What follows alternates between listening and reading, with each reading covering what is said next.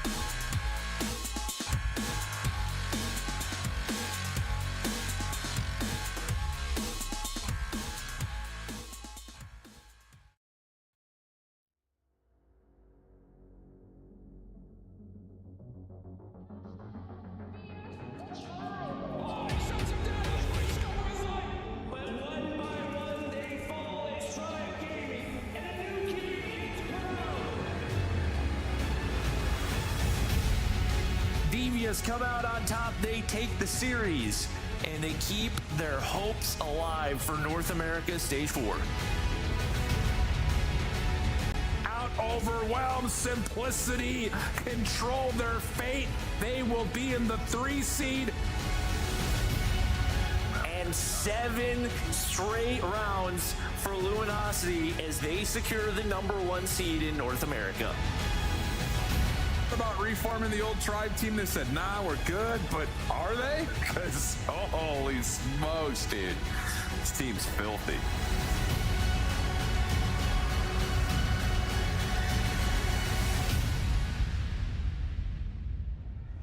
Nearly 2 months ago, 8 teams began putting everything on the line to shoot their shot at becoming the best Call of Duty mobile team in North America.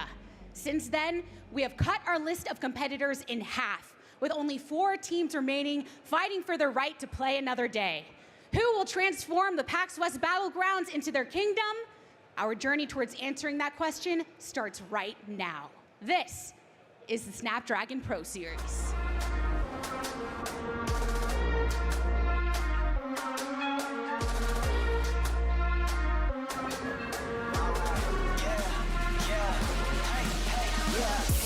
Won't stop going till a player on top know it. Rooftop, penthouse suite. If you really want it, gotta own it. Fight through it, we was at the lowest. Blood, sweat, tears, the components. Riding all year, now's the moment. We are not friends, we are opponents. Yeah, I'm coming for mine. Yeah, I'm making a play, the game on the line. Yeah, I've been on the grind. Yeah, I jump in the spot, I made it my time. Yeah, look in the sky. Yeah, the stars align, no shade to shine. Can't stop it already. Emotional work and devotion, we put in this time. Look. You won't stop.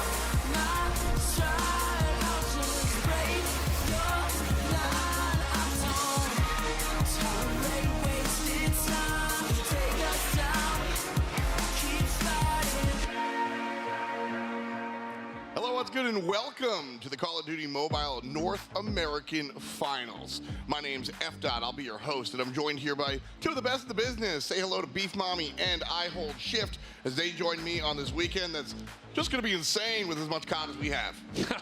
Yes, sir. I mean, it feels like it's been a forever moment since we last had a chance to watch these 2 teams, or these 4 teams now play. But the thing about it is, everyone has elevated their game to such a high level. It's my first time in Seattle. It's a lot of the players' first time in Seattle. We're gonna have some legendary moments. You said a legendary, elevated gameplay, and as much as I hate to say it, as a Garena girly, NA is #1 right now. I'm fully joining the bandwagon just because I ate my words last year for Stage 5, but now it looks like NA is super solid this year. Well, it totally is. We've got a lot of we got 4 teams here today, but let's run it back and show you how we started out. So Stage 1, Stage 2, anyone everyone shows up. There was a gorillion teams, and then we whittled it down to just $128. We put those in the top 8 bracket, and then the fun part was Stage 4, 8 teams in total, round robin. That's a heck of a lot of Call of Duty.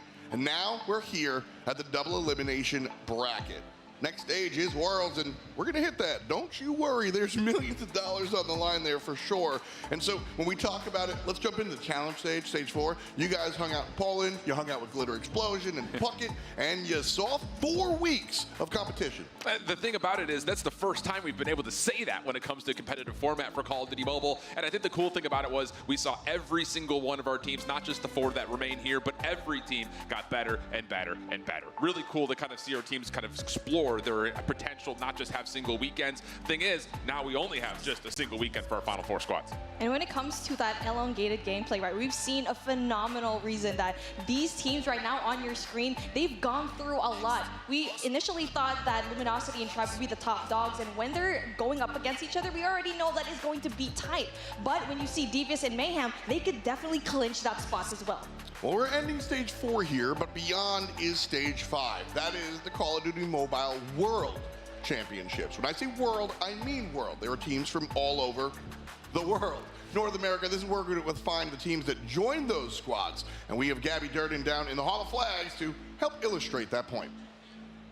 Thank you, Tom and team. I'm Gabby Durden, and I am so stoked to be joining you from the stage in the ground floor throughout our SPS Championship. We got a lot going on and a lot on the line for the players, but before we can start digesting everything here at PAX West, we gotta do some table setting. And what better way to do so than a physical representation of what's on the line for these teams, because they are not just fighting for a slice of the prize pool, not just for the title of Best in North America, but a spot at the World Championship.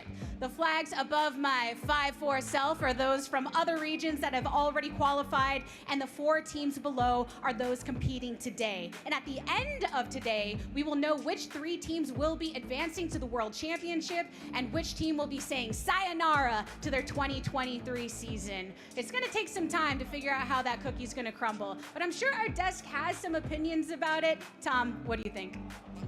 Absolutely. As we said, 2 days worth of competition for our 4 squads here. There's a double elim bracket that we'll see them jump into, and this is it.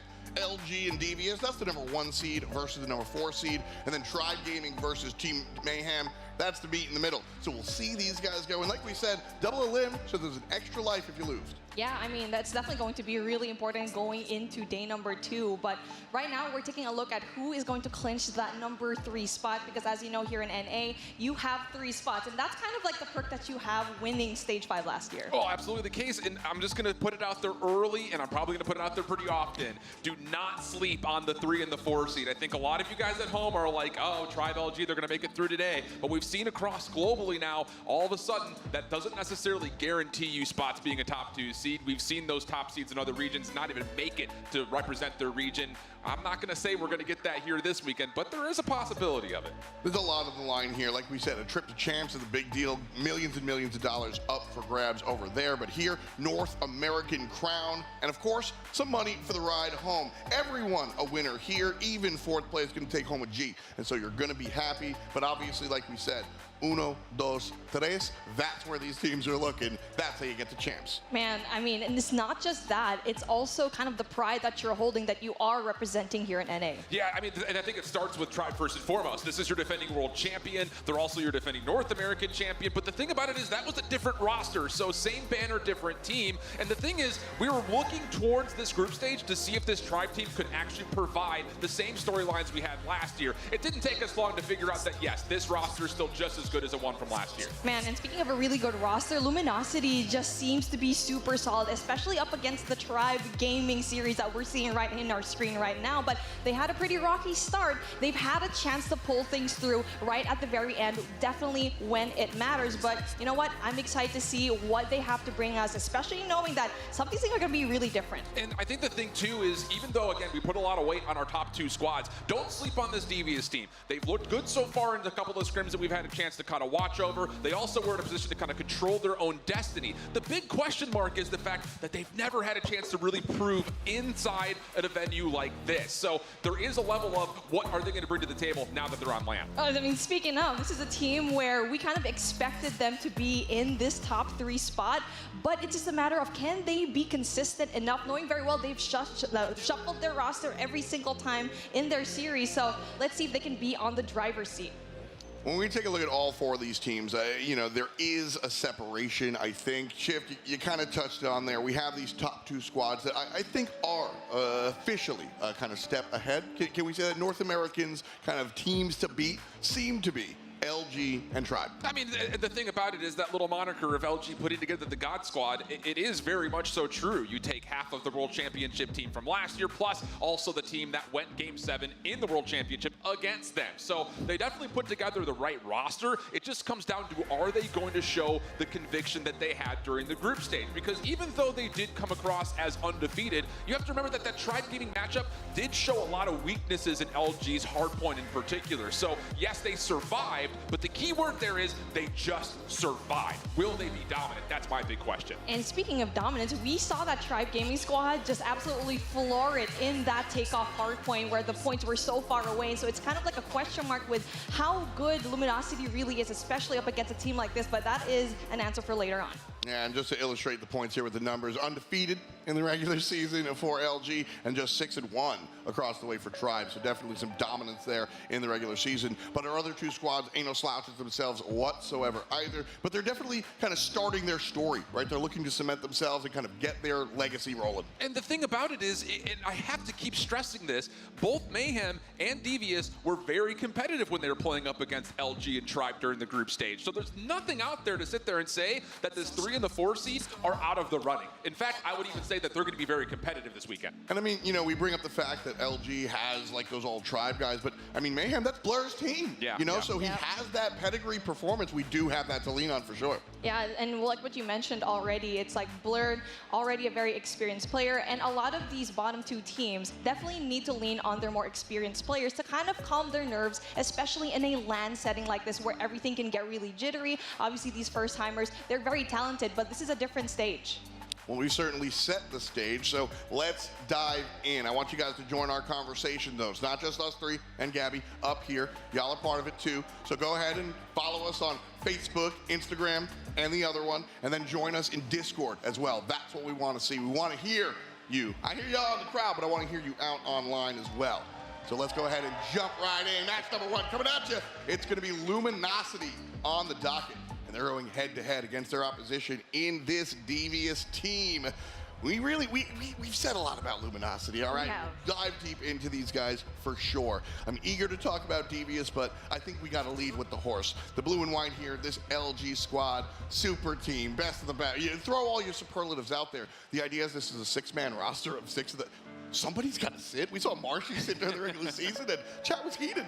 Yeah, there's no lack of superstar potential. And even though we say for a lot of teams, you're looking at a couple of individuals here and there is no shortage of talent when it comes to the full 6-man roster, like you mentioned, for LG. They looked cohesive throughout the entirety of group stage. I expect that to continue throughout this playoff run. Also, I don't want to leave out Hippo either. Coach Hippo, a big deal. Yeah, I mean, definitely a coach is one of the most essential members of your team. He's definitely the glue that just holds everyone together, the brains of the operation. We've seen how well the coach could definitely go, especially when it comes to the map picks and ban trips. I think is just so important before getting into a game. Also, the swag is out of control. We'll show you on the stage for sure. But these are the guys we're looking at. Band, Tech, Envy, Vague, Washi, and Marshy. As we said, some of the most prolific names in this entire game. And, you know, they play the play. They talk the talk, too, as well. These guys are loudmouths. But here's the thing.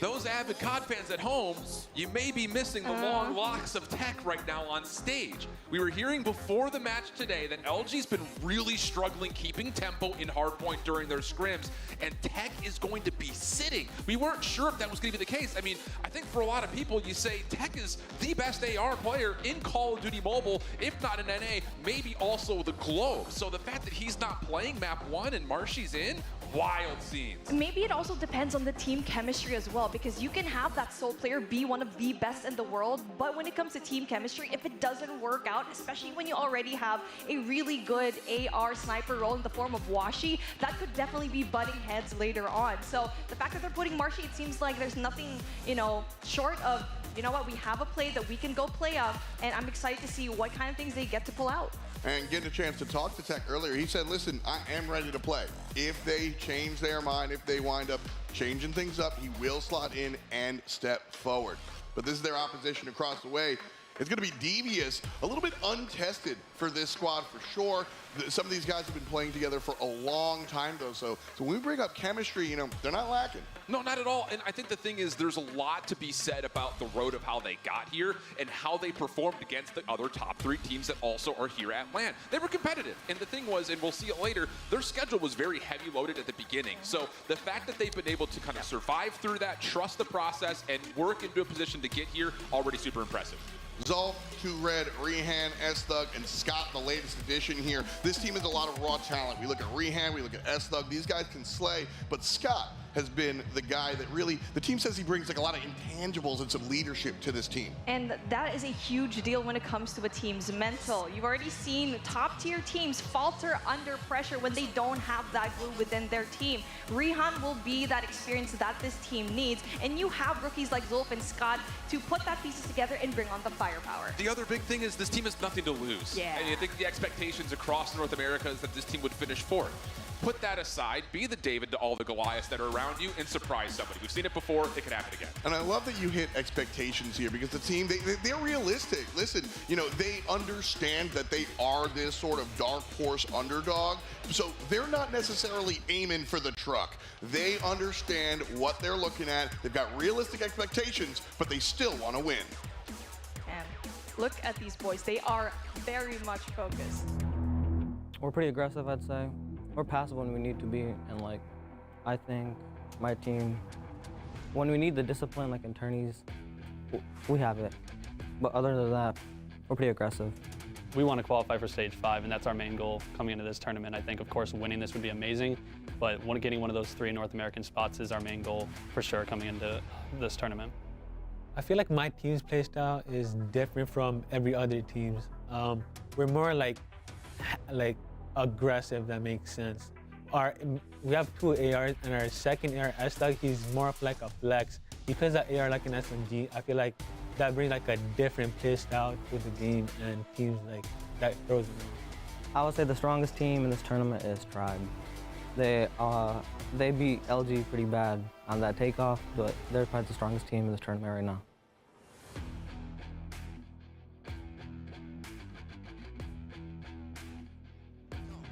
4-3 in the regular season. This squad certainly had their work cut out for them, Mommy. But when we look at them, this is a team, again, the numbers, sure, but you gotta watch the action in the server. Exactly, and looking at what we have, even from week number 2, the last time that we saw Devious up against Luminosity, they were able to take that raid control, and even when it comes to the Hacienda, it was very close. So you already know things can get really dicey here, and like what Shift already mentioned, they had a very difficult first 4 games. Absolutely, and after you lose 3 of your first 4, you essentially have to win out to have a chance to make it to the top 4, so the fact that they were able to keep their cool and find a way to bounce back as convincingly as they did, super, super impressive, and that's why I think the hopes should still stay pretty high for this squad. A lot of chatter. Now it's time to start jumping into the vetoes. So breaking it down, we are going to play some Hardpoint into Search and Destroy and then Control. The Hardpoint maps are definitely important to look at. Apocalypse is going to be our first map.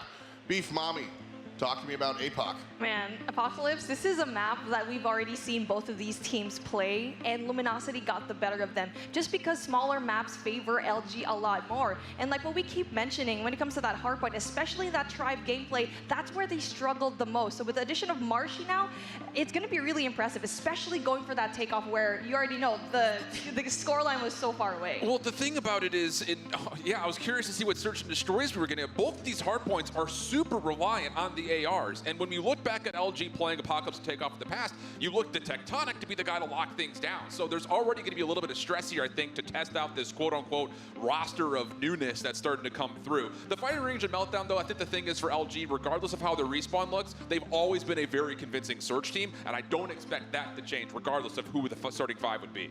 And now when it comes to that standoff Control, well, that's definitely going to be really interesting because Luminosity has not played standoff yet when it comes to that Control matchup.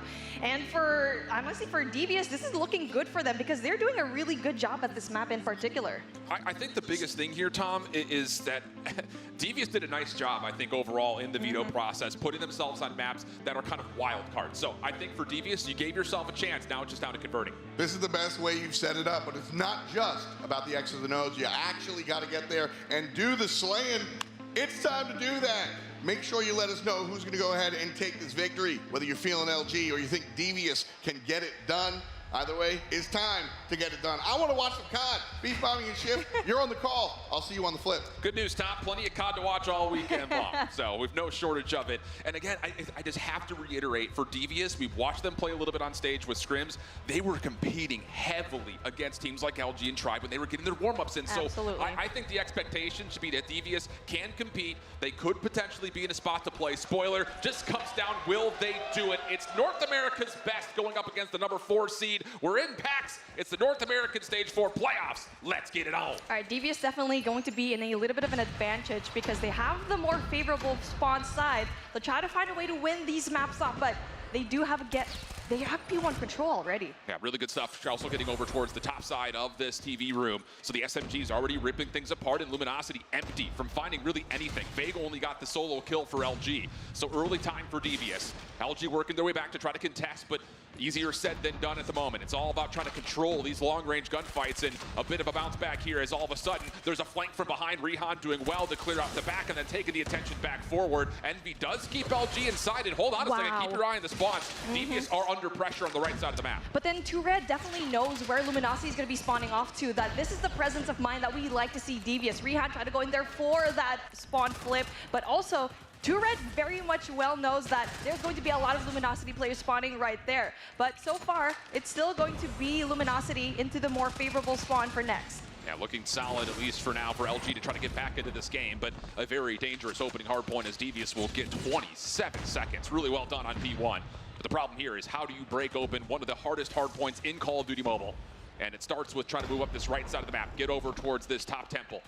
That's Doug looking for something over the top of the jump wall. Getting one. Turning actually has a little bit of space to work with here. He's got Rihan helping over the top. A second kill starts to come through. Devious all of a sudden with a chance to threaten to break. Spawns are blocked. LG not able to hold on, and now all of a sudden there's going to be a full-on flip. Devious looking good for this break around the back. That was so good. Their first line of contact was Marshy. They were able to get rid of him up in the hop-off wall, and slowly but surely they waited for the rest of their team to go in there for that temple spawn, like what we mentioned already is the more favorable spawn here in P2. Now that they have a hold of Gold Room now, it's how they're going to be able to go and break the hill. I mean, this is a different Devious than what we saw in the group stage. We saw them really elevating their game throughout their 4 weeks of gameplay, but all of a sudden, this is about as perfect as it gets in terms of really putting together a solid rotation from 1 to 2 here on Apocalypse. And you already have a little bit of stretch from 2Red playing over towards Coop's side. Exit kills also turning up okay as Scott takes down a double. So there is going to be an opportunity here for Devious to soak up the scrap and be able to threaten new. Man, 2Red is just so good right now at positioning himself in really essential anchor points. He is going to lose that gunfight, but that also essentially allows Devious to spawn right, left side of the map, which is a place where you kind of want to win it, but it is still going to be an open hardpoint. Luminosity, on the other hand, they are now trying to funnel through, and even though they brought one player there, they're not winning that gunfight yet. It's all about this opening contest. Devious just kind of measuring, taking their time. Envy going to pop out the first operator. Sparrow in hand. That does well to get LG back in. And now a little bit further forward comes the pressure from LG. They will reclaim the lead. LG trying to get a read on where exactly this Devious hit's coming from. And it is taking a while, to be fair, but the kill's coming out. All of a sudden, you've got Devious popping operators of their own. Zulf's going to take down 3 with the Purifier, and a flip of the hard point comes through. Devious a chance to reclaim their lead. The counter operator from Zulf to get rid of that Sparrow is definitely going to be key for them to get the majority of the scrap points here. And now it's time for you to decide if you're Luminosity. You're spawning into different directions now, where Devious is going to be positioned in a really good spot for next. Have spawn control, objective control as well, but we do get to see Luminosity is going to be getting that scrap points. Claw does get taken down on rotation, though, so LG have eliminated some of the operator pressure from Devious. They are a bit empty, trying to get themselves an early setup here at Ruins, but still a chance to fight this back. Couple of kills coming through for LG. Band off the pinch, looking to open up the hard point in LG's name. He'll be successful in that feat. Devious spawning all over the map right now. They're trying their best to anchor on the left-handed side, but it's not coming through fully. But how about this? A little lifeline from 2Red. He makes his way through Cave. He gets an opening double. S-Thug there to follow up. Vague trying to hold on to the hard point with the Claw. He's going to take down 3, but 2Red still in a spot to contest. Just doesn't have the help needed, and LG will sustain the hill. LG just bringing out their operators and score streaks in the most perfect time. They're soaking up a lot of the hard points now, and for Devious, they need to find a way to get a little bit more of that spawn control. You get to see Zulf try to get that control, but unfortunately for him, is a little bit too overwhelmed with the amount of Luminosity players that are going to be right there. 16 seconds left on the clock, and now the gap is slowly just going over into the side of Luminosity. Yeah, remember that moment right there, friends, because LG was, I would say, limping through this map up until that late hold, and now they've all of a sudden built some daylight in towards their score, up about 45 points. We rotate back over towards P1. Devious not in a comfortable spot at the moment, but could surprise this LG defense, as there is a little bit of a play around the back, while simultaneously there's some action from the front. Pred missile from Washi does at least alleviate some of that initial pressure on P1. LG looking to get themselves set up, but even still, number 5 in blue, Scott along the back, is trying to get Devious a chance to flip spawns around. He wins the 1v1 off screen, and Devious can now refocus their attention towards the hill. I think at this point, Scott already has a 3 combo, and that just gave them so much more of an opportunity to have a little bit more of that spawn control. Yes, they have spawn control, but they need to find a way to flush in through that P1, which Luminosity still has a pretty good hold with. Rehan trying to get himself some space to work through the top side of these awnings. Zulf down low, trying to slide onto the hard point, not going to be able to find much of anything, and Devious is attempts to get onto the hill, largely squandered immediately. Luminosity continued to build up their lead, back to 45+. Devious still holding onto the favored setup over towards P2, and they're finding good exit kills here, so even though Devious find themselves down, they have to be able to recover and reclaim the lead here with 45+ second hold on P2.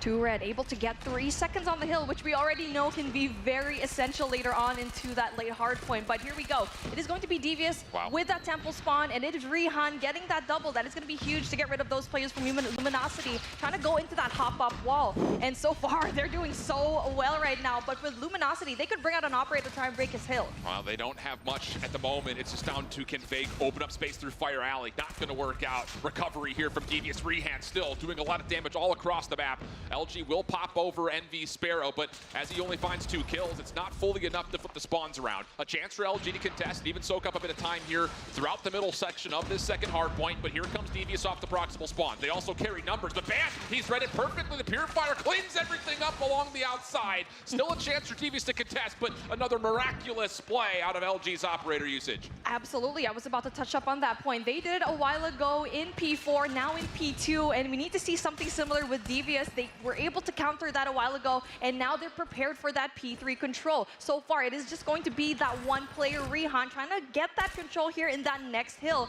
He will be greeted by some players of Luminosity, but he's still not taken care of. Wow, that is another massive moment from LG, and in the past, when we've seen them struggle and respawn, their operator usage has kind of bailed them out.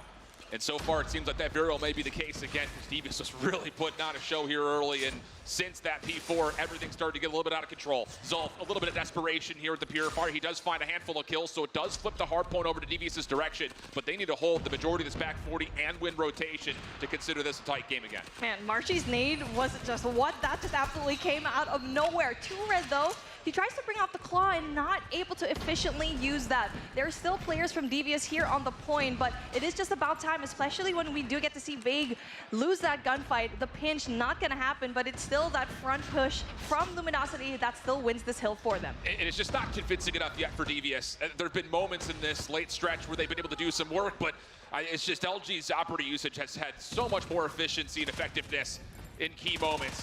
So it's one of those dire times. We'll be starting to call for some desperation from Devious. Down about 100 points, rotating over towards P4 again. Devious even being held a little bit here on rotation. So it's going to be a tough ask to make this rotation happen swiftly. Hardpoint opens up, LG first team in. Marshy trying to get something involved with the Pred Missile. He will be able to take down one, and that will be enough for LG to build up potential win condition right here. And now Devious, this is going to be one essential push, and unfortunately for them, loses majority of the gunfights, and that just allows them to be spawned out in all directions. It is going to be LG going so big right now with the operator usage, with the gunfights. 220 and 105 is going to be your scoreline. This is the one last push that Devious definitely needs, but Envy with the Sparrow is definitely going to be difficult. Yeah, a bit of a trade going back and forth, and that's just not good enough for Devious. Win condition more than established at this point. It has to be noted that talking about the pacing issues that LG was considering going into this tournament, Marshy is the kill leader for LG as the 6-man sub for Tech. So the role considerations may have been a question mark, but it seems like the formula is working out nicely. It'll be a 250 to 105 tally after a really tight opening for Devious. LG just didn't look back after that first 4th hard point.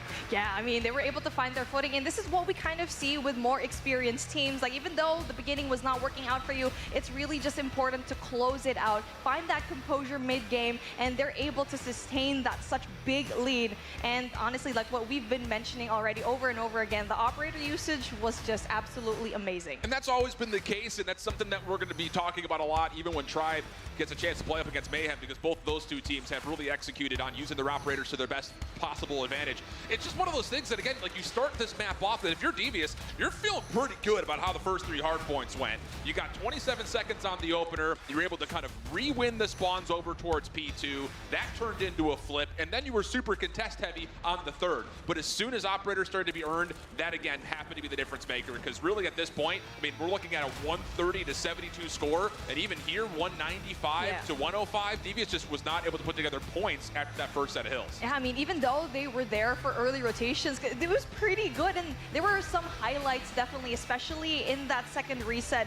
Getting that P2, knowing very well that, okay, you win hop up, then you go in slowly in through Temple. But take a look at that. We were talking about this one player from LG that was the sub and now was brought in. Marshy getting 32 kills in a minute 12 on the hill. He went 32 and 18. That's nearly 2.0 KD for the guys just subbing in and running an extra sub for the squad. So, man, it's just one of those things. When we heard this morning that Tech was going to be sitting out, I think all of us looked at each other and said, what is LG on? Putting down one of the better, if not one of the best AR players in Call of Duty Mobile. But hey, if this is what they're looking at throughout scrims and this is what they want to bring to the tournament here this weekend, I can 100% see why Marshy's value might be one of the things that could be an X factor for this team moving on through this tournament. That's definitely the importance of a sub in teams like this, because usually having a sub is kind of like an afterthought. Like when someone can't make it right, you put in a sub. But this is the importance of it. You need to find a way to kind of fit those puzzle pieces together. If Tech can play, there you go, you have Marshy. If another player can play, you have another player that can sub out. That definitely be a reliable player on your end. Okay, now taking the conversation away from the hard point and into the search and destroy. This is going to be where the comfort for LG will likely live throughout the entirety of the weekend. They did not drop a single search and destroy throughout the group stage, 8-0.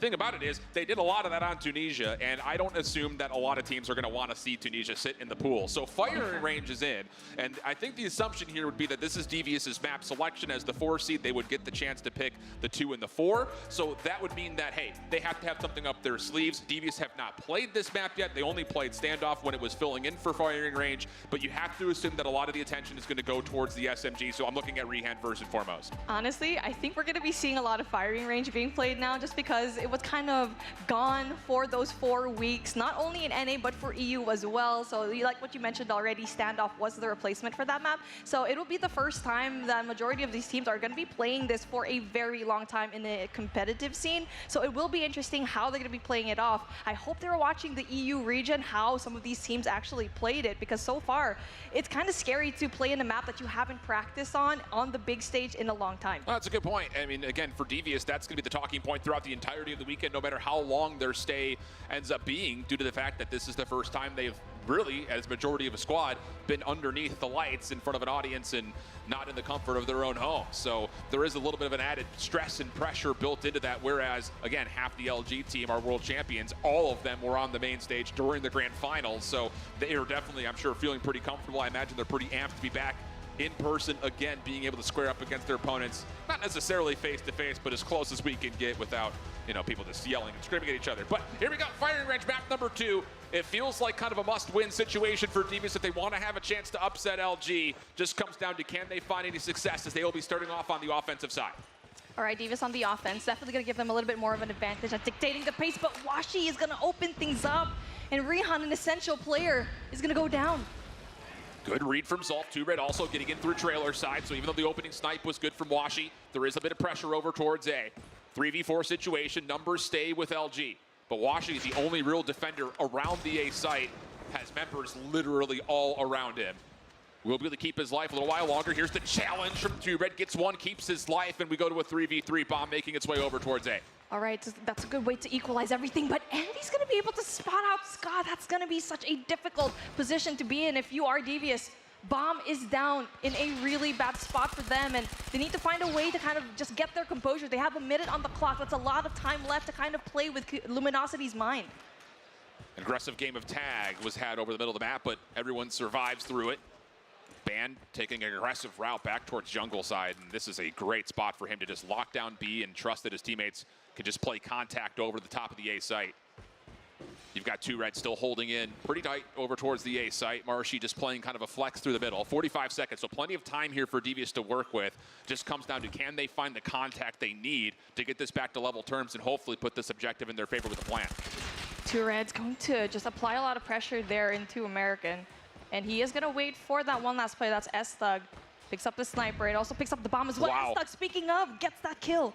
Here comes a quick contest though. Marshy, SMG, shotgun combination, just trying to tag away some toes. S-Thug on the exit, slides away, but keeps an opportunity for LG to work his way in. And Marshy swaps back over to the shotgun and doubles down for LG to take the opening defense. That is really good patience for Marshy. I mean, he just waited, saw the plant come through, just waited for that player to just slide on through, and knowing very well that that post-plant setup, there was going to be one person in through trailer.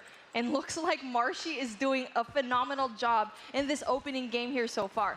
And now the setup's going to be kind of the same thing. Devious needs to find a way to kind of stop giving away those first bloods. Well, this time they do avoid the opening snipes.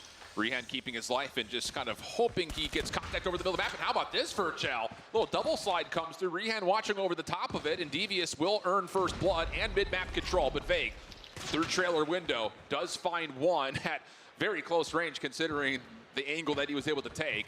And as a follow-up kill comes through, now Vague is looking to get aggressive, but shut down. We go to an early 3v3, minute 20 on the clock. So this is one thing that we've seen Devious already do mid-game, right? They're able to equalize things, slow it down, playing the clock, and that's what we like to see from this team in particular. But it's a matter of where are you going to choose to be at? It is going to be Rehan that'll try to scope out the situation here in through tin. But gets spotted by Washi. Yeah, that's a tough call. Rehan's just looking for just sheer up COD timing, see if he can sneak to the middle of the map, find an unexpected angle, but it was being avidly watched. Banned, able to also scout out Scott, so that will work out for another elimination for LG, leaving it just down to S-Thug, and he's just got absolutely nowhere to go. It's a good old-fashioned Kobayashi Maru, no win condition there for Devious as LG go up 2-0.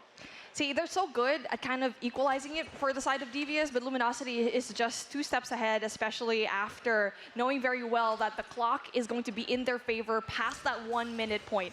And now a different look coming in from Devious where they want to go in for an aggressive push in through Bravo. They pull out a smoke though, so that could give information to Luminosity and kind of deviate them a little bit. Oh, and Band getting out is actually so critical for LG's defense. Help is now on the way. Zolf can't make good on the contact through mid. Band over the top is just trying to find the last bullet into 2Red, but he will not be able to find the kill. The rest of his teammates now flooding forward as Vegas is able to take down a double. Again, the shotgun just absolutely wrecking havoc into this Deviant's offense, and they're just completely stuck. Man. Leaves it just down to 1. Scott, last one left. This would have to be a 1v3, and Washi's waiting for him to cross. No worries there, and a great response from LG's defense. Like what you mentioned, Devious not getting rid of Band is an essential W for Luminosity. Essentially made it into a really good duo with Marshy, where he was able to finally get a little bit of composure, knowing very well there's a teammate right beside you. And now if you're Devious, you're kind of scrambling for any kind of plays, and Luminosity's going to be reading it so well. Oh, stuns do land, though. 2Red slides out. Zolf able to help find the first kill. More flashes coming through, and LG cannot stand tall and all. What a little transfer from 2Red.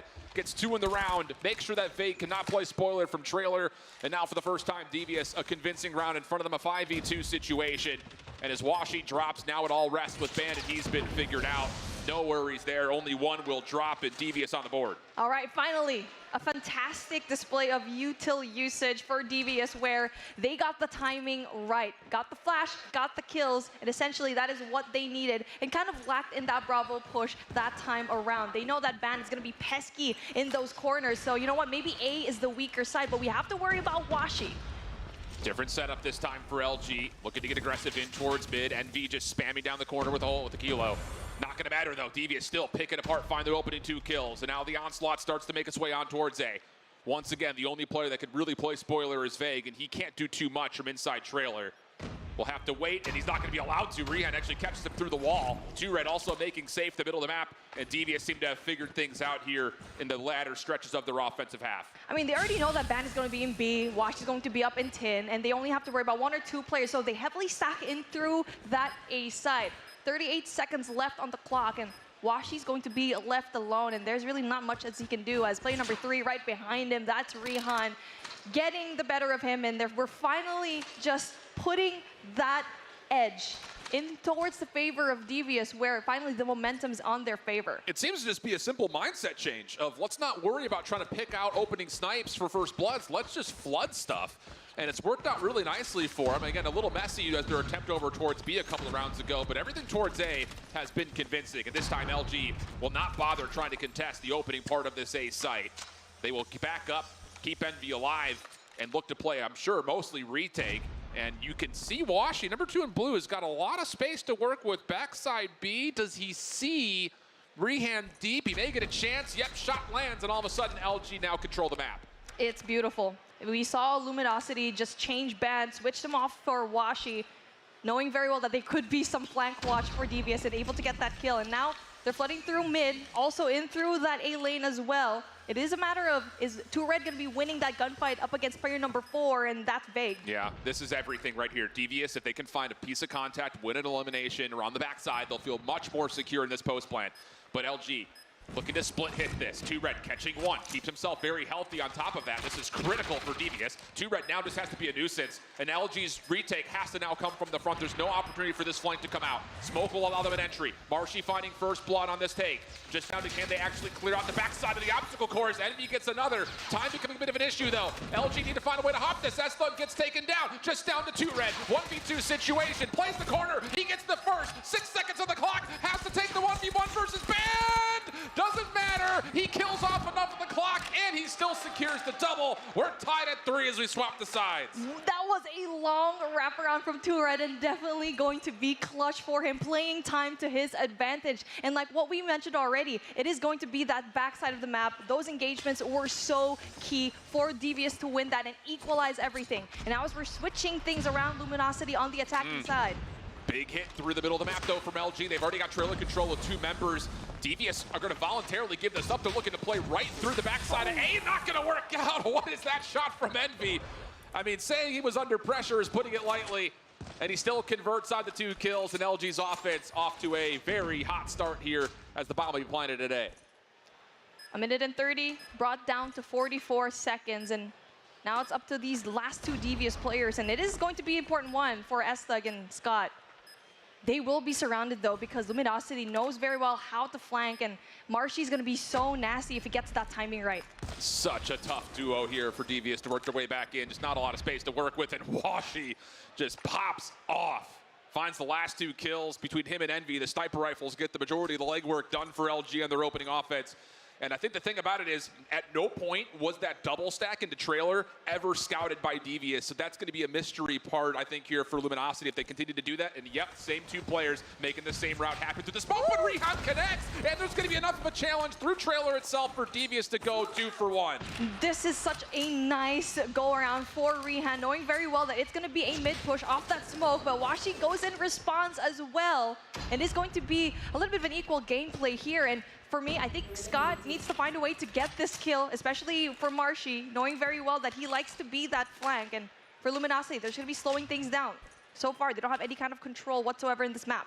Yeah, just looking to see if they can catch someone off guard here. Plenty of time to work with. No need to do anything too crazy, really, if you're on either side of the bomb right now. Devious feeling pretty comfortable in their setup, mostly off of Scott, locking down this B alley through jungle. You still have trailer control. Nice up-close contact can be made by 2 Red. And it looks like S-Thug's just going to kind of float to wherever the defense needs to reinforce. On the other side for LG, both the sniper rifles left alive, and they are trying their darndest to pick an angle and find a free kill. This is what I love about Devious right now, is they're not giving away anything, just holding their angles, just playing time to their advantage. Looks like, though, Envy is kind of clearing it out and tries to clear corners, but Envy is going to be making some noise, and Scott is going to relay that information to his team. Yeah, alarm bells will be ringing, but Scott's in a very safe position. Yep, just no one checks. Scott gets 1, damage onto the second. Defense hasn't rotated over to assist him yet. Envy, oh goodness, tried for a little slide shell to see if he could make something happen. Neither shot will land, and now the rest of Devious have arrived. Envy opening, no, not going to connect, and S-Thug will convert, keep us level at 4. Well played for Devious. I mean, Luminosity tried. They were trying to get that information, but Devious was not giving them anything, and Scott was the playmaker for that round, just being quiet, able to tag up those 2 players, just waiting for another information. I mean, that's just well played. And now a different look coming in from LG as they're not going to be pushing in through mid. Instead, they want to go in through the mid lane instead. Contact made. Scott comes out on top 5v4 early, but the pit's not done yet. LG trying to force their way in towards Tin, but it's very costly.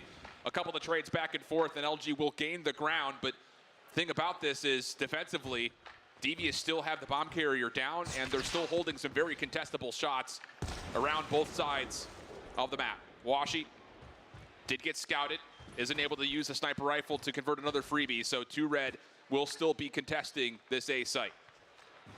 2Red is going to be a good vantage point, being prone like that. Estug gets an important kill as well, and that might stop Luminosity in their tracks, and so far it does. And that also allows 2Red to go in there for that rotation in through jungle, and they might be on a pinch. This is so well done for Devious, staying proactive like this. They have got LG trapped on the B side of the map. Still, again, tons of clock for LG to work with. Not committing for a plant as of yet. Seeing if they can find contact first and foremost. Marshy eventually makes the commitment. He will get this bomb down successfully. Clock goes down to 45 seconds, favoring LG. Can they hold the post plant, though? Estug has already gotten in towards tires. He's cleared out so much of this site. So 2Red could come to assist. Nade's coming through. Marshy trying to be scouted out. He's just holding a shoulder. Big contact here, and he wins the first gunfight. Now just down to 2Red. Sliding in towards Closet. Wins the first. 1v1. Oh, not going to come through.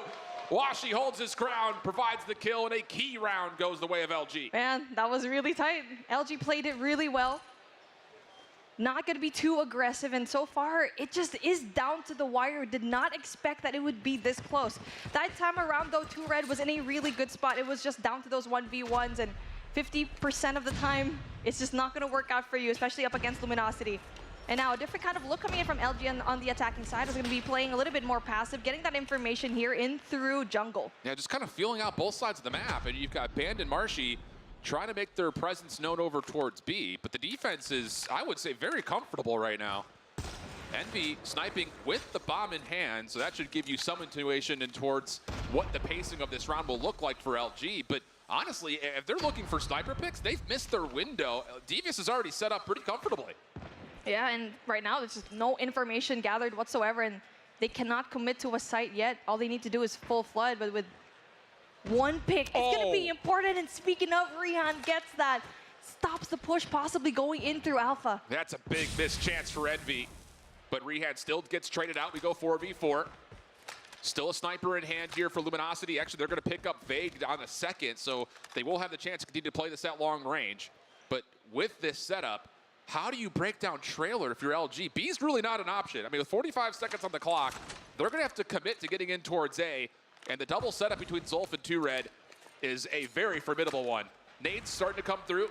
Band clearing his corners, just making sure he can work his way on. But how do you clear out trailer? That's every question right now for LG. Contact made. 2Red keeping Band under cover.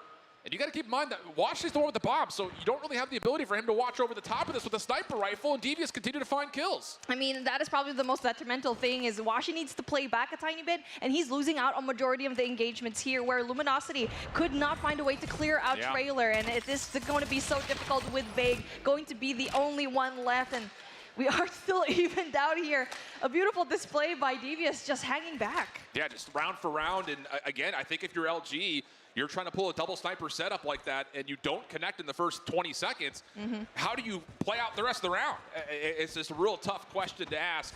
It's now LG in a 5-5 tie, looking to make a very aggressive setup over towards B. It's number 4 in yellow, Estug, who is the only defender here. He's already made the call for reinforcements to try to help out. Devious looking to contest this, not allow the plant to come through. Trophy systems are down. LG looking to make their move.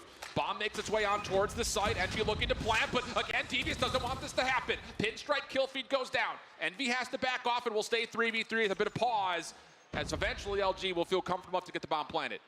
And now, finally, it is brought down to 40 seconds. All 3 lanes covered by Devious at the moment. It's definitely going to be one-on-ones happening here. Washi going to be in a really good spot to try and get rid of Scott. And it's just all about timing for Devious. Yeah. When are you going to push? Well, they get the first blood over through mid. Rehan makes his way on towards the site. Washi can't connect. And now all of a sudden, Estug trying to make the player on the backside, but LG do find the kills they need. Rehan now the last one left.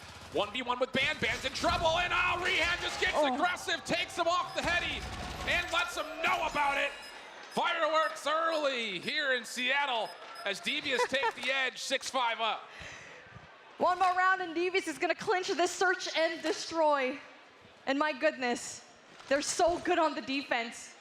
And when you're looking at the numbers here, Luminosity, in their statistics back in the group stage and challenge, they're more of a defensive team. And now in the attack, it really is showing that they're having a difficult time here. Similar setup here for Devious. The big question mark here for LG is how do they deal with Scott through the middle? Opening frag does open up the A site a touch, but it's not going to feel particularly poignant, I would say, for Luminosity, considering that Zolf is still playing inside trailer. Look at the early rotation from Devious. They've got a sniper rifle now to try to hold off this hit. Vague has to hit the dirt. Here comes the play from Band, but he can't even get to the doorway. A primed nade takes him out of the picture. We stay 4v4. S-Thug over the middle of the map takes down the bomb carrier. Zolf can just still hold this as he takes out a trophy system. He does get slid on though. Vague opens up trailer, and we'll go 3v3, bomb collected. And now Washi gets another one. And now they have the advantage. And also trying to bring that pressure on, putting that clock down, winding it down. In an essential gunfight onto the backside of Mac. Take a look at that. That is play number 5 from both teams. Marshy versus Scott, and we've seen Scott. No idea. So yeah, they have no idea. This is a huge shot from S-Thug. Gets one damaged up, has Vague down low. Scott on the rotation. He wins the first 1v1. This will be a 1v2 for him to win the map. Vague off the regen, plays the top side of the bomb heady. Scott looking to beam him across, but Vague's just playing with his food. 15 seconds on the clock. Scott's the one that has to go. Vague continues to play whack-a-mole over the top. Here comes the challenge. No! Vague takes the dub, and we're going extra innings. Woo! We're starting off the day. First series, first S&D with the OT. And now we're going to be switching things off where Devious kind of had a shaky attacking start. And like what I mentioned already, Luminosity is so good on the defensive side. And now it really is reliant on those first bloods for Devious to try and make a play here. As a reminder, the normal target for Search and COD Mobile is 7, but you have to win by 2. So this will go as long as it has to have that outcome come out. We'll swap sides every single round. LG opens things now on the defense with the first blood. Washi, take it down. What a shot by Rehan. Takes his focus over towards the barrel check, which Envy, well, you can tell just by the way he's moving. He wants to take a peek into the bomb site, but very wisely stays down, and we'll continue on 4v4. Again, there's so many engagements all across the map, and Rehan's going to be spotting out Band. But it's a good thing that Band is just going to slide away just like that. So it is going to be an open point for them to try and go in there for the plan, but unfortunately for 2Red, he loses an essential gunfight. Oh, but Vague, he stops the bomb from being planted. Key timing on this challenge, their trailer, and now Devious are stuck behind the bomb site. Follow-up kill comes for Band. Marshy making sure there's no deep exit. Rehan the last one left, so it'd have to be a 1v3. He's got time, but no bomb. Also playing between the Fennec and the sniper rifle. Knows that he should have isolation onto one player towards trailer. Just comes down to, does he guess the correct corner? Nope, he slides left. Vague was right, and the double up for Luminosity gives them the advantage here in overtime. Man, it's just so hard because all of them were just inside of the trailer, just playing the angles right. And now we're going to be switching it again, where Devious had the more favorable side on the defensive. And now Luminosity, they have the advantage this time around, and are they able to clinch this? They're going to be slow when it comes to the approach. So far, it's going to be util. I don't know. There's no information yet. But look at Zolf. He's gotten so far forward with the shotgun. I don't think Vega's seen him. Here comes the check. Zolf misses the first 2 shots. Oh, no, a critical miss. And Washi even gets Scott at range. Devious still trying to hold on to the A site. They do pick together at least one response kill. And a second from Rehan as he takes the scalp of Vague. Middle of the map, though. Washi makes safe the aggressive play from 2Red. Numbers hold with LG, but they've lost the bomb. They've lost map control. Even though they have the numbers, they just definitely don't have the advantage. Speaking of Rehan, able to equalize, and now they're going to be backed up in a corner. Luminosity need to find a way to kind of play the time. Yes, they have a minute to play with, but an essential gunfight will be won here by Tin. Oh, does S-Thug get the sound cue? Marshy's on the hunt. Oh, he goes prone. Neither player sees each other. S-Thug pops. Contact made. SMG versus AR, those the answer here. And somehow S-Thug just gets out of Tin, keeps his life. Now he's on the exit. The retail comes out, but Marshy takes the win. It's all down to Rehan. He's gotten the majority of kills so far this round, but this would have to be a 1v2. Clock is on his side, especially considering that LG have to sprint to get back to this bomb. He's gonna hear it though. he should get that sound cue that there's going to be the players right there. And good thing he has a CBR in hand. He picked it up. Timing is going to be on his side. But Marshy's going to be so patient, staying put right there by Bathroom.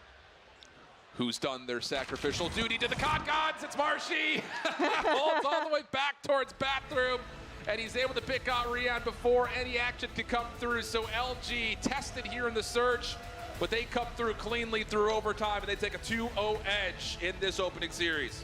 Honestly, it was so doable for Devious to win this, and I feel like the weakest link that I'm seeing here right now, we've seen it on the screen, Zulf with the R9, almost getting those first bloods or getting the trades, but just not hitting his shots. If he had another gun in hand, like an SMG, I feel like he would have had those big essential kills. It's just so tough to put that onto the table because, honestly speaking, from the playbook's execution standpoint, Devious got what they wanted. They got their shotgun up close and personal in a position that you wouldn't normally expect someone to get to so quickly if you're LG. But the difference of getting into a position and making good use of it is where I think the real kind of stack up ends up faltering for Devious. So LG survived through a search and destroy. Yeah, sure, they're still 2-0 up in the series, but I think the biggest point is, as we were going into the search and destroy, we said Devious, this was kind of a must-win map if you want to have a chance. It's just hard to put together the storylines to figure that this Devious squad can build a reverse sweep against that Ace Best right now. What a treat this has been so far, and it's just getting closer and closer with every game that we have. A while ago in Hardpoint, we saw it kind of shine through in the first few rotations, and now it's a back and forth pendulum swing here for Search and Destroy. And now taking a look at what we have on the scoreboard, Rihan, we've already said that for Devious, he is the man to look at when it comes to that experience. 16 on the board, kind of the same case for Washi here with 17. So really excited for the scorelines that I'm seeing here going into that control game. Well, LG do find themselves 2-0 up. Before we jump into the control, Gabby's going to get some mid-round updates here from coach of LG, Hippos, on the stage with Gabby. Thank you. I did want to take this moment to ask you a couple of questions, Hippo. I know that going into this, you had to make some decisions, Tectonic not playing. Can you tell me a bit about your fielding decision to kick things off? You know, I think we have 6 really, really strong players that all come from, 2 super teams, and now we've formed this ultimate super team where, honestly, it's hard to think about who to bench, but at the end of the day, we just have to think about, okay, what do we need right now to make sure that we win in NA? And then we'll see how the roster changes up once we get to stage 5. But I think right now we have the best lineup that we could possibly have to win this entire thing. And you've got more competition to get through before you can make it there to stage 5. When we spoke on Media Day, you discussed the need of Luminosity to not underestimate Devious. That was a very close play on S&D. What's your evaluation of what we just witnessed?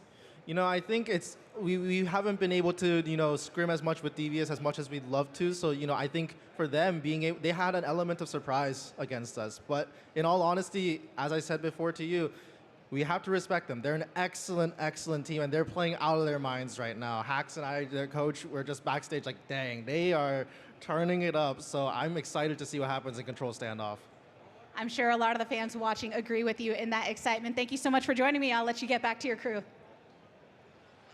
It is an interesting conversation point. I'm glad we had a chance in the middle of the series to kind of hear more into why the decision was made. And it kind of reminds me, small shout outs like of what Zim would often say about his Kings roster in EU. When you've got 6 super capable players, sometimes it is, what do you need immediately upon the day's action? It really is important. We kind of touched upon it a while ago where the subs really do matter. They shouldn't just be treated as a substitute where, okay, if this person is absent, we're going to be placing that person later on. It's just a matter of, can this person be the final puzzle piece? We know how good Tectonic actually is. We know how good Marshy is. They were both from Tribe in that championship winning roster last year, and it seems like they're making a statement this time around. But this is a map that we already said is a must-win for Devious to try and get this reverse sweep. Not just because, it's their last chance here, but also the fact that they play this map really well. Yeah, in LG, we have not seen them play standoff control throughout the group stage, so a first taste to see what LG has to offer. Opening gunfights looking decent here for Devious. They'll take an early life advantage and also control the majority of the map. pressure from Vague, but he is also a bit absent with the R9. So even though Devious find themselves almost trapped in towards spawn, they do create an exit, and all of a sudden clock gets stopped every single time a player gets on towards the zone. So it'll stall in a minute as Devious try to make their opening play over towards A. So yeah, what Devious needs to go through right now is get a tick of progress for each. You won't be able to erase it once that tick is locked down. But we can see here that Devious wants to get that control, wants to get that spawn trap, getting in through blue, but so far they're just going to be stopped at the moment. It's still even when it comes to lives, but they need to find a way to just put on objectives. Yeah, great opening here for Devious, just kind of creating some space to work with around the map. Again, for those that are here in the studio that may have not seen Control before, both teams get 30 lives, and a minute and a half is on the clock for the offense to try to capture both of these two zones. You successfully do that, you get an extra 60 seconds.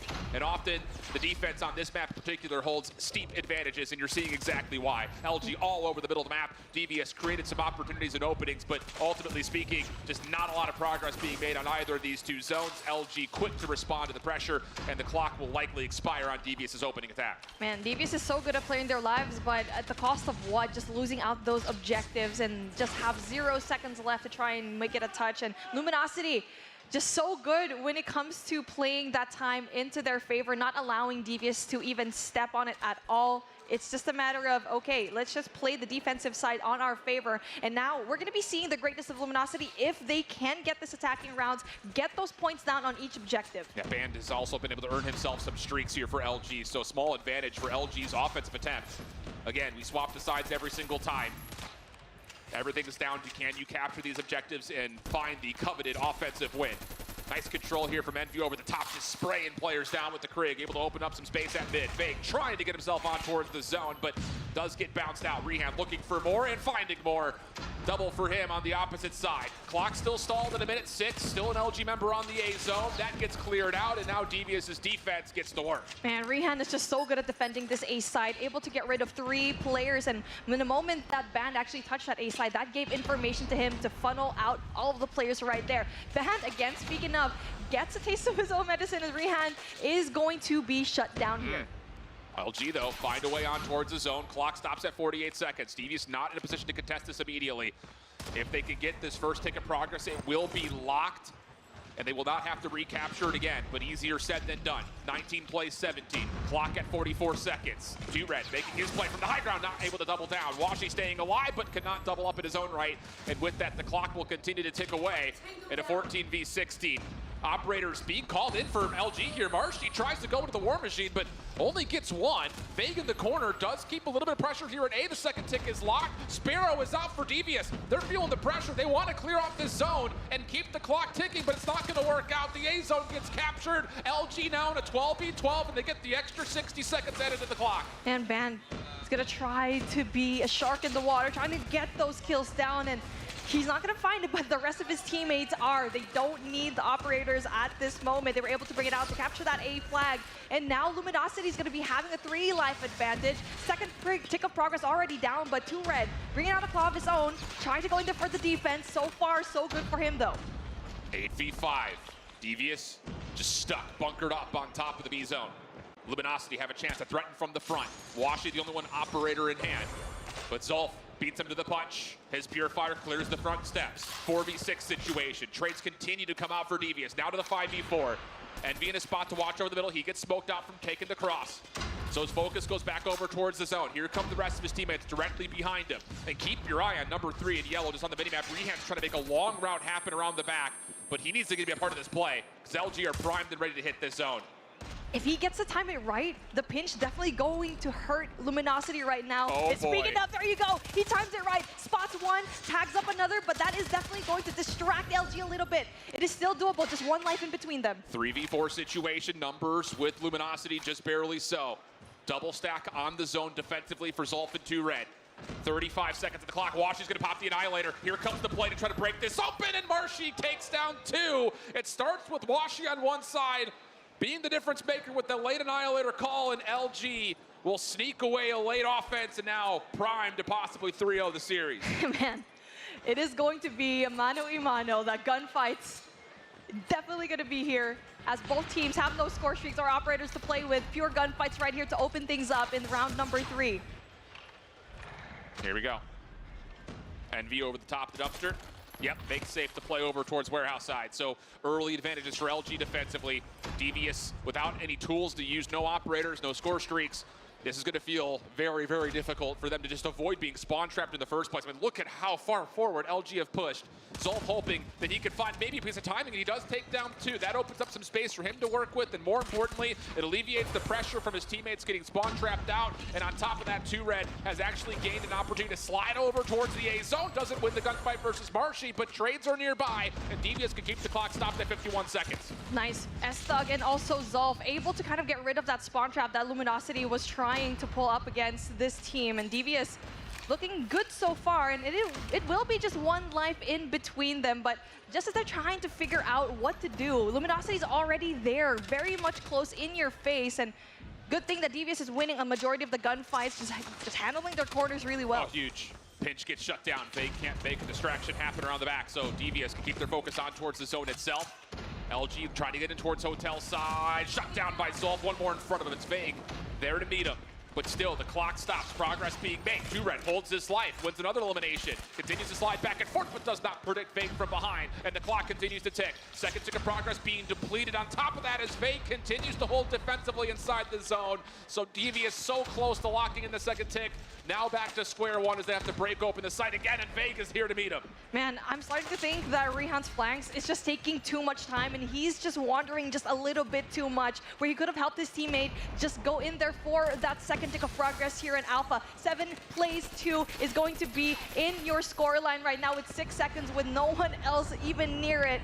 Luminosity secures this.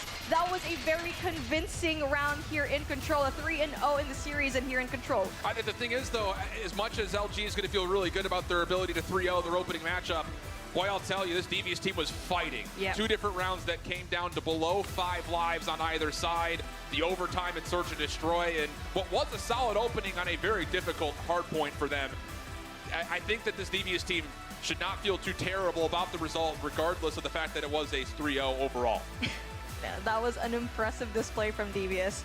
Who knew it was going to be a back and forth in firing range, search and destroy, and it was very close also in that Control round number 2, where it just took Washi in that late Annihilator and also Marshy with that big double to close things out for them. Now that must feel good if you are LG. Starting the day off pretty well, but again, I think there's still a lot of things to be done in the drawing board, especially in that search and destroy. Well, I think the thing too is we're going to have another evaluation. We will later today when LG meets whoever they meet in the upper bracket finals, because Marshy, you know, again, is still going to kind of have that spotlight and maybe even the chip on his shoulder. But LG still looks like the move has worked out. They cruise through their opening matchup. Once again, we head back over towards Gabby on the main stage to give us final thoughts from LG and how they were able to take care of business here in Winners Round 1.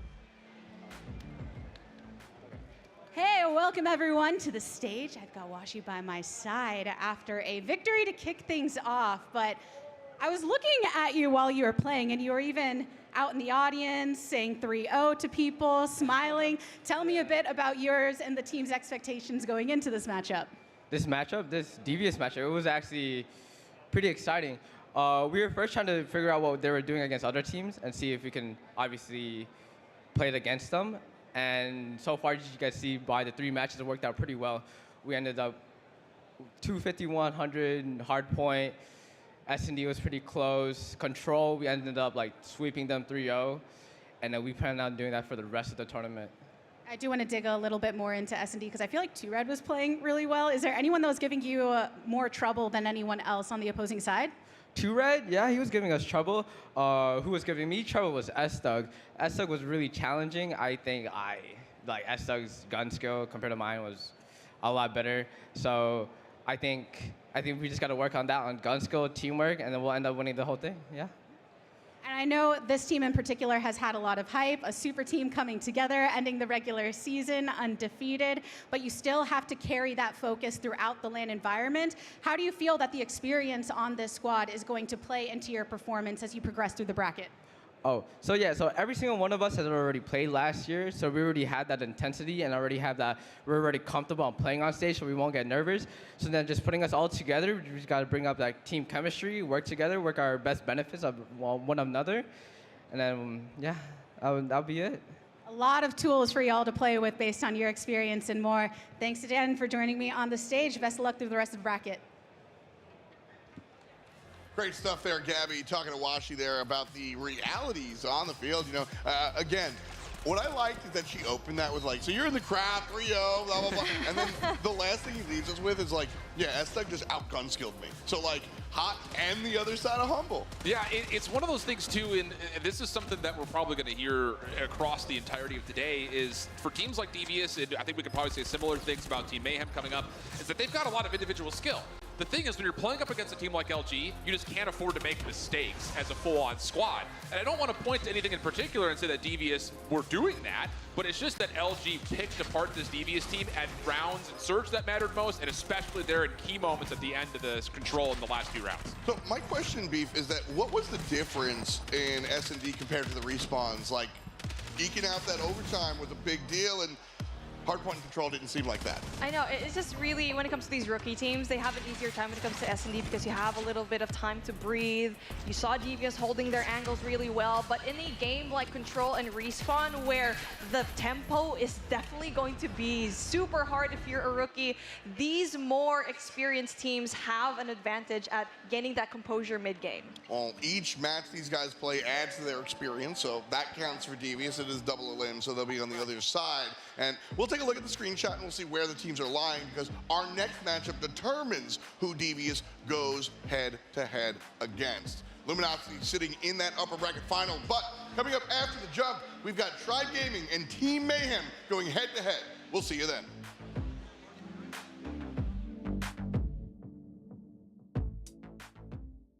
The Snapdragon Pro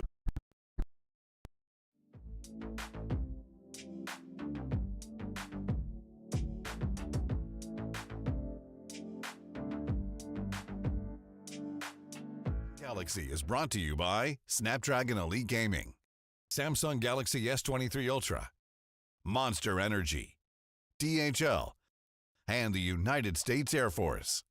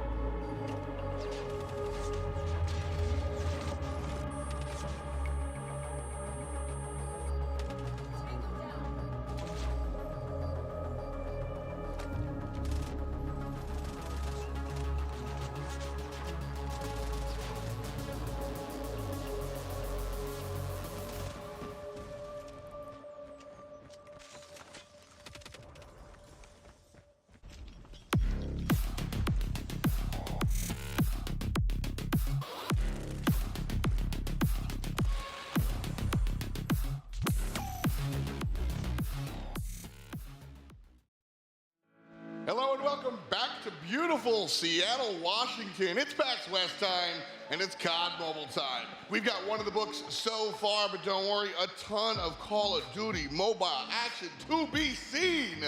Trust, we're just getting started. Welcome back, it's your boy Dot. We've got Beef Mommy and I Hold Shift in the building.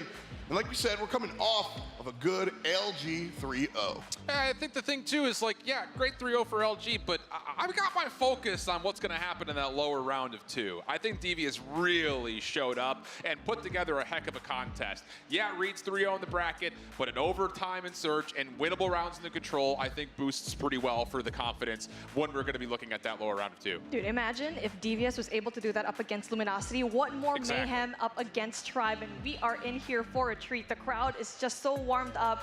We are definitely so ready to see some more action today here, Tom. Yeah, I mean, there ain't no reason to stick around, so let's jump into it. Head-to-head coming at you, it is going to be the other 2 teams. Tribe Gaming, our 2nd seed, coming up against Team Mayhem, the artist formerly known as Simplicity. Shout out to the squad getting picked up pretty much at that last second after the regular season, but hey man, they deserve it. But their work is certainly cut out for them as they've got Tribe Gaming in front of them, a prolific mobile organization, and a prolific team for COD. Yeah, and that was the big thing, was like when we were getting through Stage 3, leading into the North American Regionals for Stage 4, Tribe at certain points was not represented as an organization, and it was like, what, why? Because there was obviously plenty of talent out there, and like you mentioned, it is a prolific roster, not just overall for COD Mobile, but in mobile gaming, period. But I think they did a really nice job of kind of waiting and making sure they had the right roster put together. It looked really solid at the group stage, more so than I think we actually initially expected. Like, remembering roster mania, it was insane because when we saw the final roster here for Tribe, there were some question marks if we do get to see the likes of Raballo really just performing. You already know that it is 2 players from the Tribe Gaming Champions that are present here today, and so far they've shut down any kind of doubt in the group stage. And Raballo's got Bryce in space and the rest of the guys alongside of him, and this is a strong team, as we said. You know, when we look at these individual names, Shift, is there a single name that comes to mind? You know, it's actually really interesting that you asked me the question, because at the beginning of this season, we spent a lot of time kind of having expectations for Jez's 2nd season in competitive action, but he hasn't necessarily been, I would say, the spotlighted player overall. I've actually had a lot of fun watching Solo play. I think he has been, one of the players that has really stepped up his game from last year to this year, and has been a major reason why this Tribe Gaming team has been so good. In particular, in Hardpoint, they were flawless 10-0 through the group stage. Man, look at that. Look at these teams. They're so badass when it comes to this highlights reel, every single one of them. And we finally see the 4th and final one here.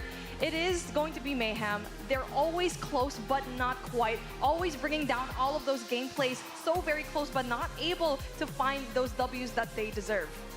This is a fun story for me.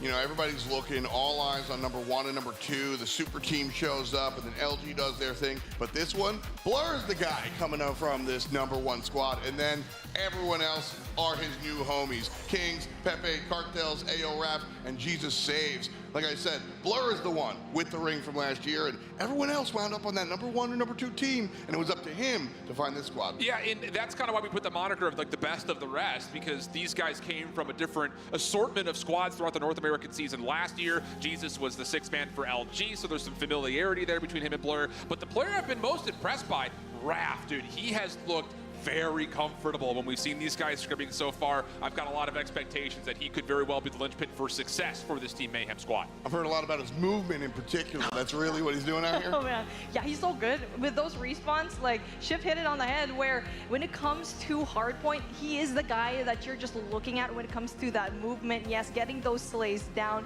And you also have on the other side of the coin, you have Jesus Saves. We've already said that he had that experience. It really does show when it comes to games like Search and Destroy and Control as well.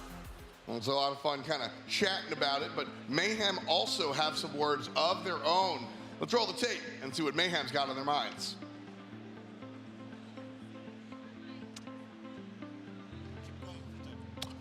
My bad, we've got maps coming at you. That's all on me, and so looks like our first veto is Apocalypse and Summit, and the map number 1 is going to be Takeoff.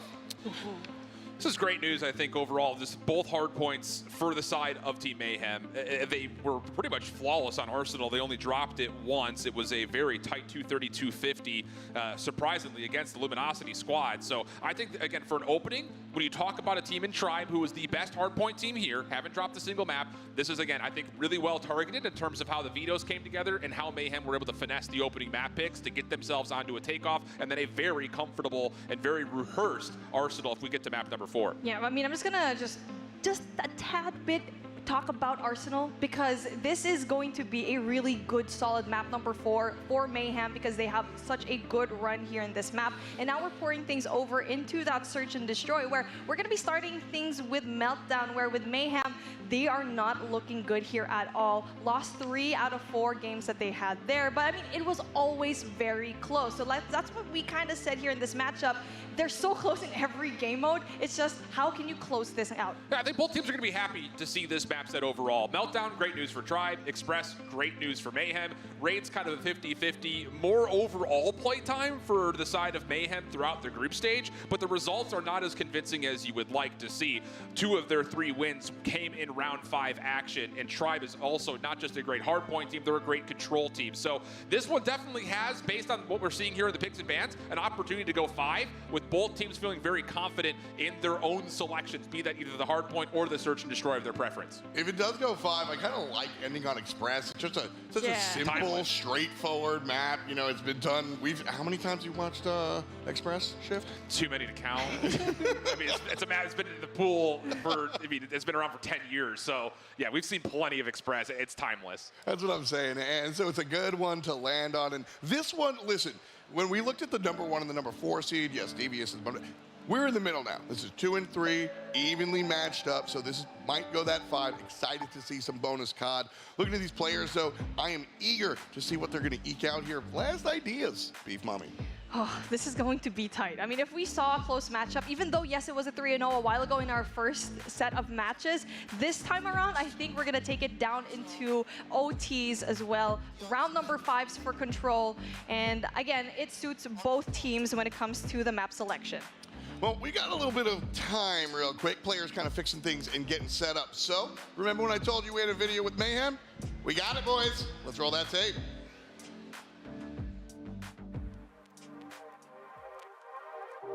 We were feeling pretty confident, but we had some issues. I was playing on hotspot, so I tried my best, and we won. So when we were going into it, we were genuinely confident, and we knew we were going to win. That wasn't even the question. The main question was, can we execute what we've been practicing optimally and correctly? And in some ways we did, for sure. In other ways, like the hard point, we definitely choked. So going into this playoffs, we have come out a lot more cleaned. We've been cleaning up a lot more. So I think the results should be pretty different in that aspect, but time will tell. But we pulled through at the end, and I had a VOD. You know, it was a good learning for us.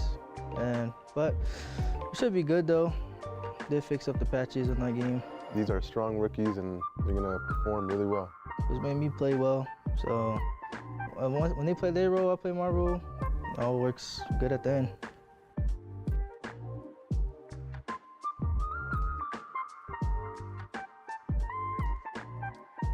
Seems like it's one of those events that Team Mayhem are coming in and saying business as usual, even though they come in as the overall number 3 seed. And the thing is, even though these teams, again, because of the round robin form, they all played each other, the last time these two teams met was all the way back in week number 1. So even though the result was a 3-0 for Tribe back then, this Team Mayhem squad has had more than enough time to get themselves prepped up for this second matchup. And this is what we like about this longer format, is these are completely different teams back in day number 1 or even week number 2. There's just so much time in between them when it comes to kind of curating their own team. So the question always was, can Luminosity, especially a while ago, be still that staggered number 1 team? Tribe Gaming is just slowly creeping in right there. Tribe also going to be a really huge statement here for Takeoff, as well as Mayhem will be on the not so favorable side of this map. Oh, we'll see how things go. I think everyone who is an avid COD Mobile fan is going to be seeing this and having immediate PTSD flashback to what Tribe did to LG on this map. It was a beatdown, and all of us were left scratching our heads, but the opening year, very positive for Team Mayhem. Again, the new banner, the new branding, looking really clean. First 15 seconds is theirs, and on top of that, some smoke will embellish the cross, and Tribe did not have an entrance to immediately contest. But Raph is going to be able to get those essential gunfights down to kind of just slow down the push from Tribe, but as I said that though, they're able to get just a tiny bit of points down. Team Mayhem, on the other hand, still just controlling this P1 very well, especially looking at where Jesus Saves is at. He is very much primed in position for that next set of rotation. Yeah, Spawn's a little all over the place for Tribe, and in the midst of all the chaos, they actually do a really nice job of isolating some gunfights and getting themselves back on for some key time to make sure this game does not quite get out of hand early. Looking at the status of the minimap, though, as we look to take our attention over towards the bottom left of the minimap, the next hardpoint shows there that we'll be opening up over towards stadium side. Tribe winning the gunfights on exit. They will sustain the left side of the minimap.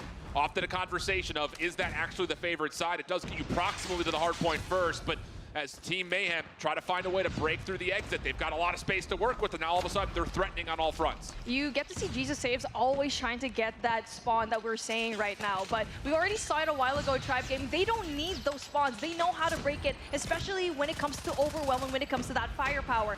Although when it comes to Mayhem, they need to find a way to control it very well when it comes to those spawns, and they are winning the gunfights in the front side. Oh, massive double up from the side of Jesus Saves and Team Mayhem. They get their break on forward. They've got themselves a 10-point cushion and more kills on top of that. Cartel's cleaning up some space and even putting a little bit of pressure on towards Tribe spawns. Really well done here from Team Mayhem. I mean, in terms of kind of the status of the opening of the hardpoint, maybe not as comfortable as we would have liked, but they have definitely provided the action needed to grow a bit of an early cushion. 13 seconds of scrap time still to fight for, and you can see the minimap. Tribe Gaming have already conceded the majority of this and rotated over towards 3. Raph already there for that early rotation, so that's going to be good. And so far, he is not going to win that gunfight, but good thing for Mayhem, they do have one more player trying to be situated right there. And Cartel's unfortunately going to go down. And that is definitely a question mark coming in from Team Mayhem as who is going to be their 5th man. It looks like it will be Cartel's to provide that firepower for them. Well, this will be Team Mayhem with the operator advantage early with how the status of this game has gone, and they're already popping off the clock trying to break this hardpoint opening very quickly. And oh boy, will they ever. 3 straight kills come through. Tribe Gaming spawn on bottom right side of the map. Not where you want to be. And all of a sudden, Tribe, they're looking to kind of force the play, but they're late to the party here. Kings able to get the Annihilator out. The War Machine also here for Blur, and Team Mayhem are throwing the kitchen sink at Tribe Gaming early in this match. An opportunity for them to really blow open the lead. And it looks like with these couple of kills, they're going to feel pretty comfortable to do just that. 50-point, the current gap, and Tribe Gaming have really spent quite a bit trying to work their way through, not finding much at all. Mayhem also have the more favorable spawns by Jenny. It also allows them for an earlier rotation in through P4. They're very much aware that there's going to be a lot of Tribe Gaming members coming in from mid side into that left side spawn, and they're just doing a phenomenal job at getting those exit frags. All right, this is just about as perfect as it gets when it comes down to a rotation overall. Team Mayhem will clean up the majority of the scrap time, and now they hold favor over the top of our final hard point here at the top left side of the map. They had spent a lot of their operators, though, so an opportunity for Tribe to kind of use some uncontested. War Machine, Claw, all being spent. Cartels takes down a double, making sure the front door stays completely contested. Tribe trying to zone off the rotations to come back in. Predator Missile comes in for Jesus Saves, trying to open up space for Cartels to continue to work by himself in the hard point. He only finds one, though, and Tribe. It's an expensive hit, but it does work out. They secure their break. Yeah, I mean, the pinch definitely worked out for Tribe. They were very much patient into waiting everyone else there for a full flood into the pinch, and now they finally get a hold of that hard point. And now we do get to see that Mayhem going to be spawning off into that left side of the map, and it will be guarded by that one player from Tribe. That will be Space, trying to cut that connection off in through mid, trying to stop that pinch from happening. Really clean stuff here from Tribe. This is how they would, I'm sure, very much so preferred to cut back into this deficit early. Space feeling like he has to make a play to lock in this scrap time, does use the Sparrow, works out nicely. He's also building towards some score streaks. Cruise Missile earned an opportunity to possibly open up even more time and space around this opening hard point as we jump back over towards the middle of the map. And yeah, absolutely. Bread Missile may not connect for any kills, but it forces everybody from Team Mayhem in behind cover, and Tribe Gaming have now stretched together the end of P4 and the beginning of P1. That was beautiful because, yes, that Freddy did not get the kill, but gave enough information to Tribe where everyone else from Mayhem was, and they were at Jenny's side. It was Space and Solo. Information was given to them, and they were able to get that kill, and also just cut any kind of rotation coming in from Mayhem, and so far they have a solid lockdown here for P1. 117 plays 88, 30 seconds on the clock. Team Mayhem working their way off the spawn, trying to find a way to contest, but Sakin locks everything up for a little while longer. 4 in a row for him, now earning his claw. Don't expect to see it here. He's just hoping and praying someone lines into the line of fire he was already put riding, but could not quite find any more connections. With that, Team Mayhem break immediately right back into the hard point, and they're looking for more. Trying to stretch across the map, make their way over towards P2. Jesus up top, already in a position trying to contest any early time in case Tribes sneak in a couple extra spawners, but the favor for Team Mayhem will likely lead to them having proximal spawns close towards P2. It was essential for Space to win that gunfight, and even though Sakin went down, he spawned right beside just because Space won that gunfight up against Mayhem. So even though there was an early rotation from both of these teams, it was Tribe winning those gunfights now as they slowly try to get a hold and have a really good position here. Not just that, bringing out the War Machine, but he does take himself out. Oh, Jazz, he misses the shot with the Annihilator, gets punished for it, and now all of a sudden Team Mayhem from the front have not just survived through operator usage from Tribe, they're starting to gain some of their own. They've really locked this hard point in. Purifier, Claw, all at the ready, all being spent. Team Mayhem come on top of a number of kills. Spawn stat is still decent though for Tribe. Solo gets himself a double, can take his focus back towards the hard point. Focus around the back does keep things a bit distracted, and Team Mayhem will hold on with still 13 seconds to fight for. A quick solo hold from Solo allowed Tribe Gaming to just spawn right beside him. Provided a little bit of pressure down, but it is still Mayhem coming up on top here in P2. Rotation gonna come through from 3 players already from Team Mayhem. 2 players trying to get that Jenny control. Unfortunately, both go down. It is only up to that 1 player left, that is Blur, to try and make a connection. Raph looking to work over the top side of the map. SMG in hand, works out. He's starting to really streak things together. Tribe hold on to the hard point though. Solo Purifier. And he's able to kind of at least reign supreme for now. Team Mayhem finding a couple of kills. They're gonna have a chance to threaten this. They're trying to play through Jenny's side. Solo most focused on the front. But as kills start to come through, he changes and moves his way towards the back door. That'll work out for another kill. And Tribe will hold on to the first 30 seconds. No operators at the ready for Team Mayhem. They're gonna have to do this the hard way. I love how Jez is going to be positioned outside of the hard point, just trying to get those rotational gunfights in through mid. And so far, he's going to be winning all of those. And that just allows Tribe Game to have an even more solid control here in P3, especially in that rotation into P4 as well. As we do get to see that Mayhem is trying as hard as they can to get those scrap points. They finally get to do so. Oh, Jesus. He sees Space spawn up right in front of him. I don't think anyone expected it, let alone Space, who still finesses the gunfight for a win. He will get taken down on rotation. New set of spawns will open as the lock will also allow teams to start earning time here again on our 4th hard point. Mayhem, the first squad technically in, but Tribe do have numbers nearby. Kill's not coming through though, at least not convincingly enough. Raph trying to finesse his life on the interior. Trades coming through, and again, Team Mayhem win the rotation into P4.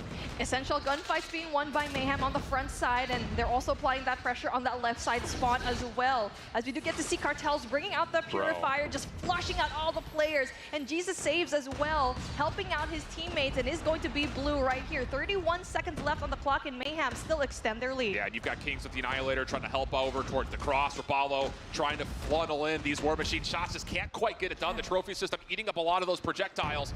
And as Jesus starts to think maybe there's one more hit, he'll pop the Sparrow, and he takes down 4.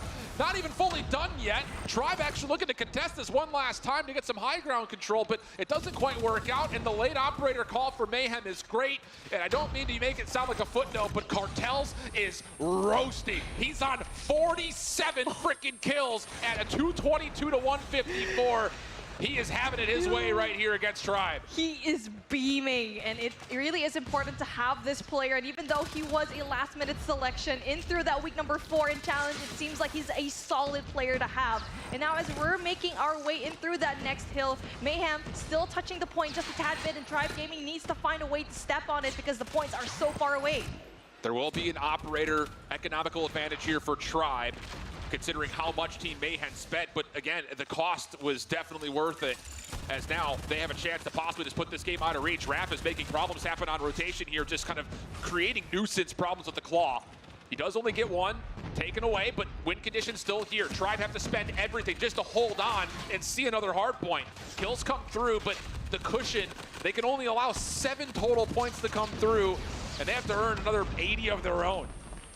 Sagan brings out the claw, able to flush out that P1, and Jez has an operator to play with as well, but you do get to see that Mayhem is already primed in position here for P2, and you do get to see that player number 1 in from Kings trying to make a connection here to the right side, and this is where we get to see Mayhem put on the driving force. Jez and Solo, the only operators left alive. Annihilator already out. Contested goes the second hard point.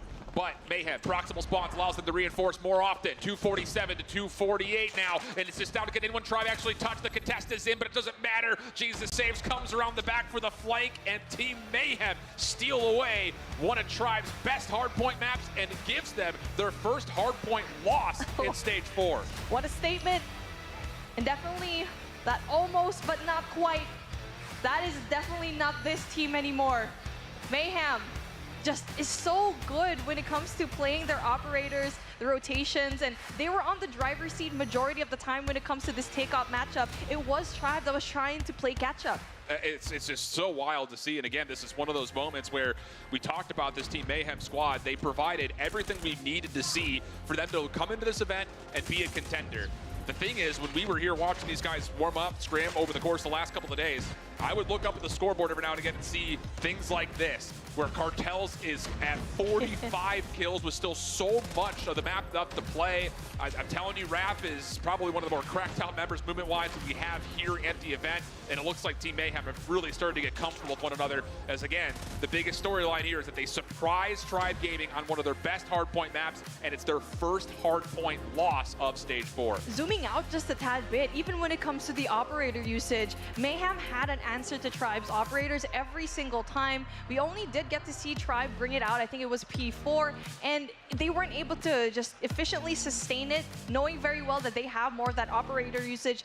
It is such a great way for Mayhem to show up here in this first game, and I really like to see it, especially knowing that Cartel's able to slay out, looking like the pieces of the puzzle are finally fitting in together. It's just wild that, again, based on how the maps were selected, I don't think either team was going to be upset to see the two hard points that we have. Takeoff and Arsenal both are really strong maps for both these two teams. But considering the last thing we had to really kind of taste what Tribe brought to Takeoff was a beatdown on LG, 250 to like 35. The fact that they just get beat up in their own right on one of their stronger maps is a huge surprise. But with that in the mix, the conversation moves over to Meltdown for the Search and Destroy. Again, another playground here for Tribe. It's their most played Search and Destroy, but the results not as convincing as you would think. They played it 5 times, and they're 3-2 on it in the group stage that we had when we were back in Poland. Yeah, it is really quite impressive to note down the meltdown of Mayhem. Yes, they lost their one and only meltdown map, but it was just so close up against Devious. On the other side of things, Tribe on their first day, yes, granted it was a long time ago, lost their one and only S&D back then before they saw Luminosity. It was a 4-7 up against DICE, so it is looking kind of shaky when it comes to their S&D gameplay, knowing very well on the other end of things, LG versus Devious a while ago, it was down to the wire, so I'm expecting the same here. The thing is, when you kind of lay out both of these two teams and you look at their head-to-head side by side, the only real major favor you have is to talk about Tribe's hardpoint. Neither team has been significantly great at Search. Even during things like interviews throughout the group stage, we even heard from Tribe that they're not feeling particularly confident in their Search and Destroy. Their map pool is very limited. So this kind of feels like a 50-50 map, even though, like we continue to talk about, Tribe has put a lot of playtime in competitiveness on this map overall. It just doesn't necessarily boast an opportunity for us to sit there and say, like, oh yeah, for sure Tribe take this map and we go 1-1 into the third map. You're also taking a look at individual players at this moment where they need to make a play. First Blood's definitely going to be essential, and also when it comes to that mid-map control is definitely going to be very essential here in S&D. Well, let's see how it all pans out. Team Mayhem on the offense for the first half. Tribe Gaming looking to get things going defensively. A little double stack over towards A. They're opening up a lot of vacancy through mid. The only player to contest would be Solo with a shotgun, so he'll hold in towards Boiler. Space also at long range with the UL will be playing up towards Nest, but there's not a chance for him to contest, and Team Mayhem will get a free plant. 5v5 retake on the way. Solo gets a read on one player in towards mid, but can't really make too much out of it. And this is slowing down the retake pretty considerably. Sure, Jesus gets taken down. Seiken actually takes down one more deep. And that leads to now all of a sudden an opportunity for Tribe to flood in. What has happened here? Team Mayhem had a very comfortable post-plant setup, and they only get a single kill when it really didn't even matter. Yeah, it's just really just losing those gunfights. Even though you're in really great positions, it's just did not work out for them at that moment. So yeah, Mayhem. That is a pretty good setup after that plant down, and I feel like Raph will be that first line of contact, knowing very well that Tribe had so many players, 3 of them funneling in through mid. And now, as we go into our second round, it is going to be a different case here for Team Mayhem, where, yes, it's still a B-side, but they're going to be pushing down one player very much deep. Whoa! Solo just full scented. YOLO right through mid. He had a little bit of assistance out of Seiken, who was sniping from doorway to doorway, but that is a bold opening challenge, and it works out beautifully for Tribe. Turns that into a second kill, but the response from Team Mayhem just as formidable. In fact, they've now turned it to a 3v2 situation with numbers favoring them and more kills to come. Last one left as a pistol wielding Forsaken, and everyone knows exactly where he's at. Man, great response coming in from Mayhem. And I was looking at player number 2 in Mayhem. It was Blur. He was on the upper left side of the map, close to that alpha side. And when he got that information, was quick to rotate. And that is the most essential thing that you have here. Seiken, though, still left in that 1v1. 35 seconds left on the clock. Is going to be a little bit tricky. But, I mean, we've seen miracles happen in this Meltdown matchup. Seiken needs to go and push it. Tough scenes. Everyone's just stacked up. There's just no way he pulls this off. Surely not. First shot, an impressive one. Time an issue. Pistol almost works out. Holy. Definitely a chance, but again, very difficult to work through that 1v3. The bomb planted against you. And with that, Mayhem, brilliant bounce back after some very early aggression from Tribe that really, honestly, was working out nicely. Yeah, it worked out in round number 1. It sort of worked out in round number 2, but Mayhem just picked up the pace again, knowing very well that Tribe is going to be aggressive after the plant. And now, full send coming in from Bravo. 4 meets 2 players of Tribe, and it will be no one in through mid for Mayhem. Little feel out here from Blurt. Team Mayhem opting to give away Boiler Room as they will once again have an early plant. Should surely know that there's going to be a retake through mid. And they're going to confirm that information here. Space trading off 1, but the rest of the Team Mayhem post plant in a very beautiful position. Solo changing things up, but he only connects with the arms of 1, so the shotgun doesn't quite fully work out. Space now working on the last 1v2. Time against him. Shot's not quite there either, as Kings will clean things up, and it's back-to-back rounds for Team Mayhem. Great call for Mayhem. They found a way to turn things around and just slowly adjusting, not giving anyone there in that boiler room. Usually you do get to see one player there. That's usually Raph with the R9 in hand. They learned their lesson, and they're doing these micro adjustments already every single round. Same case here. If it ain't broke, don't fix it. B push coming in from Mayhem. There is a lot of Tribe members ready for this, though. Counter flashes work out. Raph gets completely concussed up. Easy finish as Rabalo finds first blood. And this has also put a huge halt into the Team Mayhem approach over towards B. At least so you would think. But they're still going to allow Cartels to get on and get a plant. Does he get away, though? That's the bigger question, as Space is just riveting him with bullet holes. Small slide out, but Cartel's down to a single point of health. Cannot stand tall against it. It all rests with Jesus Saves. Has to live up to his moniker, and no, only gets 1. Convincing response here from Tribe defensively, just kind of fighting fire with fire over the top of the B site. Yeah, I mean, this time around, Tribe Gaming had a very solid response going in through that right side, and both teams are already kind of performing, knowing very well that mid is going to be a little bit tricky. Mayhem kind of just left that door open, and Tribe Gaming this time around able to go in, something similar that we saw in round number 1, and now a different look coming in from Mayhem this time. A site is going to be very much aggressively taken. Yeah, this is all about what can Forsaken see. If he can get a kill and get away, that would be miraculous, but actually it's Solo right through mid, just slides into the site, only finds 1. Raph there to trade him out, and the kills will allow Kings and the rest of the Team Mayhem squad a chance to plant. Kings is potentially under trouble here, though, as he doesn't have a lot of help around the back. Jez finessing, no, not gonna work out. Shotgun from Blur puts together the kill.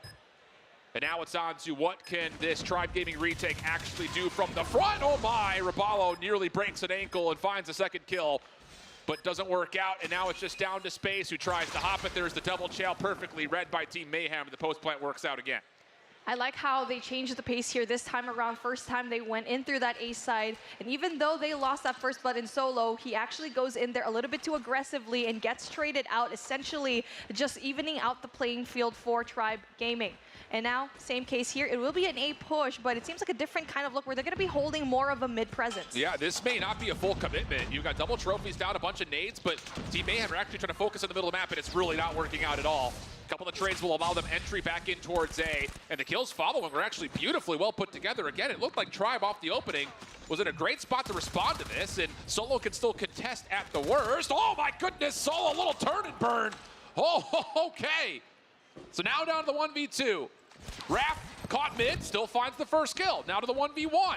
It's Raballo on the corner, pistol out, but Raballo has the gun up, not going to be surprised, and we'll end the first half 3-3 as we swap the side. Ooh, tough gunfights right now.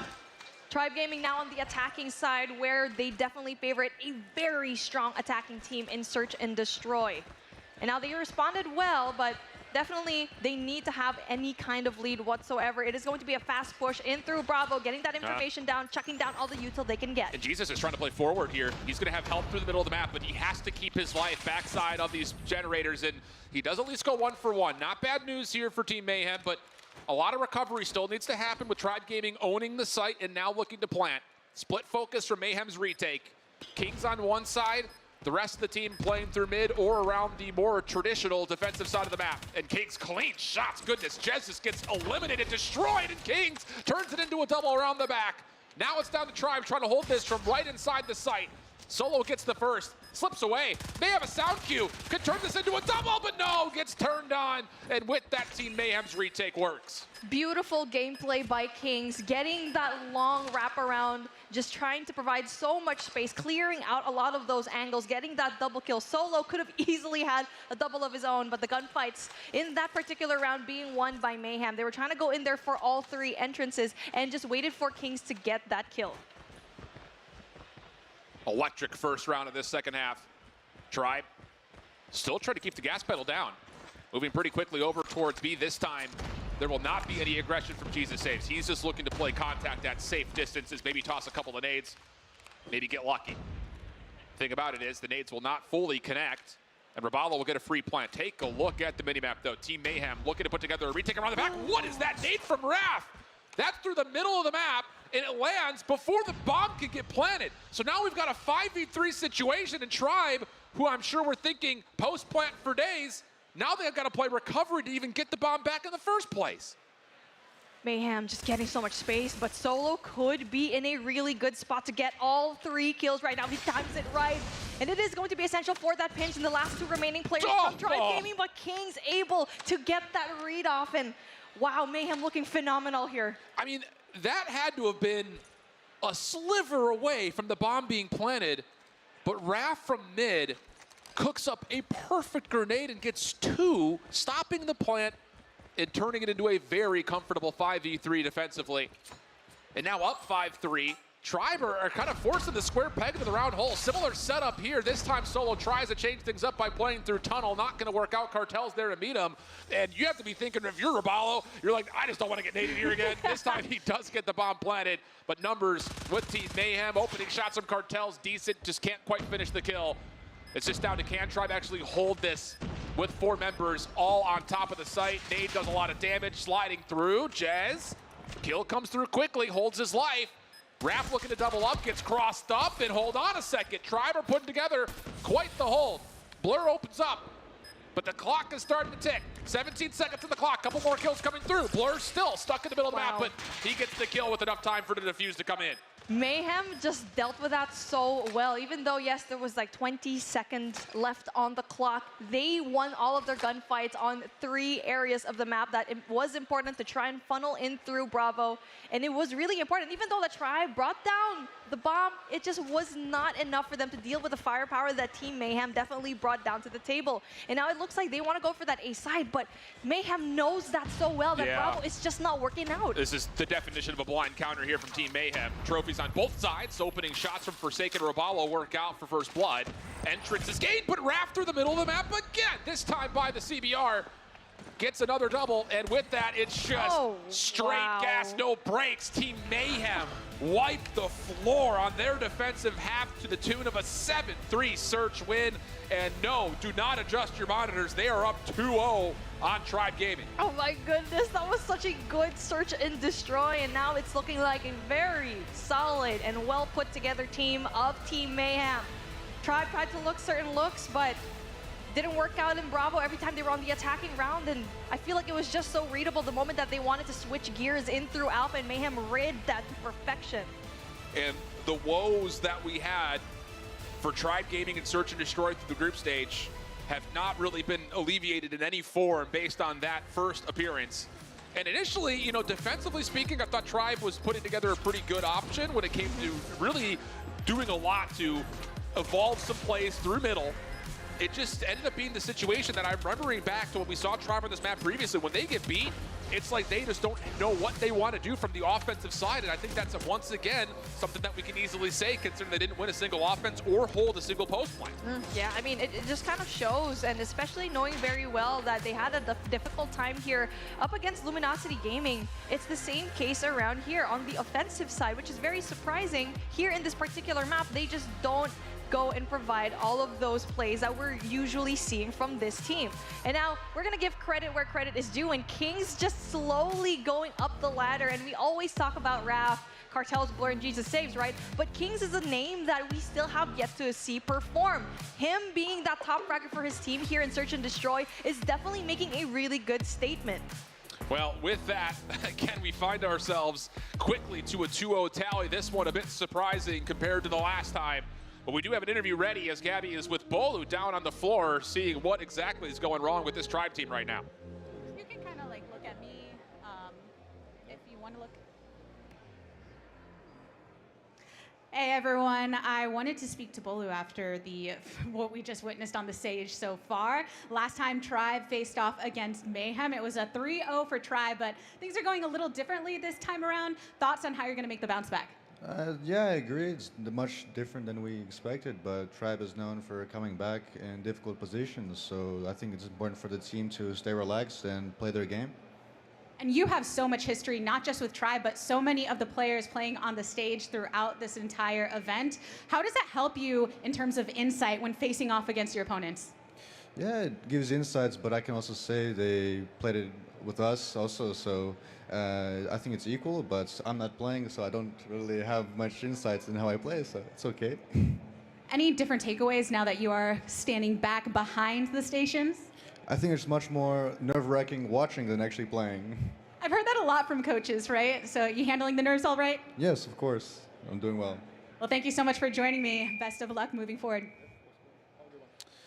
Yeah, I mean, Bolo brings up a really solid point. I mean, Tribe is no stranger to adversity, at least by organizational name. Again, the biggest thing about it, and for those that may be tuning in and seeing this for the first time, these are your defending world champions by name of brand only. The roster is not the same that it was back last fall, so there is still a proving point here. And even though, again, the Tribe name has gone through some very difficult moments, this is new to them, being down 2 maps so quickly in a critical series. I was gonna say, it is a critical time right now to pick up the points, and it's looking like they're a little bit shaky here. And I feel like for Team Mayhem, it's kind of similar to what Devious was experiencing a while ago, where they have nothing to lose, question mark, but it's looking like they are the top dog in this matchup. They found their pace, and they have that motivation to just prove everyone wrong, especially knowing that it was so close when it comes to every series back in that challenge in Poland.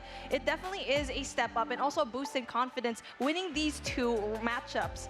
And now we're going into Control, where it is Raid, where we do get to see Mayhem. This is a really good map choice for them. It is, and that was, again, when we were looking at the initial vetoes and pick selection through the map process. Yeah, I think both teams, you look at a certain map mode combination, you say this is our map, this is their map. But this, I mean, again, as a swing map often comes, you would hope to see something a little bit more favorable towards Tribe, considering we have to somehow build a narrative towards a reverse sweep. This would be the hardest map, I think, for them to possibly take of the next 3. So it's obviously it starts here with this raid, but I still think overall, this is not a favorable map set that you look at and say for Tribe, yeah, absolutely you could reverse sweep this, because Team Mayhem still have some heavy-handed maps to come. So we'll see how it all fares. Tribe Gaming will will be on the defense first and foremost. Again, if you're unfamiliar with Control here in the venue, 5 rounds, first to 3. You get 30 lives to start, and 1:30 on the clock. The offense has to capture both zones, and if you do that, you will add an extra 60 seconds per full zone captured. Let's see how it fares with Team Mayhem on the opening offense. Seiken goes down in an essential area of the map that is top laundry to try and defend that push from Mayhem. And now, as he failed to do so, there will be backup right there, so they can find a lot of these engagements trying to defend this side, and it is still Mayhem getting those points down. Second tick of progress already going down, but will be contested by Solo. Yeah, huge retake from Tribe. Only giving away the first tick of progress. Again, since the second was not locked in, the defense can deplete the progress that has been made. But look at the quick rotation here from Mayhem. They say job done at B. Off the spawn, they full flood with the cover of smoke over towards the A zone. First tick of progress being worked out. A couple of opening kills allows a chance for that status to sustain. Raph in the corner, Forsaken at range. He's going to be naded out of position. Raph looking for the follow-up, but again, Mayhem just all over the map, and this is about as convincing as you are going to see when it comes to an offense towards A. Wow, util usage coming in from Mayhem is so good. Jesus played his life so well, getting those kills down, just trying to get as much information and try to kind of confuse Tribe just a tiny bit. Third tick of progress already on lockdown. Second tick of progress as well on the other side of things, and Team Mayhem is just on it here in this Control as they secure that A objective. There's the extra 60 seconds, and for what it's worth, 2 minutes of total time to capture the second zone is a ton of time. It's going to feel like a year that Tribe have to fight off, and in the same moment, they're still down in overall life count as well. So a lot of things working against Tribe at the moment, but to be fair, they are setting themselves up pretty nicely to respond to any further pushes over towards B, but Blur getting a little bit of art control and letting Tribe know about it. I mean, he's got plenty of ammunition in the kilo, and he spent most of it lighting up the body of Tribe members around as here comes Team Mayhem on their break attempt. Well, to be fair, they're keeping the lives pretty close down, and it's still not over for Tribe to win this defensive round. Mayhem needs to find a way to push as a team. They are winning these gunfights one-on-one, but Jesus saves, able to get that double, essential for his team. And it's all Tribe giving all into one side of the map. That is top laundry. 5v9. Opportunity for Team Mayhem to possibly spend operators if they need it, but ideally they'd like to do it cleanly, and boy, they say cleanliness is next to godliness, and Raph is trying to really bring that to play. A little bit stuck though at ring, and hold on a second. Tribe have fought this back. 3v5 situation. Rapallo has called out a war machine that will likely just be generally avoided by the side of Team Mayhem, or so it should. Nades being cooked and tossed in towards the B zone. Damage dealt, but Jez stays alive. Rapallo, only a couple of shots left. Not able to connect with more than just the first, but it gets into a 3v4. Hit around the back. Jesus looking to make a play off the flank. Tribe very aware that this is a potential play. And it's just down to, do Team Mayhem pop something here? Because they're not winning a gunfight, and now all of a sudden with 30 seconds, they've lost all of this setup from the front. Mayhem are now all of a sudden backed into a corner, and Rapallo is in a really good spot to try and fight that flank. Jesus saves, brings out the Sparrow, but denied. Gets the kill though, but is still essentially denied of that Sparrow. A 2v2 situation, 15 seconds left on the clock. 2 ticks of progress. 1v1 situations being happening right now in this map, and Cartels win it. It is a 1v1. Cartels around the back, holding the clock at 9 seconds. Seiken over the top, looking to make contact. There it is, and oh, Seiken with the clout! Beams him off the heady, and Tribe sustained through 2 minutes of defense at B to get the opening round win. Goodness, those last-minute operators, and Tribe just got the best of him by just a sliver. And now we're going to be switching things around. As you already know, we're going to be switching sides when it comes to the attacking and the defensive side. Team Mayhem now will be on the defense. Nice opening chaos and barrage here from the SMGs of Team Mayhem, being supported by Blur's War Machine deep, and yep, everybody will tally kills. Forsaken up top, no, nothing to do there. War Machine absolutely tilting the favor early for Team Mayhem, and now Raph has got the claw out towards Tribe Gaming spawn at Garage. So extra damage to the life count already being really enveloped here for Team Mayhem. Jez does get the shutdown, but a 6 life advantage and already 40 seconds off the clock as Tribe are struggling to find any footing over towards this offensive zone at B. Seiken opens things up for them in that A side by pool side. Has to worry only just about 1 player right there in through money room. And now as they're trying to go in there, they're going to be met by 2 more players right in through basketball. So right now, Tribe Gaming kind of struggling to find their footing. And even though they won those essential gunfights, a little bit slow when it comes to that rotation. Yeah, really smart rotation here from Jesus as well, just to kind of play around the backside of this Tribe hit. It actually blocks the spawns, and it keeps the reinforcements from Tribe at bay. 22 seconds on the clock. Blur in trouble. Does get taken down by Jez, who can stop the clock by getting on towards the B zone, but he is by himself looking for help. And an Annihilator will be called just as he tries to keep his life. First shot will land. Jesus up top, thinking about the contest, but he's the only defender here. And with Team Mayhem still being tested over by A, they're likely going to have to concede this, add an extra 60 seconds to the clock for Tribe, and then hopefully just live with these last 5 lives. But hold on a second, they're getting caught in the middle of the map, and Tribe all of a sudden not fully engaged over towards this B zone. Second tick being contested. Jesus tilts the turns again, and 14 plays 5. Team Mayhem looked like they should cruise to a defensive response. Absolutely. It's just definitely going to be really hard with just 6 seconds left on the clock with no map control whatsoever from Tribe Gaming. And that should seal the deal for Mayhem to get their defensive round in order. But we saw how close things were on their attacking round. It was down to those last-minute operators from both teams to make that decision. And now we're looking at the economy of both of these teams. I'm pretty sure that Mayhem is going to have 1 operator on the ready. Tribe already have 2, so it's a matter of when are they going to use that. Team Mayhem off the second offensive attempt. Make their way over towards B. Raballo just trying to connect with something with the War Machine, but it's not working out at all. Team Mayhem don't drop a single life off the breakoff. They go 4 for nothing. Raph looking to get up top into Laundry. Shut down by Forsaken. Gives Tribe maybe a chance to defend the rest of this B zone. And Jez, yep, he feels like he's got an opening, but Cartel shuts him down. No follow-up from Forsaken. He's going to be kept at bay, and even beyond that, Blur will wallbang him out. So again, an early extra 60 seconds tally. You thought 2 minutes was impressive. How about 2:20, says Mayhem on their 3rd round. Not just that, 4 operators on the ready for Mayhem, and definitely going to be very much sustainable into that rotation in through Alpha. They're winning majority of the gunfights, not even having their operators out in through mid, and definitely Kitchen is a point of contention if you want to go in there for that Alpha control. Raph wins 2 essential gunfights. Jez gets the read on him though, able to turn around, and Raph gets that. Dude, there's just not a gunfight on the map that Raph doesn't want. And now 21 plays 15.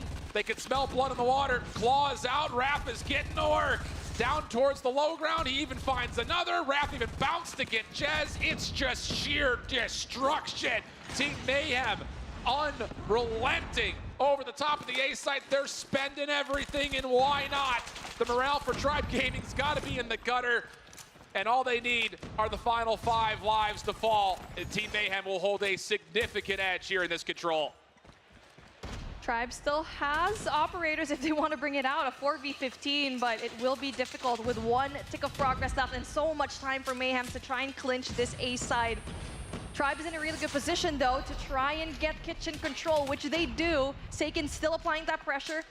Just a few ticks of progress left, a few more seconds, but 13 plays 3 is just so hard and difficult as that zone in through that Alpha side. Last tick finally observed here and clinched by Mayhem. They have the advantage, 2-1. On the defensive side, they did a phenomenal job. 1 more round for them to win it at 3-0. Whatever this breakoff is for Tribe, it has to be convincing. You have to build an early life lead and try to put in a refrain into a comfortable offensive round of your own. And they're going to split focus this. A little bit of noise being made by Jez towards B, but the rest of the focus for Tribe is over towards A. There are no defenders here. So you want to talk about something early coming together. This is how it happens. Pred Missile called in, will at least take 1 member off the zone. Clock will continue to tick. Blur shut down though, and hold on a second. Tribe Gaming even getting a shutdown on the Sparrow. They only dropped 1 life, and just as easy as Team Mayhem looked to capture a zone on their offense, Tribe's not just doing it on 1 zone, they're capturing both. Ooh.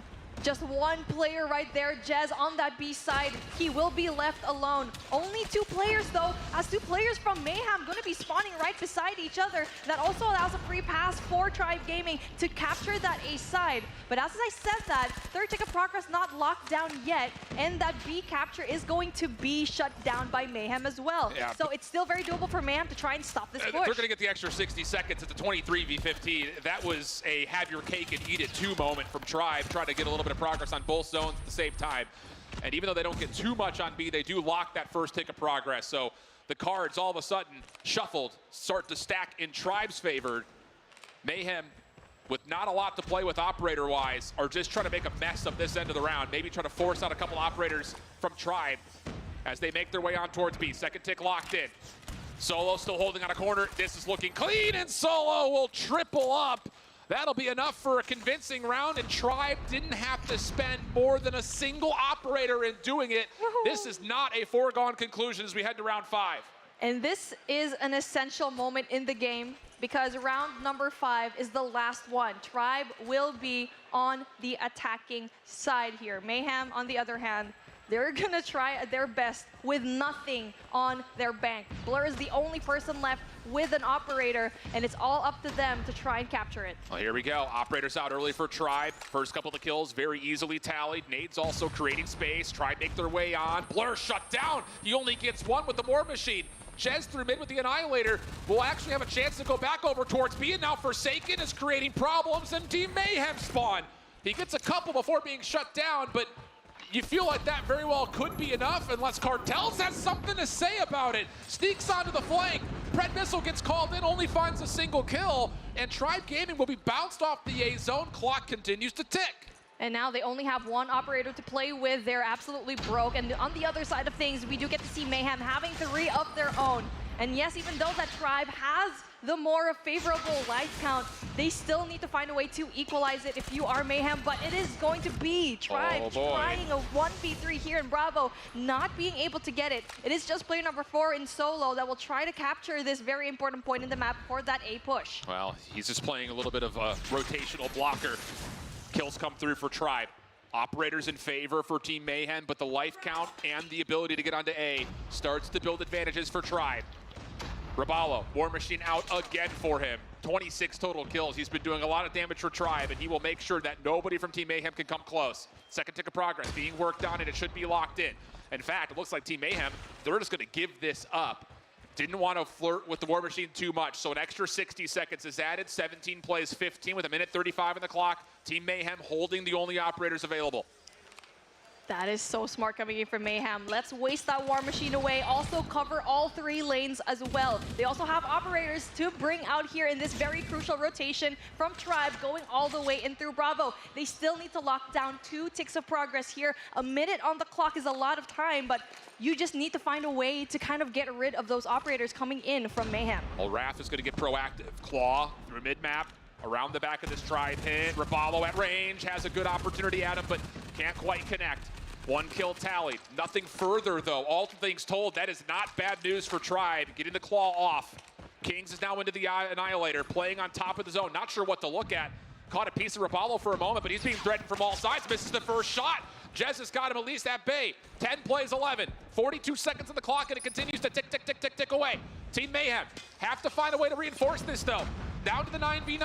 Here comes the hit from Tribe. Still without any operators at the ready, but they've done some damage to this point. Cartel's on top of the zone. Tries to hold his life. Not going to work out. 7v6. Tribe now all of a sudden at a deficit. Blur trying to get things done with the War Machine. 6v5. Back and forth we go. On the zone goes Tribe. Second tick of progress going to get locked. The War Machine, though, from Blur. It gets a couple. A chance to possibly put this away for Team Mayhem. It's a 4v1. Last opportunity is Jez, and he cannot get it done. Team Mayhem will surprise Tribe with a 3-0 in our second match.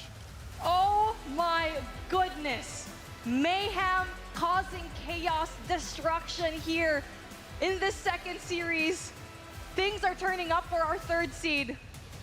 Tribe needed to figure something out, knowing very well they're going to be brought down, going up against Devious later on. But oh my gosh, Mayhem did a phenomenal job in all 3 maps. They gained their composure. Unreal. I mean, these are not the easiest 2 3-0s that we've seen. I mean, we have seen some contests, but yes, we can at least label this as an upset on this main stage. The fact that it started with a takeoff hardpoint win for Team Mayhem already kind of shook the ground in some pretty seismic ways. But then to come out and dominate a search and destroy that Tribe is most rehearsed on, and then survive through real tight moments in that control from start to finish. Unbelievable composure from Team Mayhem to lock in a chance to take on LG in the upper bracket final. It really was that raid map that I kind of knew that Mayhem was going to get, but wow, this was just so amazing to have. But as we're hyping up the moment for Mayhem, let's take a look at the stage at the moment. Gabby, what do you have for us? Thank you so much. I'm hanging out with Jesus Can Save You.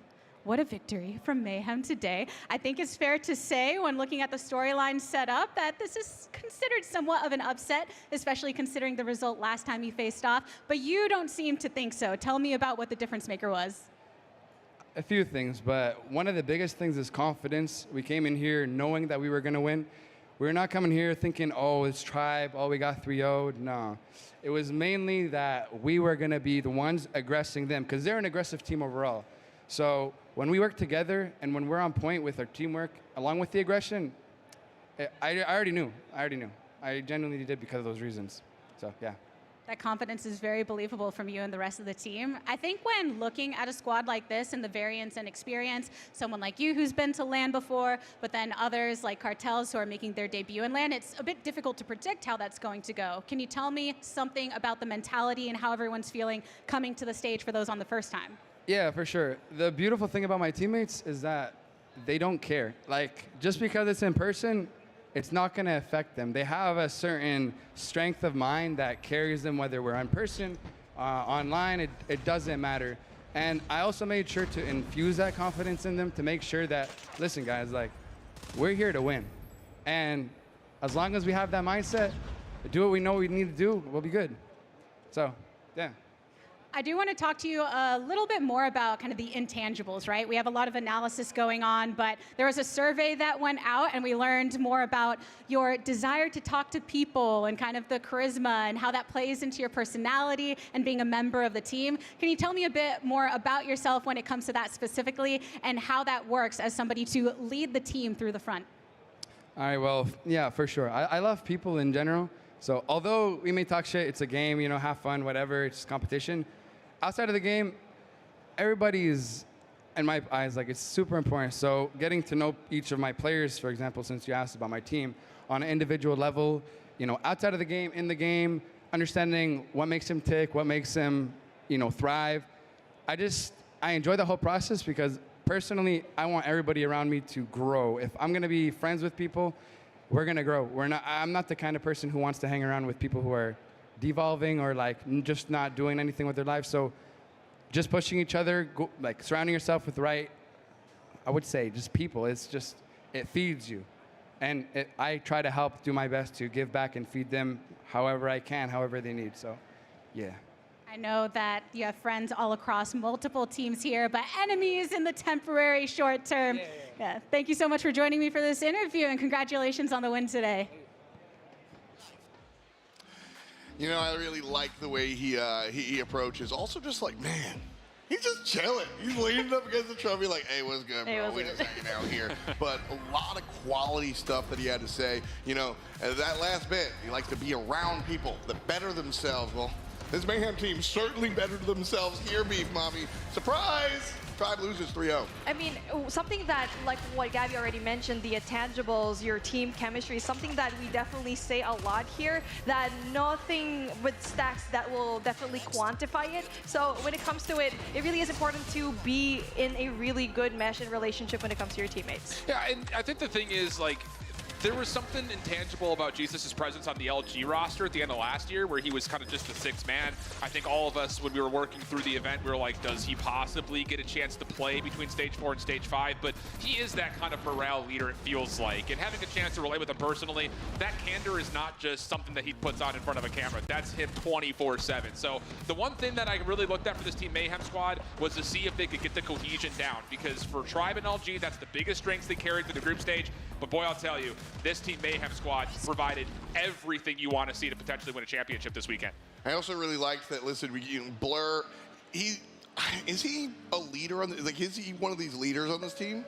I'd say so. I think just from a performance standpoint and his ability to calm from what position he plays for the team, it definitely feels like, especially watching the move around the respawns, that he's kind of the guy over the top, maybe even quarterbacking some of the plays. Hard to say for sure, but yeah. I think Blur, just based on his performance and where he was at the times that he was, very critical, I think, towards Mayhem's success in both respawns.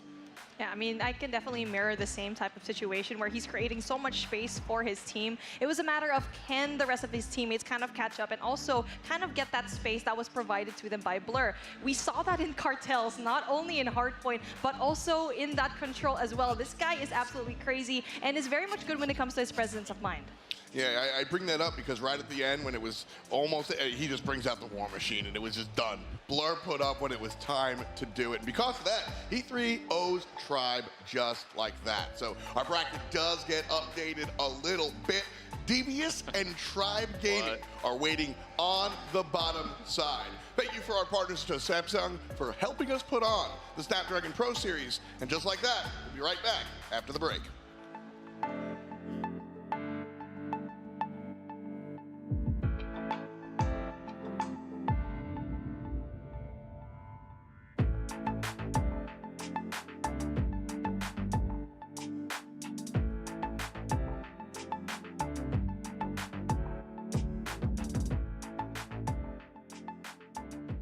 The Snapdragon Pro Series powered by Samsung Galaxy is brought to you by Snapdragon Elite Gaming, Samsung Galaxy S23 Ultra, Monster Energy, DHL, and the United States Air Force.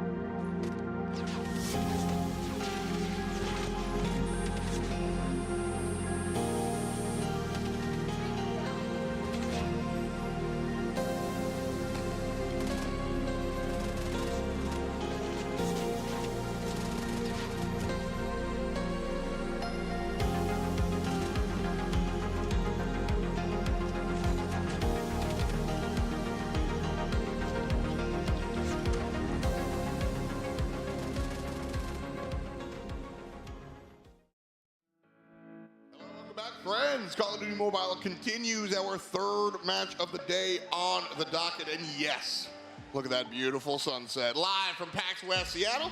It's pretty smooth out here. Sweater weather. And I'm loving the smell. Oh man, I love the weather here in Seattle. I just want to live here. I'm definitely moving here in America, not just because of the weather, but also because of the action that we're seeing here in NA. Teams are showing up. We already knew how close everything was. And yes, the scoreboard says 3-0, but man, the matches were close. And I don't think that's going to change. If anything, it's going to get tighter and tighter as we go on, especially through today. I think in particular, we've seen signs of life from everybody, but now all of a sudden the heat really kicks up as we start to dwindle from 4-3. Absolutely. Well, welcome back to the desk. Very excited to keep on going. It's F-Dot, it's Beef Mommy, and it is I Hold Shift on the desk of the Snapdragon Pro Series, which, by the way, wouldn't be possible without our friends at Samsung. So shout them out real quick as we keep on barreling into the good stuff, because our third matchup is a really important one. This is where we say goodbye to a team, and everyone else left goes to champs. Is a big moment shift. I think this is actually, for me, like the most important match of the weekend outside of crowning a champion, because this is the biggest ticket when it comes down to extending not just the tournament, but also your season. Getting to World Championships and at least securing one of the top 3 squads for North America, super, super critical. We've already talked a lot about how the North American region has a lot of favor stacked for it, but one of these two teams is going to be gone and done for the year after this matchup coming up. Which is absolutely insane, because as we jump into it, man, this is that elimination match. Devious is the 4th seed, but they are going head-to-head against Tribe Gaming, the 2nd seed with a history of legacy. And if we had a bracket, I think this would be the bracket buster, Mommy. Oh man, who knew Tribe would be here? But I mean, going in for that blast from the past. Last year, they made an amazing lower bracket run. So it's very much Tribe in their branding to be in this lower bracket and potentially trying to win it here, but definitely added a little bit more steps on there. And yes, it's a brand new roster compared to last year. So definitely still going to be difficult for them to pick it up. Just because we saw Devious, they played phenomenal a while ago up against Luminosity. Yeah, and I think the thing is, for Tribe, you don't have a lot of time to like talk over what went wrong. You have to be able to bounce back. You don't even really get to leave your setup. You're right back into the action. So when we talk about things like individual gameplay, that's just part of the puzzle. I think there's going to be a lot of conversations to be had about what Tribe wants to do in the veto process, because getting 3-0'd on 2 maps that they should have been good on is not going to be good for the confidence. And then on the other side, I mean, Devious, this is excellent for them. Not only are they fresh and rested, but they just got a chance to watch what the heck just happened to Tribe. So you sit there, you download what just went down, and you just push it and run. Like what Shift already mentioned a while ago, Tribe didn't get to have a breather. Devious did. I had a lot of time to study, watch that gameplay a while ago with Tribe versus Mayhem, and figure out a way to kind of do a little bit of adjustments in that break time. And now we've seen how close things are in that search and destroy up against Luminosity. I feel like it could be the same case here for Tribe Gaming. Yeah, I think the thing is for Devious, again, both teams are coming off of 3-0 losses, but they could have, if not should have, won the firing range search. And then with 2 rounds into control, going down to less than 5 lives apiece, those are both winnable rounds to extend that map and maybe also with that the series. So I think overall, when it talks about like punching up a weight class, Devious put up the better fight without question in the upper bracket to start off our day. I got to agree. And again, you know, not to do him a disservice, but I was legitimately surprised. And that winds up being hey, that guy's juggling. Winds up being a positive because, come on, man, wake up. You are battling for your elimination match. Oh, man, it's going to be a problem. But how can he hold all these trophies? Maybe he just doesn't have. He needs a third hand right there. Come on, give this guy a hand. And right now, it seems like his team is on the brink of elimination. It's kind of hard to tell, but something that we just really need to accept in this day and age is that you win some, you lose some, and at this time around, one team will say goodbye. That's the tough stuff, man. Everybody here has been a lot of fun, a lot of hanging out, a lot of chilling, but now it's time to actually get to the grind. Maps coming at you right now. We are not wasting any time. Hardpoint, we're gonna play some Hacienda. First time today, should be interesting. Shift, feelings? Yeah, I think that for Tribe, again, up until their most recent loss, every hardpoint map's a good hardpoint map for them. So for them to get to Hacienda, they were flawless on it in the group stage. I think they're going to feel very good about opening their series here, especially considering the fact that Devious is a team that really, I would say, struggled across the more wide open maps. Sure, they had played it once before, and they actually contested LG pretty tightly on the map, but overall, I like both hardpoint maps for Tribe. Oh, absolutely. It is definitely favoring this team. I mean, Tribe is definitely really good. And now that they have fire underneath them, we'll definitely try to change up their gameplay. And now we're looking at that search and destroy where a while ago we did get to see Devious play it, but did not close it out very well. And now firing range, it was going to be close, but let's see how close it can actually have. But for an important point here is Tribe hasn't played firing range yet. A lot of these teams haven't because it wasn't available back in Challenge, and now we do get to see it. Yeah, both teams are going to have a chance to, I imagine, feel pretty good about the raid coming into the picture. And the highlight package for Devious, that was the map they did take off of LG. That was a while ago, granted, but even on top of that for Tribe, there are a lot of things that you can immediately look at and say, okay, this is where we made our mistakes on raid control. Let's just polish up those small things, come out, find a map win, extend this series. I will say, though, I think Devious, again, did a nice job overall in the map selection process to put themselves in the best definitely position to agree, but the players are stretching, but I sure as hell ain't. It's time to play. You two, your turn. Sweet, let's do it. Yeah, the Hacienda opening hardpoint is critical for Tribe. You have to come out and win this map. You drop this one, and I think the confidence just starts to shake to a point of complete meltdown. So I would have to say it. I hate to put the weight on a map one, but this map one's a must-win for Tribe in my mind. Oh, definitely. We saw it a while ago up against their game in Mayhem, and they lost that takeoff map where they just showed so much dominance in the past. This time around, though, they have to do the same in a huge map up against Devious where they know things can get really dicey. But for Devious, let's see what kind of firepower they're going to be bringing. Something that you want to see here in Hacienda is the fact that you want to fight in for that rock control. But so far, both of these teams don't have any kind of presence right there. Again, both of our teams, all of our teams playing on the Samsung Galaxy S23. Share the epic experience and get yourself a chance to possibly compete at the highest level on Samsung's flagship Esports phone. Here we go. Devious.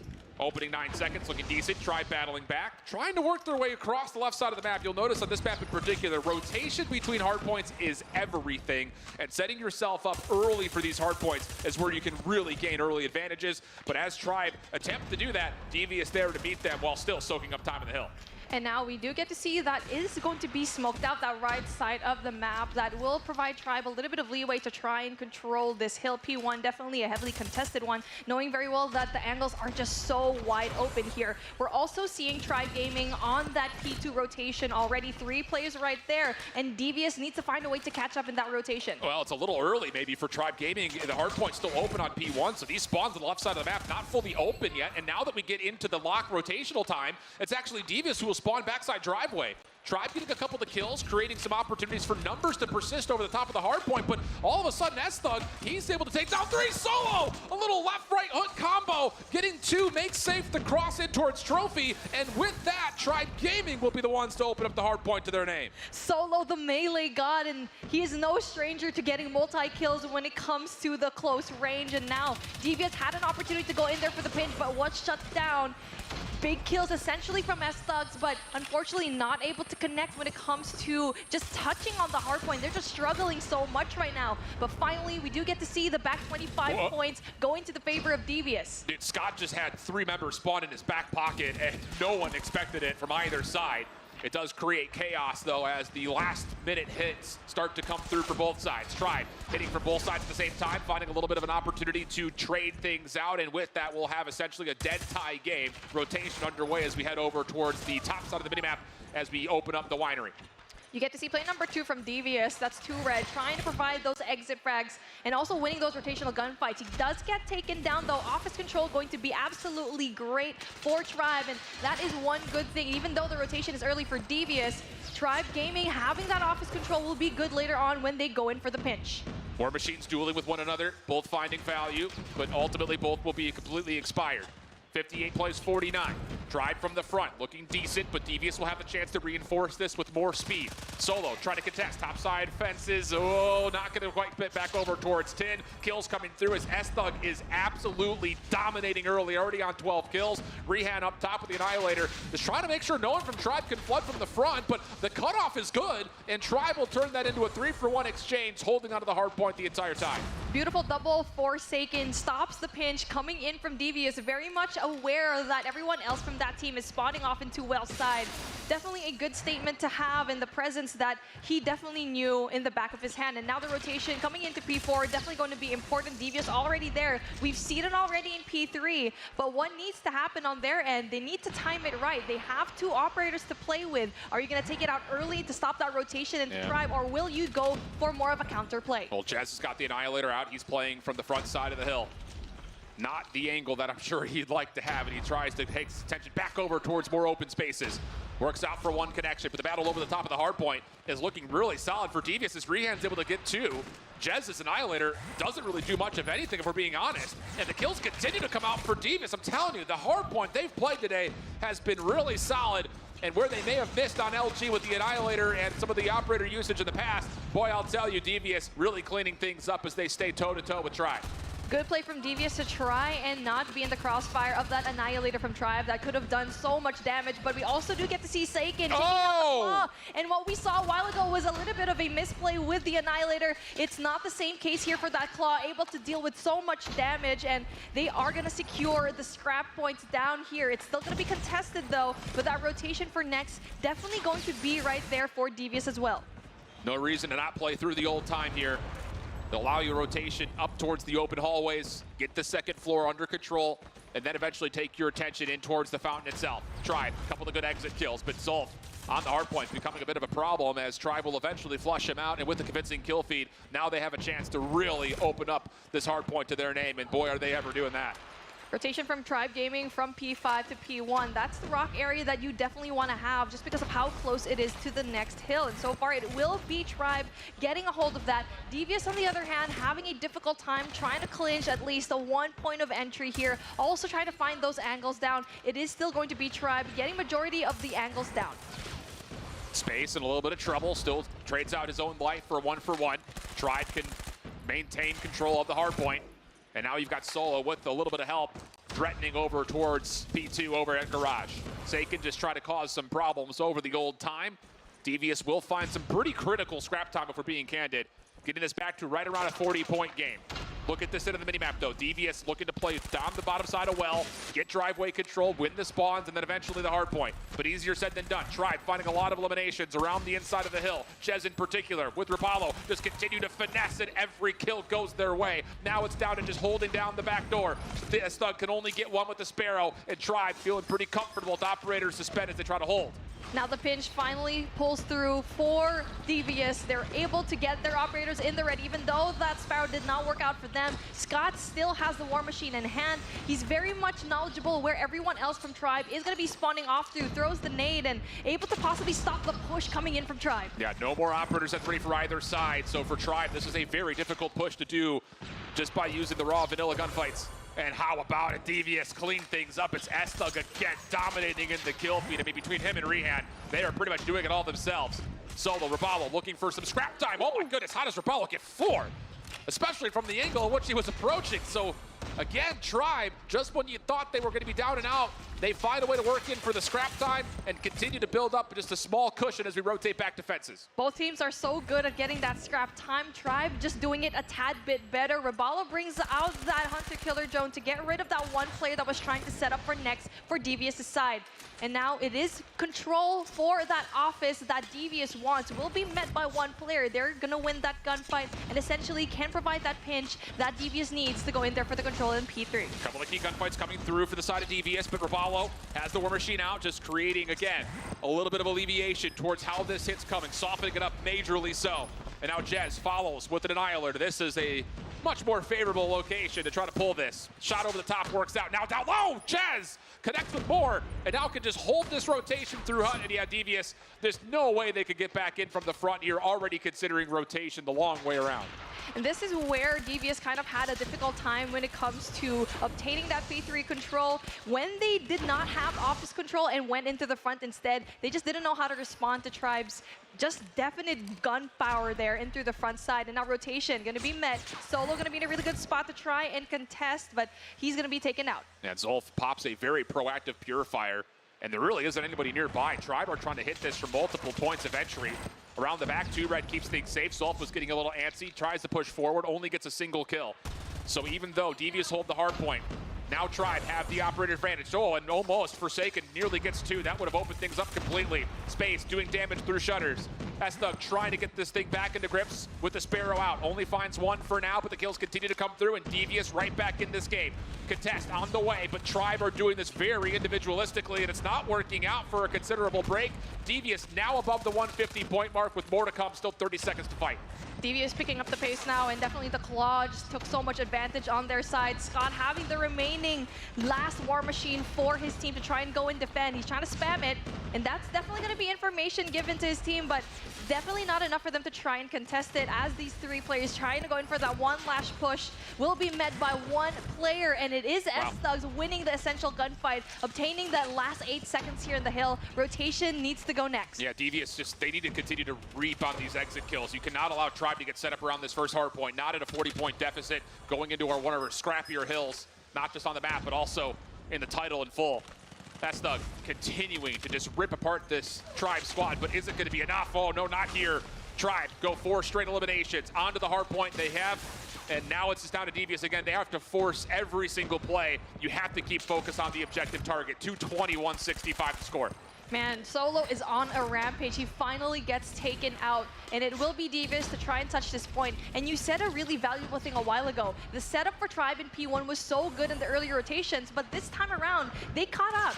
Devious was able to get the last few scraps of P5, and that also allowed them to have an earlier rotation as well, a shorter rotation into P1. Tribe still gets a hold of it, though. 227 and 174 is going to be your scoreline. Yeah, game will not be able to end here, but boy, they could get dangerously close.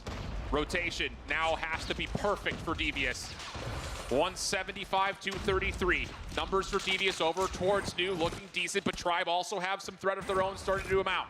Seiken taken down. Okay, here we go. Devious a chance to get themselves really set up. Solo caught with his boxing gloves out, but he's got help. Rapallo right there to assist, and now a chance to flip and block the spawns. Hardpoint opens. Devious in control for now. Mayhem with the Annihilator out. Trying to do whatever he possibly can to give his team a little bit of space to breathe, but Tribe are finding the kills. There's the break from Solo. Now the Purifier to put this one likely to rest. Oh, but how about this? Hold on.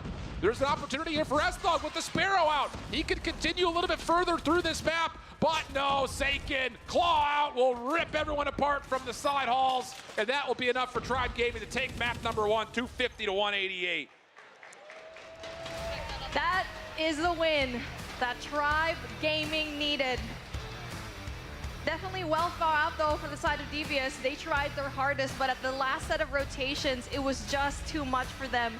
The scrap points definitely was the name of the game here, where Tribe did not let that go whatsoever. And even though Devious went in there for early rotations, not able to hold them. Yeah, it kind of feels like a little bit of the same from what we saw from Devious during the Apocalypse. Great moments when operators are not out, but as soon as there's a chance for one of the biggest power weapons in the game to be pulled, Devious just feel like they're just not finding the same kind of efficacy that teams like LG and Tribe have been able to pull. I mean, we saw Seiken a couple of different times really do damage with the claw right there on that first replay, but of course at the end of the map as well, just putting it out of reach. And it's another moment where, again, I don't walk away feeling like Devious is getting completely outgunned or outskilled. It just comes down to when you have the ability of popping in game-changing abilities, they're not finding the same kind of value that Tribe are, and that continues to be a comeback mechanic for both LG and now here Tribe as well. That needs to be a lesson learned later on if we get into that Summit matchup where we know Tribe can definitely bring on the gas.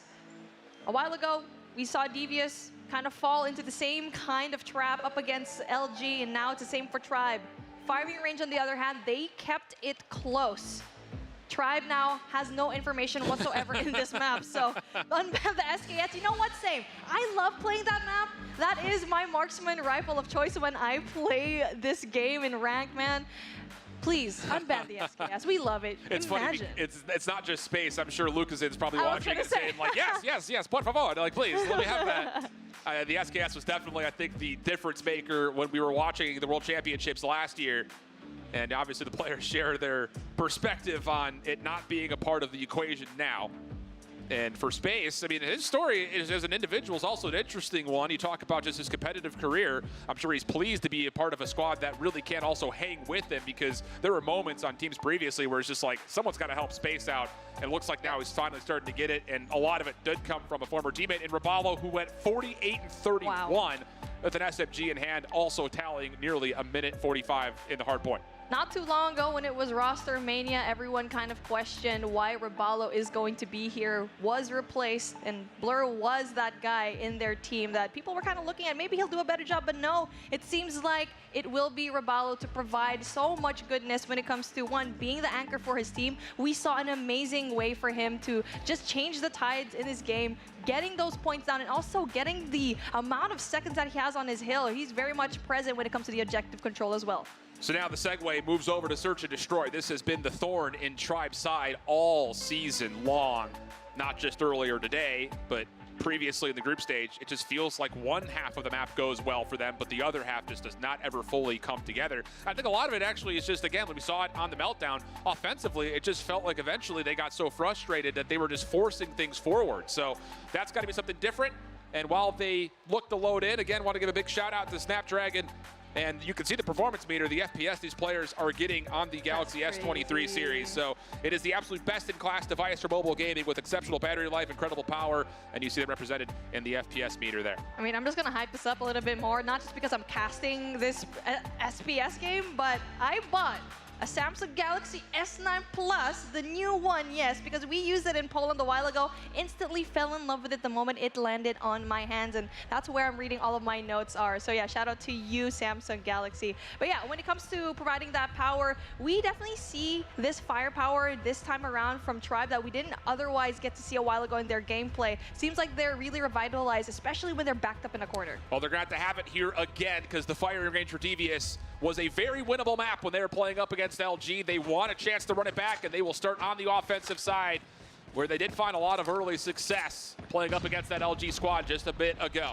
This time, though, Tribe right on in towards trailer side. Zulf looking to get aggressive and actually picking up the pace a touch to threaten this trailer staircase. Nades coming through. That should at least flush Raballo out a touch, but no follow-up as there's no hit marker connections. And Devious will have to kind of wait a little while longer before they commit to trying to threaten this trailer position. Raballo will be the first point of contact for Tribe. He will have a little bit of backup though, Solo's gonna be right there beside him. He gets that information down, and there you go. Does a little bit of damage, and Seiken gets that first kill. Well, Raballo, he's got to be feeling pretty anxious here. A pistol out for Rehan, couldn't quite connect, and after a very elongated battle, Raballo and the rest of the Tribe's defense do win back the A site. Follow-up kill from space leaves things now just as the... Could we get our first 1v5? I would be surprised to see it, especially considering the circumstances. So this is one of those good luck, have fun moments. Clean shots at Raballo. That's an isolated gunfight win. Now down to the 1v4. And with the way that Tribe Gaming is kind of spread out right now, it might be deemed possible for S-Thug if the timing goes in his way. 42 seconds left on the clock, definitely going to be really troublesome he's just dealing some damage but not actually executing the kill.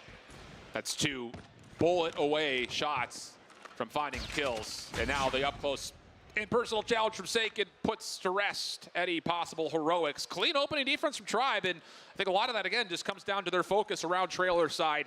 Something that we had seen from different Tribe rosters in the past, and it seems to be a moniker of success, at least early here for Tribe as they start their defensive firing range. It was interesting to put Solo inside of that close range and space very well. Have the upper hand up against 2 Red and gets that kill off very early on. Zolf, on the other hand, gets that kill. Oh, it didn't get it cleanly, though, so Raballo provides the trade. Oh, a bit of an aggressive challenge from Raballo. It leads to Devious actually coming away at the top of the kills around A. Defense for Tribe now has to rotate over. Jez working with Forsaken as Scott will try to get the bomb planted. Trophy system will be used first. And actually, maybe a bit of a transition here. Scott will get into trailer and take a look at Rehan, number 3 in yellow. Wow. He is so far behind this play. No one from Tribe is going to expect this at all. Pistol shots land. Secondary engagement onto Jez. That will work out, and Rehan gets aggressive with the pistol to tie us at 1 early. That was such a good backside push from Rehan, and we saw it a while ago in firing range up against Luminosity. It seems like the case here, he's able to time it right. A while ago, the timing was just not on his end. It was kind of slow when it comes to the rotation. Now, it is absolutely prime. And now for Devious, trying to go in there again. That fast push going in through Alpha will be met by that smoke. Well, no aggression from Devious, just an opening poke and prod. No commitment towards either side at the moment. You've got 2 Red trying to feel things out over towards B. Jez is committed to currently playing on top of the B site, with that position only being safe by the trophy system next to him. Zolf has gotten the top sniper nest? How has he been able to do that? This guy's a parkour monkey. Runs through like crazy, swings into the high ground, but Jez does provide the trade. 2 Red thinking about looking for a trade here, but he's by himself, and this is just a rogue solo play that he would have to win the 1v1 to cause distress to Tribe's defensive setup as they get the read that, yep, there is a hit over towards the A site. Jez still wins that essential gunfight at the back end. 42 seconds left on the clock. Bomb is going to be planted, and the 3 players from Devious can just play post-plant situation here. Everyone else from Tribe needs to find a way to kind of stop it. The nade's not going to do anything because there is that essential trophy system. Solo will be the first point of contact here for Tribe. He's got to go. He's got a Holger is the problem. Does get a check. Damage tally. Tough gunfight, and Rehan just so slippery. Does get to a 1v1. S-Thug, long range. He gets taken down by Jez very quickly. The team shots from Tribe work out. S-Thug, I mean, that's just a tough call because he's got the angle to watch over the bomb being planted, but he was forced to take the gunfight, and a critical win from Tribe. Get him a steal away round, up now 2-1. That was a good double P coming in from Tribe, because if they went in there 1 by 1, they probably would have lost that gunfight, and Devious would have gone away in through that win. But good way to play your numbers if you were Tribe, and now we're going for a different look. And now that trailer control coming in from Devious as Zolf is going to be right there in their face. Oh, he's trying to get even further aggressive. A bold call, but it goes 1 for 1. 2 Red, long range shots over the top of barrel. Goodness, what a transfer. Seiken, though, he actually stops the plant from coming through, tallies a kill. And even though the aggression from Devious looked good, Tribe is still in a very contestable spot. Jez on the backside of this play has to win this gunfight in the trigger discipline. Oh, so good. Finds the first cleanly. Cannot turn that into a second. Scott over the top of the bomb side. Lots of damage, and Jez gets the win. Now to the 1v1 with Rehan. This would be a 1v3 for Jez. Does a little bit of shopping for loot on the ground. Rehan trying to get aggressive. Forces the issue. Slides over towards Car. Jez looking for the regen. Pops up, doesn't predict it. A little bit of a finesse, but Rehan not to be denied. And we go back to level terms. It's Rehan again. His plays definitely just putting it in your face. The other time he went there for a flag, this time around went in there very aggressively, knowing very well that he's going up against a long-range weapon, bringing things close with the CBR. And now we're going to be evened out when it comes to the points. It still will be smoked out, and so far it will be Zolf that will be taken down. Shoddy versus Shoddy action inside a trailer. This time Tribe stacked the box. It works out beautifully. Trades continue to come through in favor of the defense space, turning it now into a 4v2 situation very early on in this round. Bomb is still in hand for Scott, but someone's going to have to pull off some miracle shots here if Devious want to have a chance to try to battle this back to level terms. Yeah, Tribe's not going to move at all. They're just going to play off that information, wind down the time very much, and Rehan going to be met by Jez, and he's not going to be checking those corners, and you know Jez, he gets those kills. There you go. A 1v4 situation. And all they have to do is wait for the plan, wait for the sound cue, and now Scott is going to be spotted right now, and it is going to be him that will try to get those kills down. Whoa. Gets that second, hold on, a 1v2 situation. And he's created a lot of space through the defensive side of the map. Both bomb sites are options for him. The thing is, he's also just completely put himself in an isolated position to where there's no way he can read what Tribe is doing defensively. And wouldn't you know it, all the last three members will stack the same side of the map. Scott over the top, has a look at Jez. Shots not bad, but Jez, too much of a power position, wins the gunfight and puts the rest of the heroics. Devious played it well at that round. Obviously, it would be hard with the 1v2 here for Tribe, and we've seen it wind down so much, where Devious able to equalize mid-game, and Tribe still having numbers advantage, and Devious needs to find a way to slow down the game just a tad bit, and now it is mid that will be smoked out. And that will allow them to diverge a bit, but Jez takes himself out in space, gets the trade. Right over the top, this hit from Devious. All of a sudden, the brakes have to be hit.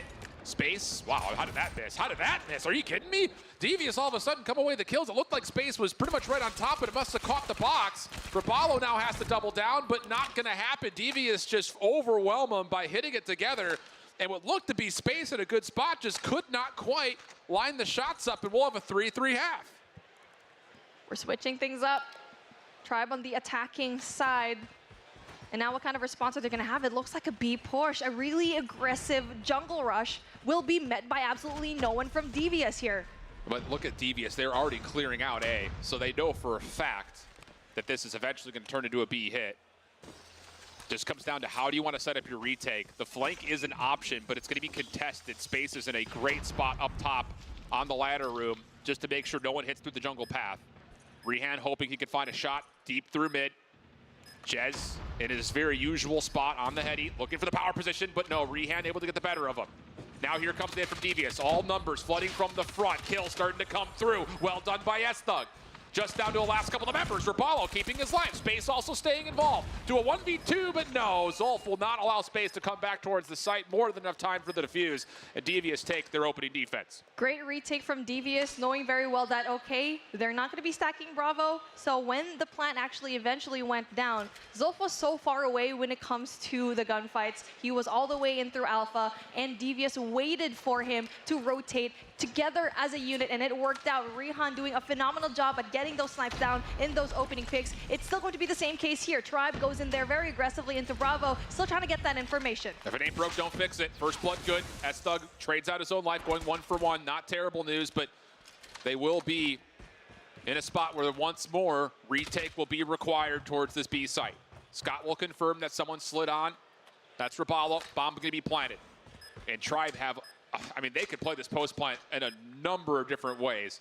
It may just come down to this contact here. Rapallo on the shoulder, Rehan, damage, gonna get a second chance at the shot, but values his life more, backs off. Next one up is gonna be 2 red.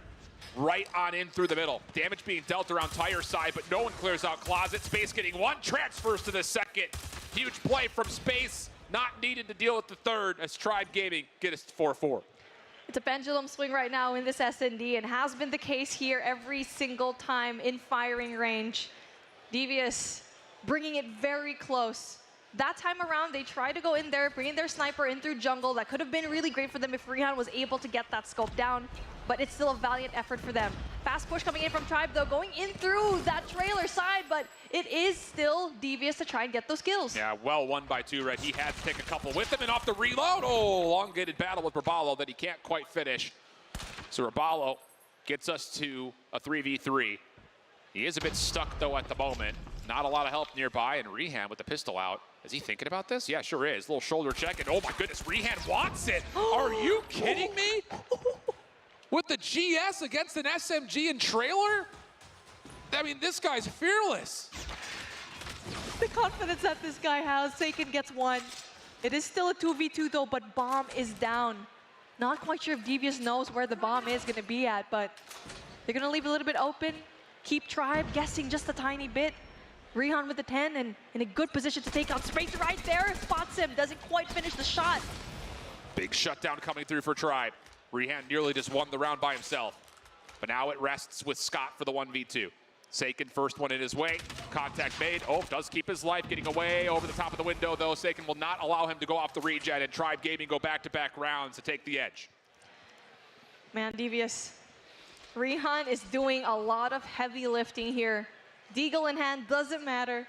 And so far, we need to see Rehan, if you need to play your life, that is the #1 thing, because once he's alive at the late game, Devious finds a way to catch up.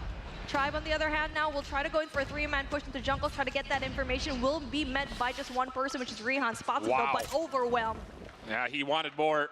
Could not go 1-for-1. Scott does rotate over, getting himself on towards the bomb site, but he is now the solo defender, and there's just no way he can stand tall in the face of all of this Tribe hit. Continual kills coming through. It looks like Tribe Gaming should be comfortably at their 6th round. Zulf is in a spot to possibly catch one on the exit from the plant. Not going to work out. And yeah, at that range, the shotgun's only going to tickle. Space deals with them, no worries. And now map point on the line for Tribe. Looks like Tribe finally found their footing here. Devious needs to find a way to catch up, and Rehan needs to find a way to get that back up from his teammates.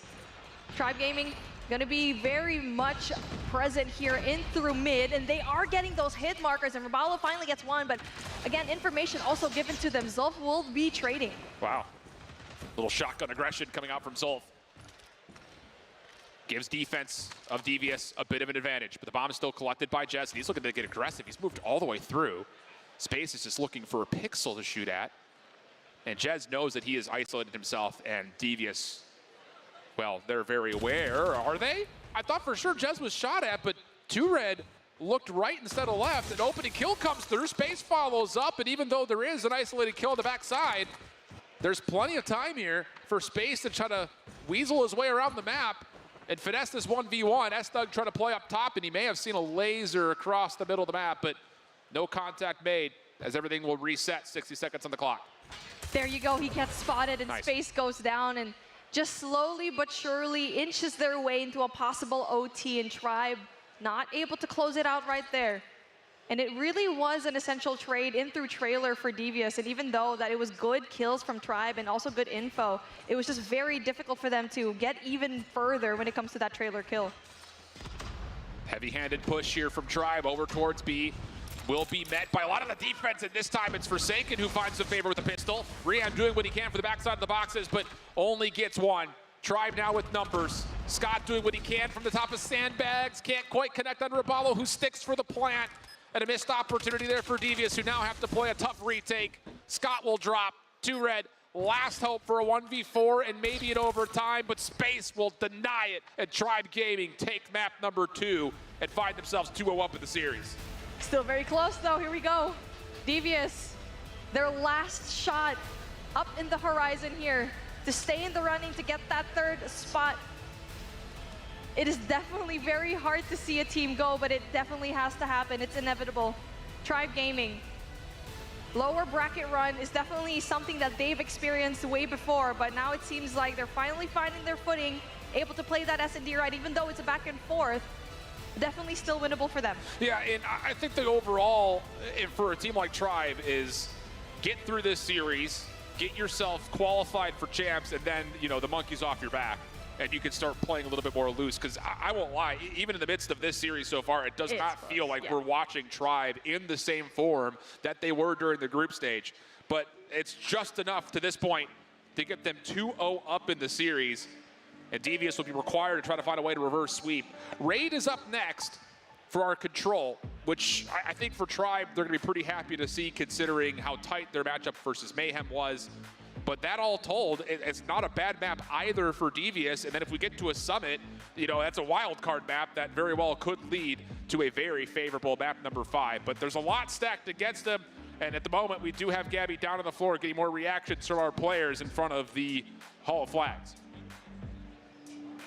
Thank you. I am standing by with Luminosity Vague. We saw you play earlier today, so happy to get to speak to you. I know we heard from you at the end of the regular season. And you and Tribe were actually locked before you even went into week 4. Now you see your former team in the lower bracket. What are your thoughts on how this bracket is shaking out? Well, I'm not going to lie. I did not expect Simplicity whatsoever to beat Tribe 3-0. Going into it, we knew we were going to face Tribe in the winner's bracket, but unfortunately, it was a big upset. And now that we have to face Simplicity in 3-0, we have to, come up with new plans to see how to face them, whatever. And if we do end up beating them, we have a free spot going to the grand finals. And I know that you're looking to grab onto that spot, but we know that Mayhem is as well. You were just noting how you have to have individual prep per team based on their style. So how is your team kind of handling this shakeup from your perspective, being that you got a whole different team to prep for? Well, going into it, we're obviously going to be super confident because this is a team that we didn't see as a team that was as good as Tribe. But even though they beat Tribe and they're in the position that they are, we can't underestimate them. We got to keep going and treat every team the way that they are and not underestimate anyone, because if we do, that could basically bite us in the butt. Respect has been the name of the game. We're looking forward to that matchup later on. Thanks for joining me. Thank you. That was a lot easier. Well, on top of that, I hope that Vague starts to feel a little better. I know he's been a little under the weather since finding himself in Seattle. So best wishes out to you, buddy, as we'll see him and the rest of LG take on that Mayhem squad in the upper bracket finals. But again, looking back at this, this is, I think, again, if not the most anticipated matchup of the bracket, at least the second most anticipated as we try to qualify the third team to join LG and Mayhem to represent North America World Championships. And Tribe, even though it looks like they're waking up a little bit, I still need to see something that would really solidify them as a major threat for the championship, because even still, they're being tested in a major way. Definitely. It's so hard going up against teams like LG and Tribe in your run here. So the last-ditch effort will be in Control, which is the best-case scenario for them that it will be on Raid. Granted, it is up against a Tribe game that they're so good at Raid as well, just providing so much more pressure. Even though it was close a while ago up against Mayhem, definitely very doable for them to make it very close here, as it was close in this S&D. It just, it's one of those things for this Tribe team. The thing that's felt off right now is the fact that this was the most dominant Respawn team in the group stage, and we just have not seen the same shades of that yet. And I think, again, being tested by Devious at a search and destroy map, that's kind of neither here nor there. I think Devious played this map pretty darn well, as we obviously learned when their matchup against LG, but it does feel like something needs to come through here for Tribe, just to kind of really, again, boast the opportunity for them to play for that #1 seed, pending, of course, that they even make it through this Devious team in the first place. Because as much as I think there's a lot of people out there looking at a 2-0 tally, the map count, saying that Tribe should cruise into that third position, if Devious can find a way to win this map #3, it's a wild card summit hardpoint, and then an express search and destroy, which they're not going to be particularly upset about seeing. So I think this is definitely a map set that, as it gets longer, Devious is going to start to feel more confident in it. Just comes down to, can they actually get to that fourth map in the first place? Absolutely right. You just hit it right on the nail, where Tribe needs to end it now, or Devious will have more of an upper hand the longer that this game pulls through, because the maps kind of favor them at the end of the day. So both teams still have a lot of work to do. Devious, it's not over for you yet.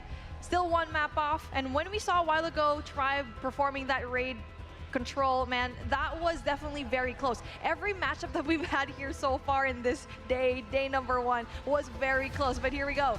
We're going to start things here. Control. It's going to be very close here as Devious. This is their last fighting chance. Here we go, map #3. Again, big shout outs to our presenting sponsor, the Snapdragon and the Samsung Galaxy S23 Ultra. When winning matters, you want one of those folks in your hands. And winning definitely matters right here for Devious. Opening frame, looking decent as they approach over towards B. Tribe battling back, keeping the progress stalled. And even though there is a little bit of success being built for Devious, they are essentially sent back to spawn packing. And now when it comes to the gunfights, it is Tribe winning majority of them and possibly getting even further as Seiken winning essential gunfights here, clearing out so much space and able to shut down all of the players that he's seeing up against Devious. Man, this is just amazing gameplay. Indeed it is. Devious over towards B though, still a chance to keep this offense in grip. Stop the clock at 51 seconds. And Tribe looking to kind of set up a bit of a spawn trap here. I mean, they are all over the backline of Devious, but this has costed them in terms of the clock. Solo getting control over towards Art. Only one more member to find. That's going to be number 4 in Thestug, who definitely has the opportunity and ability to finesse this a little while longer, and that's exactly why. It takes 2 individual gunfights. Second took a progress now locked. Will be traded out, but the rest of Devious already finding some success, moving to the bottom side of the map with eyes towards A. And now for Devious, as they're trying to clear up that spot here in poolside, and Tiki as well have to worry about that one last player in Tribe, and he's just applying a lot of noise here. Seiken goes down, and get to see Devious not wanting to go in there, touch that A side, but they definitely want to get that kitchen control. Tribe, on the other hand, will have control here in through basketball and will definitely just allow so much more defensive presence here on that A side. Yeah, Devious is getting a little bit too cute here, just not committing to one side or the other, and now all of a sudden you're down on lives and you're down on the clock. Rehan, backside pool, gets one, but can he actually turn this into a solo capture? He's got one more member around him. Rabalo will call out the Predator Missile. That will find 2, and then a 9v3 situation. It just feels like one of those moments where would you like to kill off the 15 seconds or the 3 lives? Whatever is more convenient, maybe win condition here for Tribe, although they will concede over towards the B zone, but it's all kind of a moot point as Zulf just has nowhere to go in a 1v8. Tribe Gaming comfortable in their opening defense. That was good. Even though Devious was able to kind of mitigate their lives at the middle, they weren't able to just focus on that objective, and that is something that we saw a while ago in their standoff control. So they need to find a way to do that objective this time around. They're going to be on the defensive side, though, as Tribe going in there mid-presence, definitely going to be heavy-handed for both teams. Lots of focus over towards A, and oh my, Solo by himself has just ran through middle with the Purifier. He didn't have any help at all. Got to the front door of Kitchen, popped out the flamethrower. That will work out for a handful of kills, and now explosive devices all around for Tribe as they make sure Devious cannot get here to contest the first tick of progress, although they don't actually lock the first tick, do Tribe. A chance maybe to put it to rest here, but still the contest is in, and finally that last 1v1 for Solo will continue building progress for Tribe on A, while off respawn the rest of the team is threatening the B zone. Both sides are being threatened at the moment. As that Bravo finally gets that first tick of progress, Solo able to kind of literally solo hold that A side. First tick of progress down, and now finally we do get to see a little bit of firepower from Rehan with the Annihilator, but he will not spot everyone here for Tribe Gaming that was trying to get that third tick down. And it's just so difficult because they're just not giving anything away. Yeah, I just don't love that Annihilator call. He's essentially on an island by himself, just trying to wallbang with it, and even though these exit kills look decent on paper, the extra 60 seconds has already been tallied, and Tribe are winning gunfights over towards poolside. This is how it happens, friends. Scott with War Machine hoping for something desperate. S-Thug doing the same with the Sparrow, but Smokes will completely cover the front side of this A zone. Progress being made on the second tick. Scott and S-Thug do find a couple of kills, but Tribe still threatening as the second tick of progress is looking like it should be locked, and there it is. Scott up top, deals with a couple. Jez has the Annihilator out in hand, and he will actually be shut down, so good recovery here from Devious. Third tick of progress not made at all, and we go to 11v10. And also for Zulf, he could actually potentially get out and take out his operator skills, and 2 red, even though he had the claw out, still definitely applied a lot of pressure in through mid, and now Devious still has the advantage here. In the life count, 2 lives above him, and now a minute and 27 a lot of time for Tribe, but they don't have any kind of map control whatsoever here. 7v8. Zulf, the only one who could possibly bring an operator into play, but he's in respawn mode right now. S-Thug popping out 100 killer drone, hoping for something. Contacts have already to be made. Tribe looking to get a setup together, but it's all in pieces, and really you look to Solo to maybe have to be a catalyst to get this offense going because they're being held at the front door. Purifier gets called for Zulf. He takes care of the threat, and then down towards Tiki. S-Thug does well to take down a couple. And just when Tribe looked decent towards trying to break open that last tick of progress that Devious put together the kills they need to hold on for a defensive round of their own.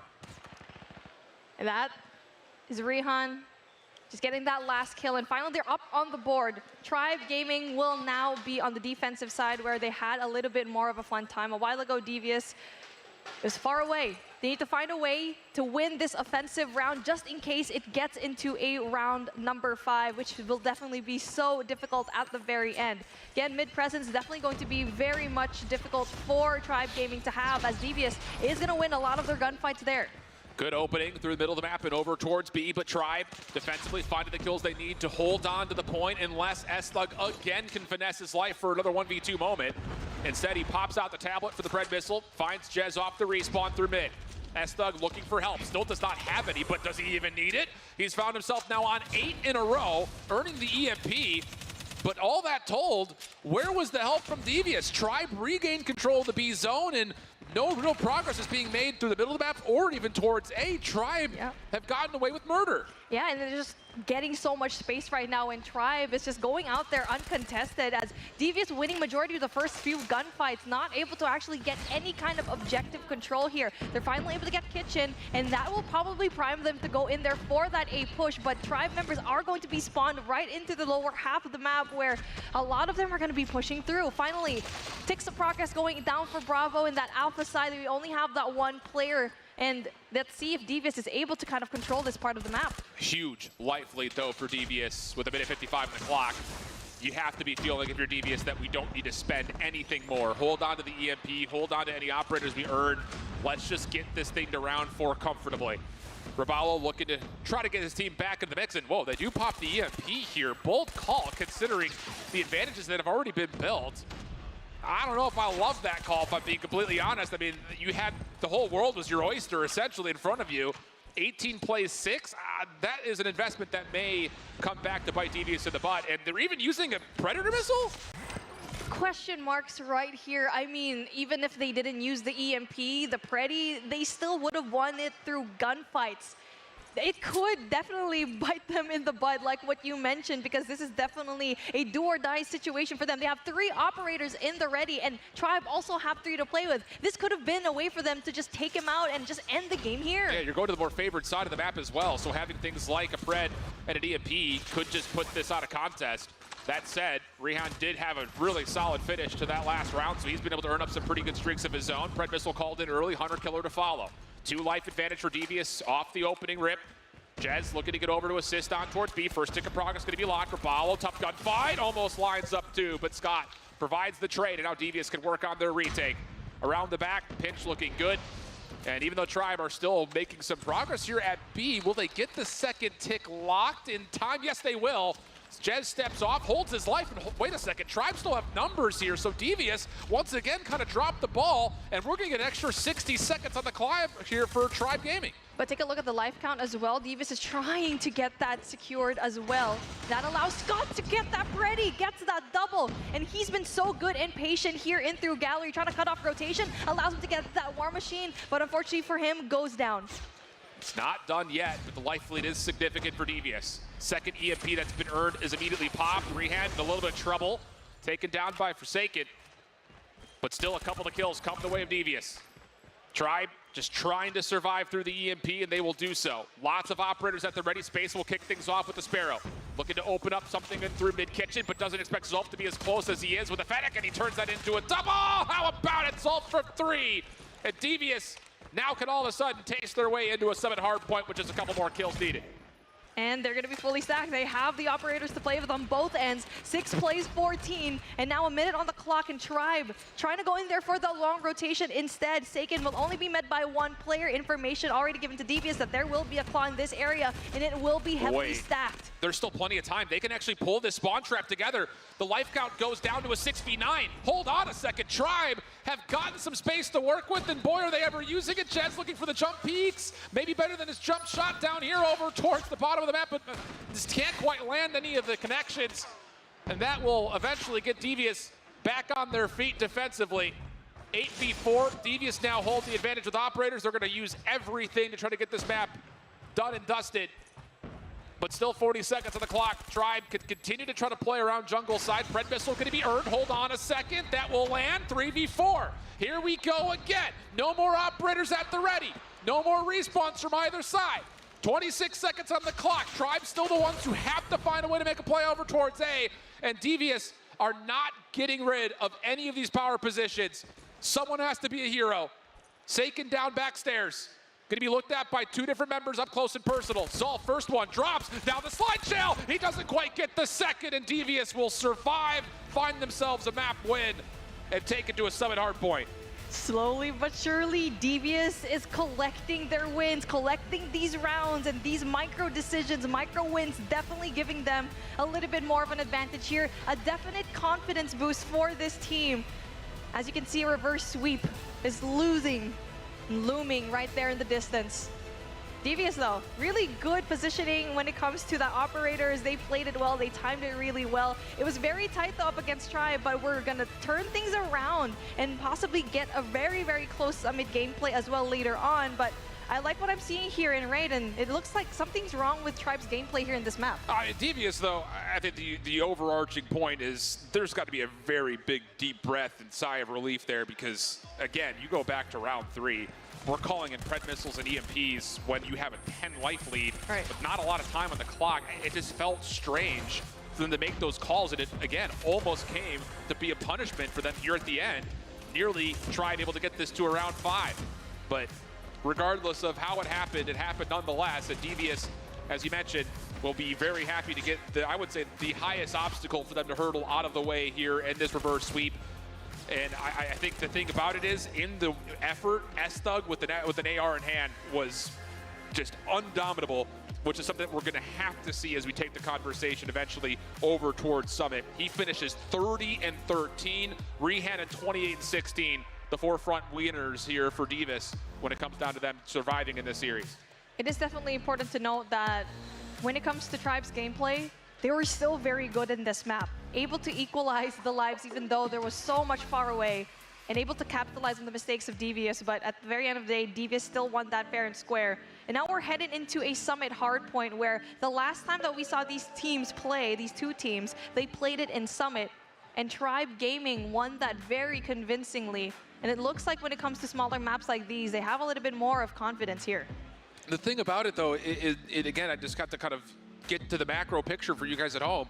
As much as we've continued to tout the success of Tribe in the respawn, one thing we have not mentioned yet is that overall, throughout the group stage, Tribe Gaming's map fluency was very limited. They were really only playing a couple of maps in each of the modes, and Summit was not one of them in the midst of the group play through Hardpoint for Tribe. So that's why I look at this map overall, and even though Devious does not hold a particularly great record on it from their group play, they did get a lot of rehearsal, and this is a wild card map. Literally one single rotation between P3 and P4 could just open this map up completely for you, and I think this is a map that doesn't necessarily punish you for bad operator usage. You can get away with a couple of things because the map is so one-dimensional when it comes down to you're inside the Hardpoint, pop an operator, you're probably going to be fine with it.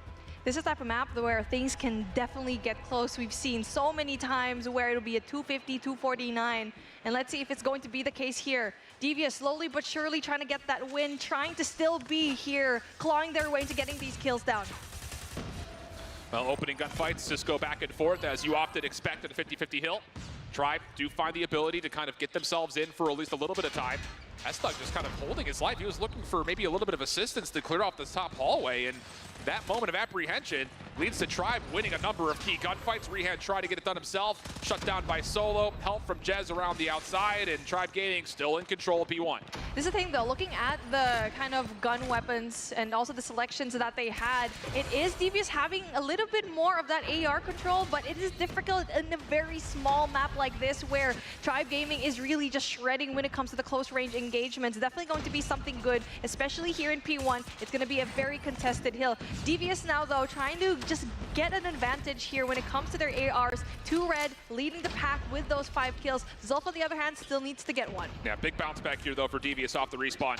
After the opening 15 seconds, we're convincing for Tribe. Devious don't get rebroken again. off their second set of spawns. Ravallo having a real tough time with that gunfight. A little windy out there at Summit. 31 plays 16 as we head over towards P2. Numbers looking good for Devious, and this is how it starts. A convincing opening for Devious. The SMGs really starting to light things up, and 2Red still on a spree as he earns himself an early pred. He'll call it in immediately to try to keep things open on the hardpoint, and Devious continue to soak up time. This is the position that you want if you are Devious, because that rotation from P2 to P3 is definitely going to be key, and they have the more favorable side. You already know that player number 5, Scott, will be that anchoring spot for him, and speaking of a player, 2Red spawns right beside him, and it is still going to be yellow here in P2. And eventually Ravallo gets that essential 2K, but you see Devious is just literally going to be right there. You can't hold off, though, if you're Devious. You have to continue to play for this hard point time. There's still so much time left before you have to worry about this rotation. And as Tribe continue to get some time to reduce the deficit, they're also making the moves over towards the P3 side of the map. Couple of kills on exit for Devious are good. Again, the hardpoint spawns will not move until this time has expired. So where does Tribe spawn? Every kill is a big kill here for Devious on their rotation. Raballo, War Machine out, tries to hold off the rotation. Couple of trades come out. Keep your eye on the minimap, and yeah, spawns will be blocked. Every kill continues to be important here in the backside of the hardpoint. Tribe finding a couple of kills, but from the front, Devious have a chance to break this wide open. Tribe still spawning in. Space looking to get back into the hardpoint with the Sparrow, and that may be the difference maker. Scott is deep though, and hold on a second. Devious are still in a spot to possibly contest, but every gunfight that gets lost leads the Tribe getting more and more solid on the hardpoint, and only 20 seconds down, Tribe have gained control. And that was a 50-50 start of the hardpoint where they were actually spawning all across the map. It was absolute chaos. Zolf now brings the Purifier, but in a really bad spot where Tribe players are still going to be on the left side, but things are going to be flipping around now. 24 seconds left on the clock for Devious to try and take, and that is definitely going to be essential for them to just bring down the points in between. I don't love this timing from Tribe's rotation. You had a Purifier out, and that was used to kind of create an avenue for an exit, but again, every kill that Devious pull here will likely see Tribe spawning deep on the backside of the old time. Problem is, the kills just aren't fully coming, and as the hardpoint will move, so also will the spawn. So Tribe will win the rotation for now. Lots of space for Devious to get themselves set up. Jez with the early Annihilator, playing just over the top of the forklift. Looking for someone to take a shot at. First contact is good. Freehand says not interested, tries to back away, but the rest of Tribe Gaming starts to come through. But an aid comes out from 2Red's hands. Hold on a second, and all of a sudden, Rehand can get on in. Play from the backside of the snowpath also available for Devious, but the kills just are not quite there. Tribe once again continue to beat the kill feed up, and with that, they will again find control. It is going to be Tribe that are getting a lot of these kills down, but it is still Devious trying to hang on by a thread, bringing out operators of their own, but it is still Tribe essentially to get majority of the points down here. 25 seconds is still a lot of time to play with, and it is going to just be Scott that will try to go in for contest. 2Red will be right there behind him. One last contest that will happen for Devious, and they need to make a way to finally go in there, but they actually left it wide open for Tribe to get. Yeah, that's a tough call for Devious.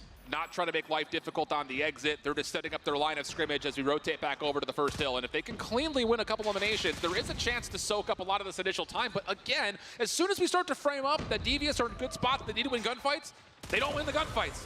And Tribe are simply put outslaying Devious, and that's the reason that we have this slim margin that we currently do. And that may actually be a bit of a lifeline for Devious. I mean, they have to be feeling pretty lucky that they're only down 10 points, and with a couple of late operators here, there's a chance for them to get some very coveted time on P1. Devious is very much aware that Tribe is going to be spawning off into that left side of the map as their attention is going to be going into that left. And now it is P2 control for Tribe, and an essential power position that you need to have for you and able to defend here this P1. So far, it will be Tribe to go and break into the hill. Devious will try to go and funnel through, but Jez is definitely going to be a really bad effort here. But unfortunately for him, he will fall down, but it is still a back and forth here in P1, something that we kind of expect here. Yeah, great hardpoint, obviously told for Devious. Would look to be a lot of space given up and a lot of vacancy for Tribe to get a setup. It eventually turned to, once again, the SMGs just wreaking havoc over the top of the hardpoint. So Devious with a small lead. Hardpoint will expire. We'll open things back up over towards the catwalk. S-Thug in their way. Couple of kills through mid. Rabalo looking for the trade. S-Thug, oh, he predicts it, gets into the corner. S-Thug, now he's on 4, takes his attention to a much easier angle with the LK, but can't quite convert. Trophy system gets placed. Devious in the hard point for now. Scott only getting one with the War Machine, but still, Devious find a way to continue to get kills, and that leads to more time. Jez wanted to go in there for that spawn, went in there for the back end push, and Scott accidentally takes himself out along with Jez with him. And that also denies Tribe to go and flip the spawns for next. But something that we saw for Devious a while ago, they're so good at going in there for that control here in P2 that they kind of forget to time the rotation right into P3. They're still holding on though. It's still going to be contested, and so far it will be Tribe Gaming with a last-ditch effort for Rehan to try and capture the points. And now our attention has to go to number 5 in yellow. Scott by himself out towards the outside of P3, but he gets shut down and over through Silo. Now Tribe have again the setup that they want. Further kills for Rabalo, who's, I think he's on his 3rd War Machine already. I mean, he is tearing it up at 25 total kills. Jez feeling a little bit of pressure on the backside of Snow. Has a little bit of assistance, but kills from Devious looking decent. Jez not quite able to connect. Rabalo also pops the War Machine. Connects with one inside the hard point, but Devious are still in a spot to potentially contest this. Long range shot though for Rabalo. Start to land. Bread Missile also called out, and once more, Devious setting up for a threat, but cannot win the gunfights they need. Jez able to keep himself in the hill, and now Solo can reinforce the with the Purifier. Rehan, though, able to kind of give his team a lot of space with that Annihilator, not able to get majority of the Tribe Gaming squad as they are still spawning off into the left side spawn. And even though Devious brought out Gunfire, still able to kind of touch it just a tiny bit. 24 seconds left, still heavily contested by both of these teams, with Devious just heavily flooding the front. Every contest second is a major second here for Devious. The fact that, again, they lost rotation to P3, but they only find themselves down about 10 points heading over to P4 is, again, kind of miraculous news. Operators also at the ready for Devious as they look to rotate over in towards P4.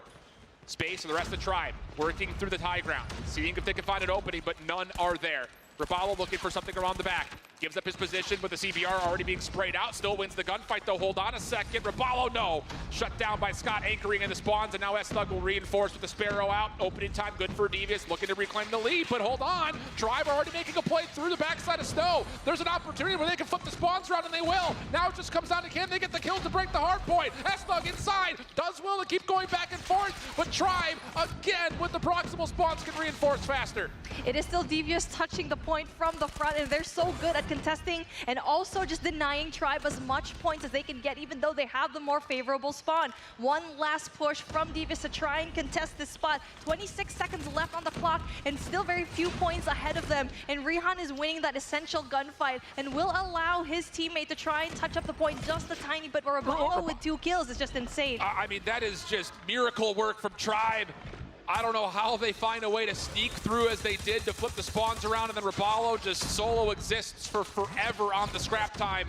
It's just these small moments here and there that Devious can't quite fully flesh out, leading to now about a 30-point game in favor of Tribe. Devious, though, has been great over the top of this first hard point. They will have to be so once again. A great start as kills continue to go the way of Devious.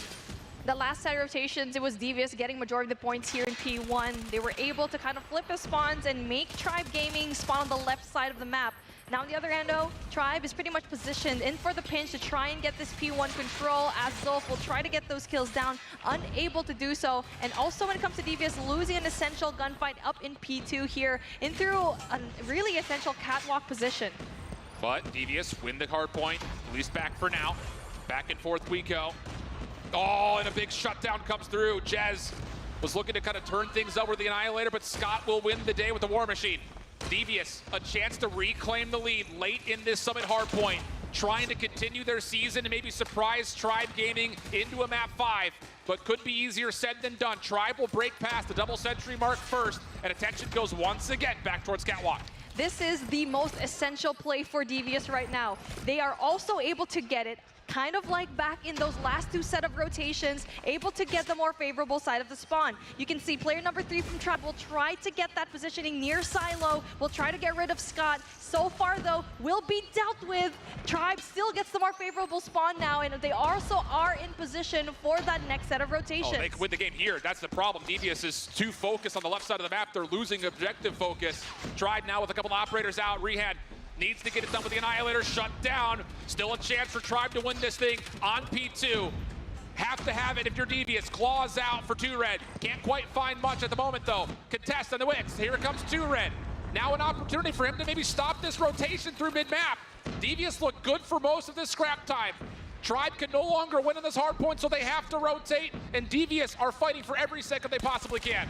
That is just a really good showing, very clutch from this team. Scott gets an essential double that flushes out everyone else from Tribe in that old hill. Now setting up for next. And this is the most important part for Devious. They can definitely end it here if they play it to perfection. Each of these teams have one operator to play with. Devious, on the other hand, will have the more favorable spawn. That will just provide Tribe an entrance only into one area of the map. Zolf has the Purifier out. This is the first time Devious has won a key rotation, but Tribe starting to find kills around the back. 234 to 212. Dueling Purifiers from the front. Zolf still stays alive. Here comes the rest of Tribe, and all Solo gets a key shutdown. Pinstripe goes the kill feed. Tribe don't have the numbers though. Devious will continue to survive. Tribe can still win here. Devious, if they can hold every second, they will be able to do the same.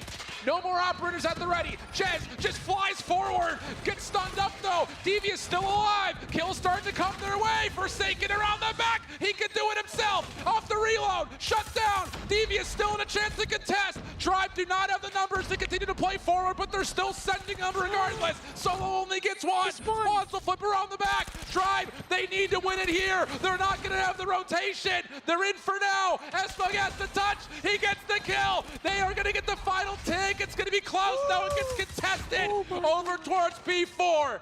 5 seconds to scrap before it opens.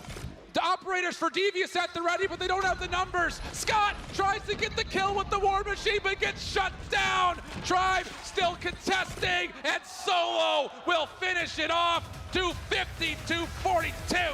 Mercy. Someone give my co-caster here some water because his tongue is on fire. My goodness, someone timed that, but congratulations to Tribe and almost bringing it down. But wow, that is such a good display, a really good comeback. That was too close for comfort, but GG's to Devious. They made it here in a way that a lot of people doubted them, but something is for sure. They are so good and well-deserving to be here in this competition. Hey, it's going to be heartbreak. I mean, flat out, that was about as tough as it gets in terms of a bracket for Devious. And we kind of talked about them at the beginning of this event, that yeah, they were able to take maps off these top teams, and they proved that they could absolutely do that here once again, playing up against both LG in their opener and Tribe here. But it's going to feel like a day late, a dollar short in certain terms. There were winnable maps, winnable moments all across the board for Devious, but could not quite crack the code of the top 2 seeds coming into this bracket. And at the same rate, you have to really give your tip of the hat over to Tribe, staying calm and collected in the midst of what was sheer chaos and the final moments of Summit. You already kind of put it out a while ago, right? You were priming it that Summit can go either way. It's a very chaotic map, and we saw it here. We mentioned how close things can get here, and even though that you have your operators down, yes, it really is down to the gunfights, and even though you went in there for early rotations, it does not matter. You need to find a way to time it really right. Take a look at what we have here for about 241 and 49. I'm so excited to see what is going to happen here. 2 members over 50 kills, one on either side, 52 and 33 for Jez. We talked about him a lot, saying that he was kind of the most anticipated player from last year and continuing as one of the remaining Tribe members here into this one, but it was enough here to really kind of steal the show. Rabalo at 49 with nearly 3 minutes in the hard point in the face of Estug getting 51. Crazy scenes. But with that, Tribe Gaming will qualify as our 3rd team from North America to make it to World Championships. We've got Gabby down on the floor getting the post-game reaction. Thank you so much. I wanted to speak to Rabalo specifically. I'll get into your play in a second, but bringing it out to the bigger picture, I mean, it's no surprise that many were surprised to find Tribe in this position. Can you tell me how you were handling between matches to make sure you were prepared going at it again? We're just like a mental resetting out through. We lost to Simplicity, which is Team Mayhem. We talked with the team. We told each other, like, it's all good. You know, like, we've been in this position last year, and we came back, and that's what we did. We mentally reset, and it was like a new series. We just played like a new team, and we basically won. Yeah, and this win came off of some massive play from yourself, some big numbers put up. The casters were giving you tons of props. Can you give me an evaluation of your individual performance in this match? I mean, after the first series against Team Mayhem, I had to step it up. I've been the core player for the team, and then I was like, it's my time to shine, so I did what I could do. I tried my best, and, it paid off well, and we won. Speaking of that previous series, Jesus Saves You afterwards described Tribe as aggressive. We've heard this from other players in the past. How aggressive do you feel Tribe is compared to the other teams that are competing here at the LAN? I would say we're pretty aggressive. We are the most aggressive team. If we gotta play passive, we play passive. We gotta be aggressive. We play aggressive. And against Devious, we had to be aggressive. To show our dominance, to show who we are. And then that's what we did, and we basically secured a spot for stage 5. Yeah, there's a couple kind of steps to take before you get to stage 5 as well here in the lower bracket. It means that you're going to be facing off against either Luminosity or Mayhem, which would be the rematch. Do you have a prediction on who it might be that you're going against next? I mean, after we played Team Mayhem, it's been a month since we played them. I would say it's going to be pretty close, but I got my vote on LG. We're going to meet Team Mayhem tomorrow in lower bracket, and then we'll go revenge on them. And I know later on in the show we'll be talking about that stage 5 security, but I do want to say congratulations right now because that's a big moment, and thank you for joining me for the interview.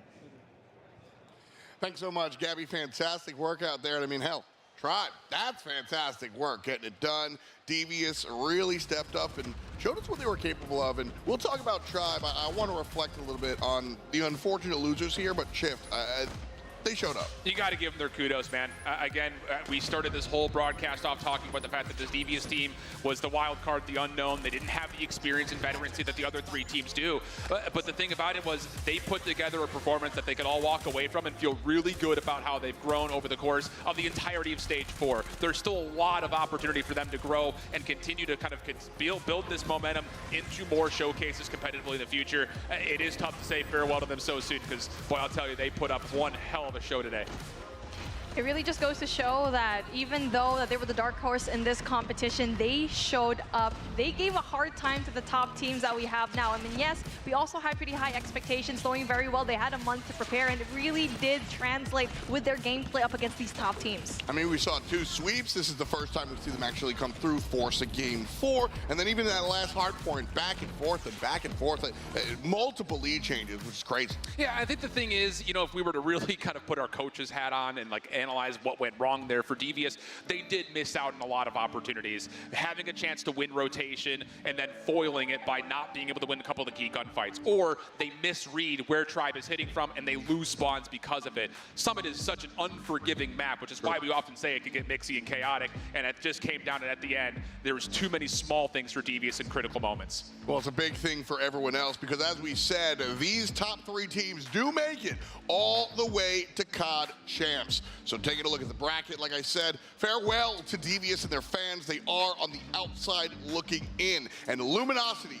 Team Mayhem, and Tribe Gaming will represent North America at those Call of Duty Mobile Championships in Atlanta. But we are still looking for a king of North America. Luminosity and Team Mayhem play in our final matchup of the day. We'll see you in a moment.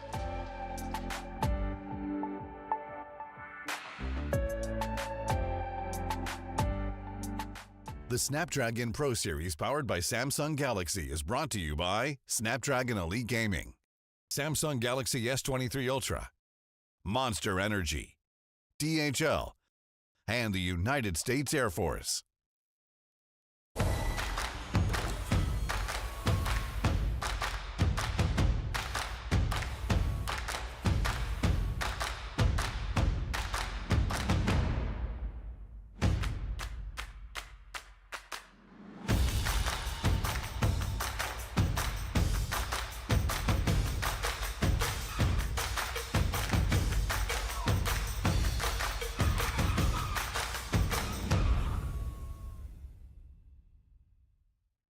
Who I would want to be on a deserted island with out of COD mobile players, I guess I'm gonna have to go with Legacy. My friend from Six Kings, he was in the group stages of stage 4, but I've actually met him in person prior to this, so I would say I can get a good vibe of how he is. I mean, we're pretty close now after we'd met because we live pretty close to each other. I'd probably pick Scott from Devious. He seems like a nice guy and he's pretty smart. He knows about everything, so him and how he is, I feel like he's more of the survivalist kind of guy. If I had to pick one player, it would be Jez because he lives in Hawaii. He knows island experience. I'm gonna say, okay, so if I was stranded on a desert island, my two choices would be between, I know you asked for one, but it would be between two of my teammates, and unironically, it's either gonna be Kings or Pepe. I think with the physical aspect of things and like the grit of not quitting, not becoming mentally weak, and like you know what, F this, we're gonna die, like I've had enough. Like, you know, that grit, that mental strength, I'm gonna say Kings at the end of the day, yeah. Because he's got the brains, he's got the heart, he's got the work ethic, yada yada. So anyways, that's my answer. I don't really know, honestly. All of us kind of seem kind of dumb, that's why, I don't know. If I was stranded and had to pick one COD Mobile player, oh, I don't know. I would pick one. I'll either pick Solo, cause you know Solo is tall and big, and you know, but I do a lot. Or I'll pick someone like maybe like my teammate Jesus, cause you know he does have the brains and stuff. He's pretty smart, so well, one or two, either.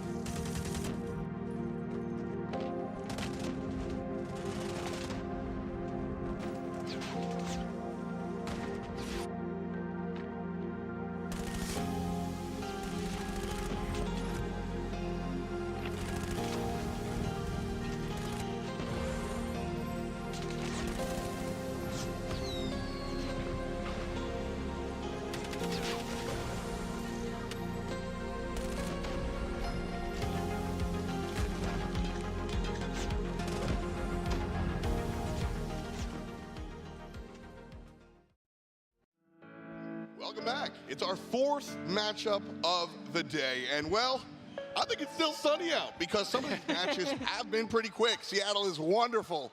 We're locked inside because it is time to ride. We already said goodbye to one of our squads, and now we're saying hello to us up here. It's F-Dot, it's Beef Mommy, and of course it's I Hold Shift. And of course, I want to shout out our super important friend Samsung, who absolutely is pivotal. So one of the things I want to talk about is our fantastic Samsung Galaxy. Yeah, we got to give a huge thank you. I mean, they're a presenting partner, but Samsung provided devices for all the players, and it is top-tier performance, crystal clear displays, and lightning-fast response time. Samsung Galaxy S23 series is the absolute best-in-class device for mobile gaming with exceptional battery life and incredible power. These devices are raising the bar for mobile gaming with unmatched speed from the newest, fastest Snapdragon platform ever, available only on the Samsung Galaxy S23. Pumped. I mean, it's cool to see the players also learning a new device and really enjoying it so far. A lot of fun stuff. And again, Snapdragon Pro Series wouldn't be without y'all. So 10 points. And let's roll on forward. As we said, our 4th and final matchup of day number 1. And it's a barn burner because we're going to send one more team down to the lower bracket. Luminosity Gaming came into today as the number 1 seed. And they're sitting pretty in that upper bracket final. But they weren't perfectly perfect as we watched them earlier. I mean, Devious gave these top teams a very difficult time, which we expected. We love to see that, and now it's going to be a different gameplay because we saw that Mayhem brought Tribe down to their knees. But taking a look at what we have on the blue side, we got Luminosity. They took that dub a while ago. They had enough time to kind of just be quiet, take a look, and just be breathing, having that such swag, especially with Tectonic not being in the picture, man. That's going to be hard. That is the overarching storyline. Like, I think we all expected LG to qualify, but I don't think we expected them to qualify without tech. And to do it so last minute, I mean, we heard from Hippo during one of the interviews, we're just going to use whatever's best on the day. They've got 6 superstars, so why not? It just does come as a bit of a knee-jerk reaction, a bit of surprise for us. Well, what was interesting was, when I talked to, so you turned around, you go, whack, he's done okay. And then I approached, I was like, hey man, what's up? And I've spoken to players before. He knew. It was like, hey man, no, it's just the right call. If they lose or whatnot, I'll step in, but I think this is it. And it wasn't a surprise to him or them. So I think that's really the big deal is that, like, yeah, surprise us as we watch, but as they play, they knew what their game plan was and they stuck to it. And that's just ego out the window. And that's something that we like to see here in this team. They are very solid. Doesn't matter if Marsh is going to be there because he knows that he got his team's back. And it's looking like he definitely is a really good selection for this team so far. LG, listen, your ego's like your wallet, okay? You got to be able to take it out sometimes, but it stays in your back pocket. Yes, and absolutely. that's Luminosity, you know what I'm saying? And they absolutely have this in control. So they're coming in as this top card, absolutely. Make no bones about it. But when we talk about this Team Mayhem squad, today, they might be the finest looking squad on the server. I fully and 100% agree with you, Tom. They came out and impressed from literally the word go, taking the takeoff against Tribe, who at the point was undefeated when it came to how they played Hardpoint. And then to do it on one of their stronger maps, unbelievable precedence has been set by this Team Mayhem squad. And that's the beauty of having a 3-week break between group stage and now, is you get a chance to really learn, dig into the VOD, and come out in your best form. That's the biggest point. You were bringing up a lot during the regular season, how the 4-week round robin stage was one of the biggest, times that we saw this back-to-back-to-back. Well, now you just have this plethora of games to download, look at, do your tape, and do your homework. And talking to these Mayhem guys, they do that homework. It definitely was, and it looks like just putting Cartels in through that team, being the main slayer in today's game was the best decision that they've had, because it was a shuffle between Pepe or Cartels. They've been going in there back and forth. He showed up at the very end in the last day of the challenge stage, and now he is showing it up here when he needs to the most. The crowd, we're talking about Cartel. I heard them say, okay, that Cartel guy is tearing it up, and so he has been making the waves. Our map Veto's coming in pretty soon, and first off, thinking about where we're headed for Hardpoint. All right, Coach Mommy, where do you want to see yourself if you're Team Mayhem? Is it takeoff? Takeoff. I mean, I was about to say it, but you're seeing it on his screen right now because Mayhem did a phenomenal job at shutting down the best map of Tribe, and also I mean, as much as LG doesn't want me to say this, it was a terrible matchup when they met Tribe the other end of the world, which seemed like so far away, but it was not a good scoreline. But now they're picking up the pace, and hopefully they found a way to kind of counter the play from Tribe back go. Yeah, this is going to be pretty comfortable for a opening set of hardpoints here for Team Mayhem. This is the same map set that they had in terms of hardpoints when they were playing up against Tribe. We didn't need the Arsenal, but I still believe that even if we do need it here in this series, it's a map that Mayhem's going to look at and feel pretty decent about. Tunisia out of the picture for Search and Destroy. That's pretty par for the course, considering that LG just go untouched on that map. So we got more firing range and more Express, at least in the picture. We haven't needed it yet, but it's been map 5 on our docket for the last 3 matches in a row. Just comes down to, will we actually get there this time around? Man, that Express matchup is definitely going to be exciting, but what we're looking forward to now is going to be that Crossroads strike. I mean, it is very spicy because LG is just so good when it comes to this matchup. They 3-0 Tribe here when they met each other, and now it seems like both of these teams are very much comfortable in this map. First time we're seeing it today as well. 4 matches, so it's certainly an interesting one to wind up on for sure. As far as who's going to take this one, like I said, I think Mayhem is coming in with the momentum. I'm certainly not writing it down in ink. Instead, I put that onus on you guys. Let us know who you think is going to win this one, whether it's going to be Luminosity Gaming or Team Mayhem taking this one and running with it. And that goes directly in the Twitch chat. I promise I'll take a look and I'll tell all my friends. But for now, I'm leaving, my friends. Beef Mommy and I hold shift. Straight up, y'all been killing it. But you still have one more test to do. So let's roll. Thank goodness, man. I'm ready for more COD. If we get anything that's looked like what we've had to this point, if these teams are playing in the form that they had in their upper bracket matches, this one should be just as good and just as anticipated as when LG and Tribe played during the group stage. Just comes down to, will we actually get that? I have to imagine that for LG, there's a little bit of a wake-up period. I don't think that they're going to be, as mistake-heavy as they were in their Search and Destroy, in particular when we get back to firing range. That's kind of the big map that I've got on my list. Man, this day has been very fast. There's still sunlight, and we saw a while ago that, okay, maybe it might be a very long matchup. I was fully expecting to leave this area with just darkness up ahead, but it seems like the light looming ahead from both of these teams definitely shining bright, especially in the side of Mayhem, where I think they have just a little bit more of an advantage here. But when it comes to the map selection, I do feel like they might be able to clinch, #1, that takeoff, and the CS is definitely going to be a question mark for me, the swing mode, in my opinion.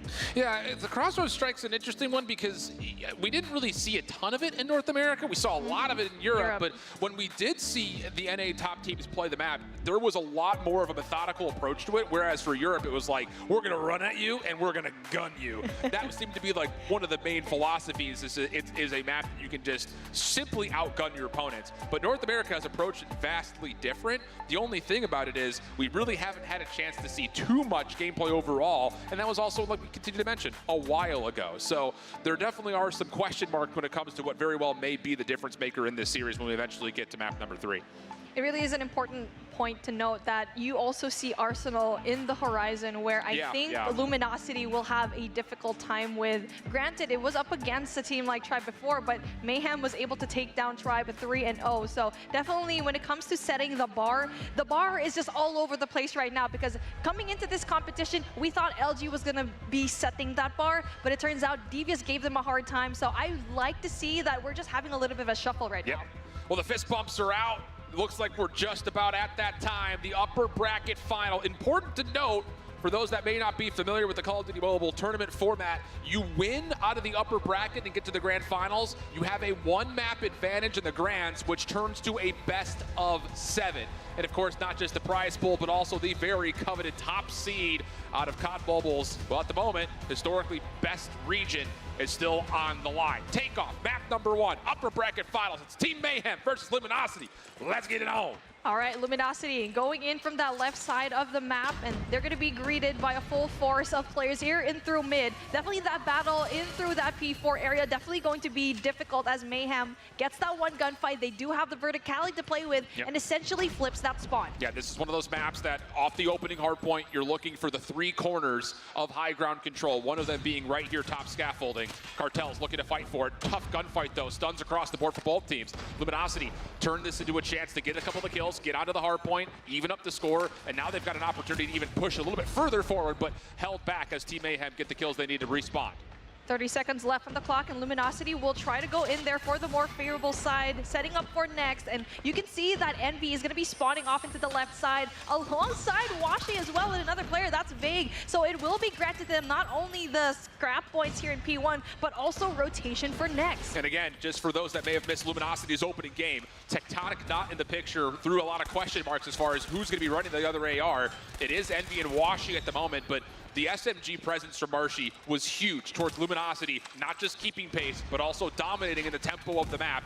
He was a kill leader in the map #1 when they played up against Devious, looking to respond and do something similar here. But as we open up the second hard point, LG finding a couple of kills, trying to get comfortable in the backside spawn, but Raph, we'll see one player spawn near him, just not quite enough to fully influence a break of the hard point nor the spawns. LG still in control, but losing out on numbers as eventually Team Mayhem break through. If you were paying attention to the left side of the map, it was a chaotic spawn where both Mayhem and Luminosity were just spawning right on top of one another just because it wasn't activated quite yet. And now we do get to see that Mayhem getting that left side. Luminosity has to go and FUD through that front side and also scaffolding as well. Vague tries to get those kills, but Cartels gets an essential triple. Just picking up where he left off, right? I mean, he's on 13, putting together a bit of a spree. Jesus right there behind him. The SMGs really lighting things up. 13 seconds of scrap time to fight for it. Team Mayhem spawning top side of the minimap, likely to give the majority of this time up in order to play for the rotation to new. And operators are available, and I mean available, on both sides. Just comes down to who can make the proactive call and earn the favor over the top of this new hill.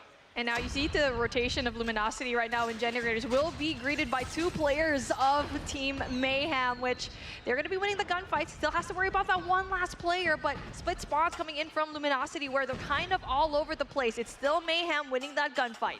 Well, Team Mayhem will get the favored spawns top side of the map, but Luminosity are putting together a threat around the backside. Kills coming through on both sides. Pinstripe goes to kill feed, but Team Mayhem, oh yeah, big time from Kings. Gets a double, immediately pops into the Annihilator. Raph also making sure no one can threaten the second hill. And yep, this is looking really solid for Team Mayhem. Chipping away and growing a bit of a cushion. Still 30 seconds to fight for it. Luminosity are not done yet. Band has the Purifier out, trying to get in for the scrap time, and so far he's gained entry. But the kill is still not fully here yet. And Team Mayhem right back in. All of a sudden, they're going to be able to shut down the Purifier, recontest, and win some of the scrap time. Key moment here for Team Mayhem. And the rotation for next definitely going to be essential as well. One player from both teams already positions right there. It is Jesus, trying to be very patient, trying to get those audio cues down, waiting for the rest of his teammates to provide that backup because he knows if he pushes all alone, it just means very bad for him as he wins essential 2 kills for his team, and he's still alive to possibly get that third. Washi, gets shut down just as he takes the Annihilator out of his holster. So all of a sudden, what looked to be LG possibly winning this rotation, now they find themselves empty on the hard point. They miss out on a key operator, and it kind of turns into a desperate moment where Vague pops the claw out, and that turns into a double and a chance for LG to sustain. Well done here by Vague. Now on to his 11th kill. Does get shut down at range, so we're not done yet here for Team Mayhem. Marshy feeling the pressure, pops out the War Machine, has to take his own life while also taking down one on the other side. But Team Mayhem will get the shutdown, get the break. Still 25 seconds for them to fight for it.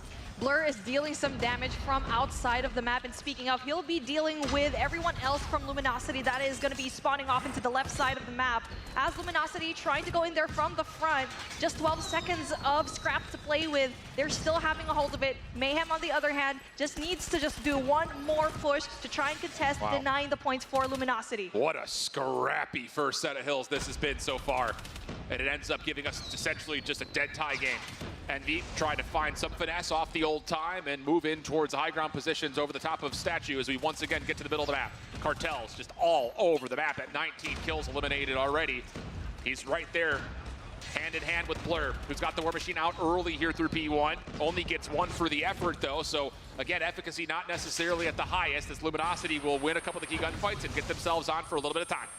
Jesus saves, takes out an essential player for Luminosity, getting rid of that high ground control for them. That was Washi. And now he's going to be providing that essential pressure on the left side, but unfortunately loses his life. Team Mayhem on the other side, still trying to get rid of a lot of players from LG from outside, but still having a little bit of a touch here in P1. Things are still even down here, dude. Raph, goodness gracious, just completely takes over again.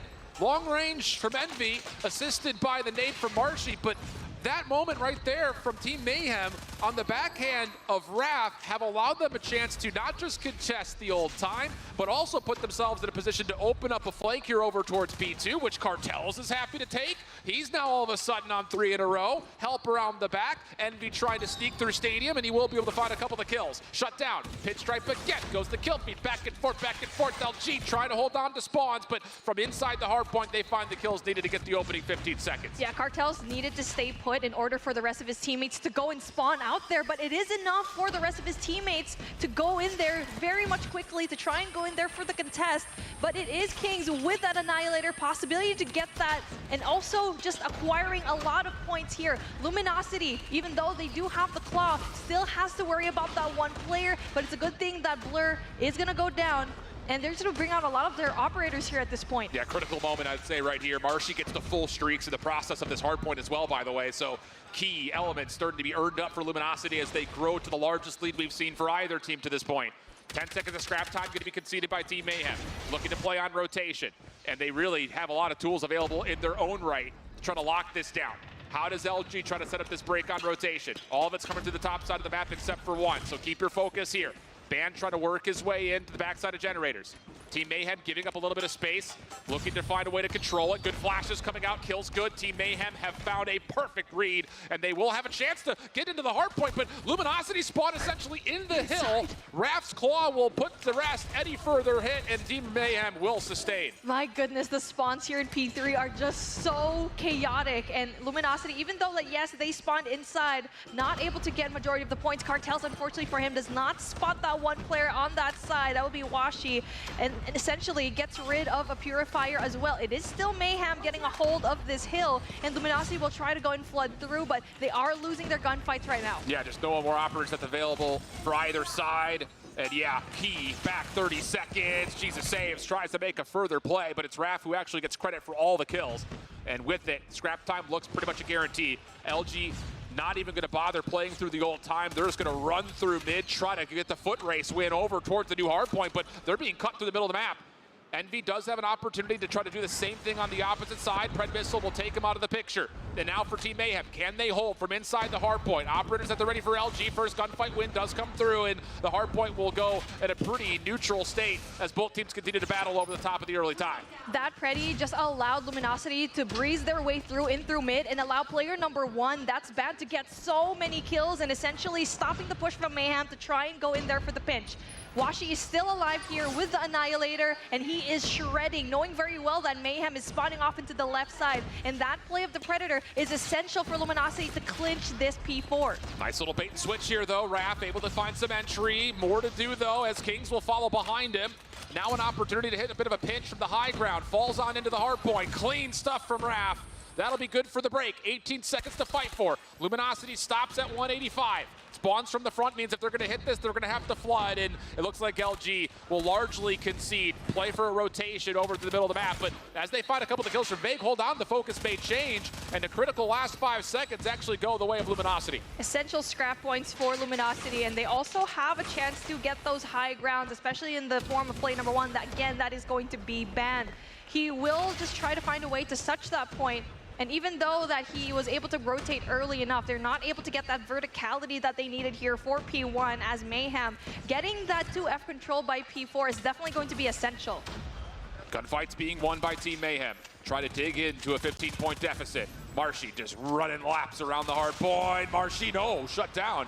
Cartel is able to put him to rest. Numbers start to come through for Mayhem again, but Luminosity, they maintain control, at least for a moment, around the hard point. Band getting a double on the outside, could turn this into more. Blur's in front of him, and Band will find now 3 in a row. Marshy doing the same on the opposite side of the map, and Luminosity continue to soak up time here on P1. They haven't been threatened over towards P2 either, and all of a sudden, Team Mayhem in a little bit of trouble.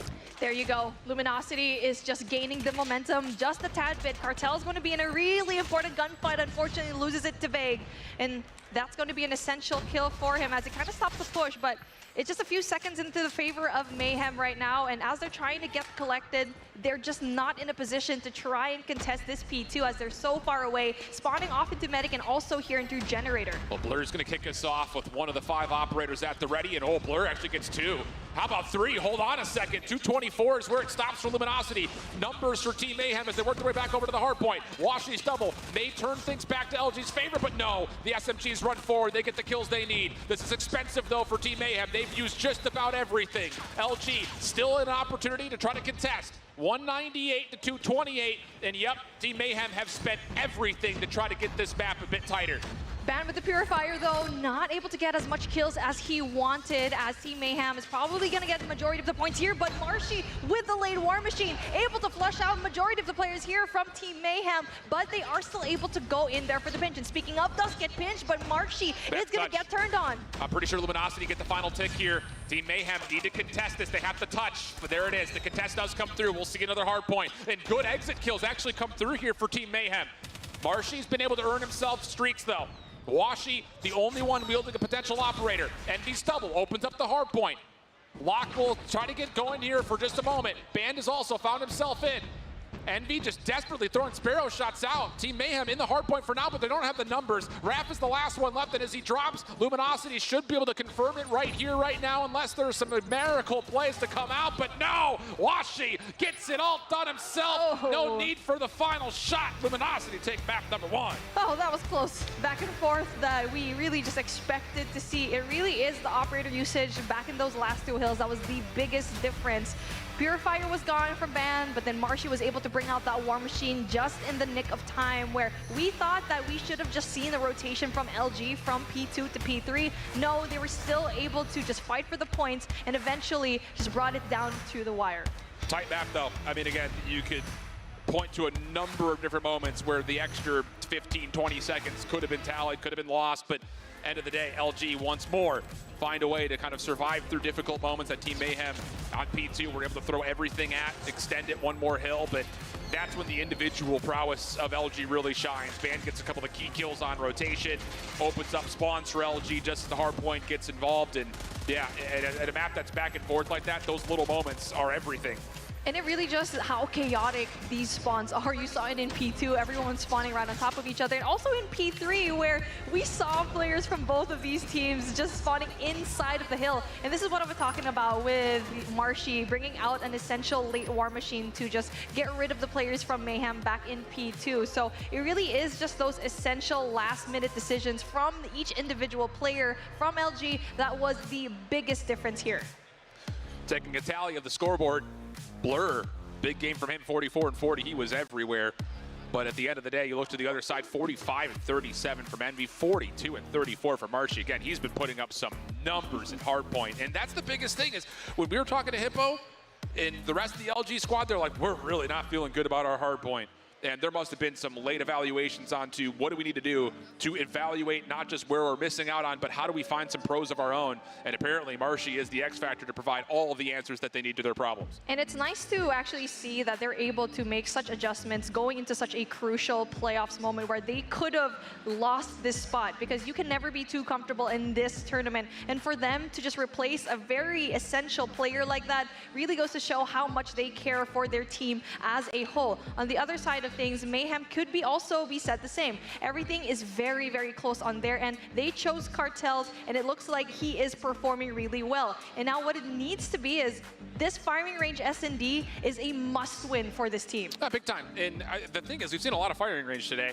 And even though LG did survive through their initial heat versus Devious, it's one of those maps that never really felt like LG had in their hands. Like, it didn't really feel like they controlled it as much as they often do in any other search and destroy map. I mean, we talked about how good LG were in search throughout the group stage. They still technically have not lost a search and destroy map since stage 4, but it never at any moment did I look at the firing range and say like, oh, LG are feasting on this map. Yeah. So it definitely feels like an opportunity is brewing here for Mayhem to get involved and get onto the scoreboard.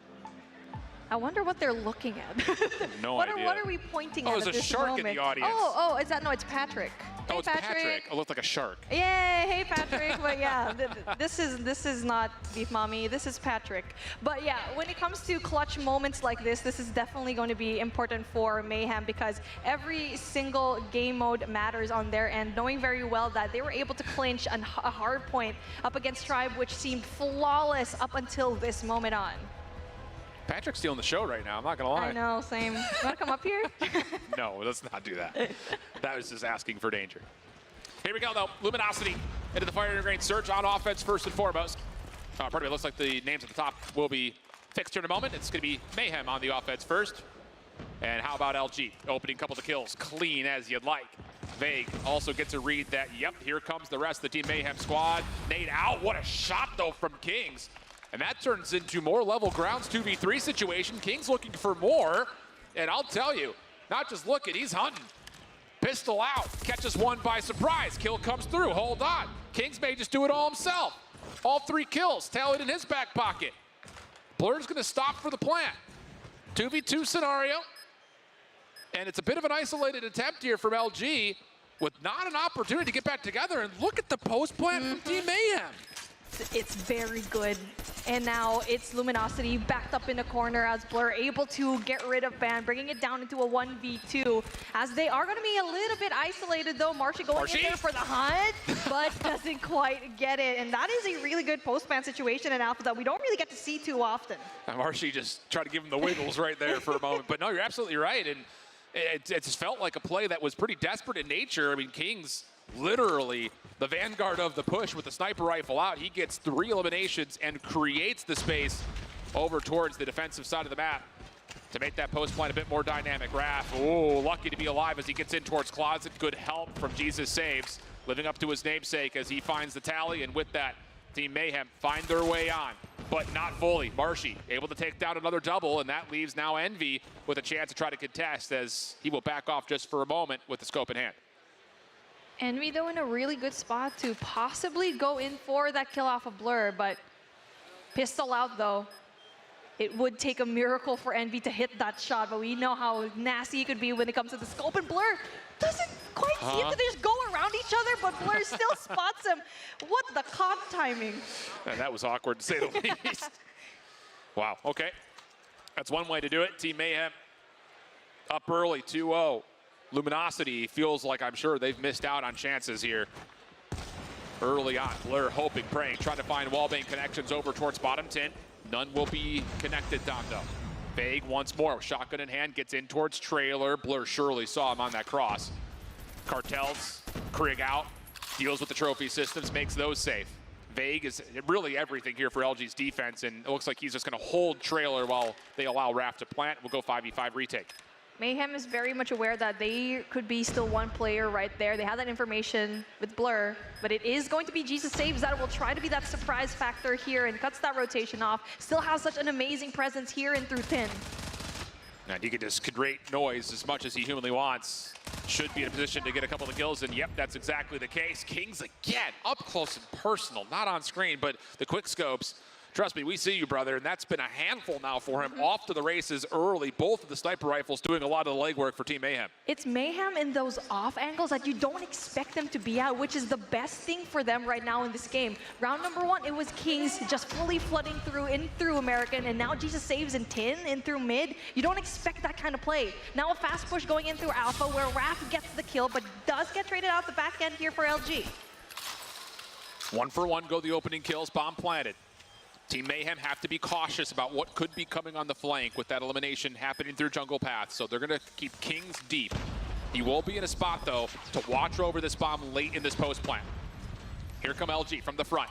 Vague, Marshy, all looking to find a way in. Here comes the hit. Marshy, no, just not quite able to connect. Vague does get one in response, Washy another, but time is running out of this. Hold on a second, Washy! What? Around the back? How has he managed to pull that together?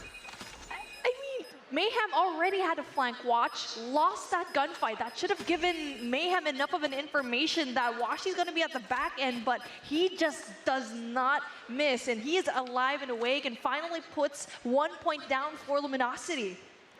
That just felt like a miscomm moment. I mean, we said it, we saw it. Kings was watching that long flank. Washy gets the opening shot. and then just runs forward and quickly tallies the next 2 quick scopes. Impressive stuff from Washi. Getting LG on the board. That nade didn't get over the top. Hold on a second. Raph may think that hit over towards the backside, but I don't believe it did. And yep, this is going to be a bit of a question mark. Ban stays safe, and Ban just rips him apart. A double.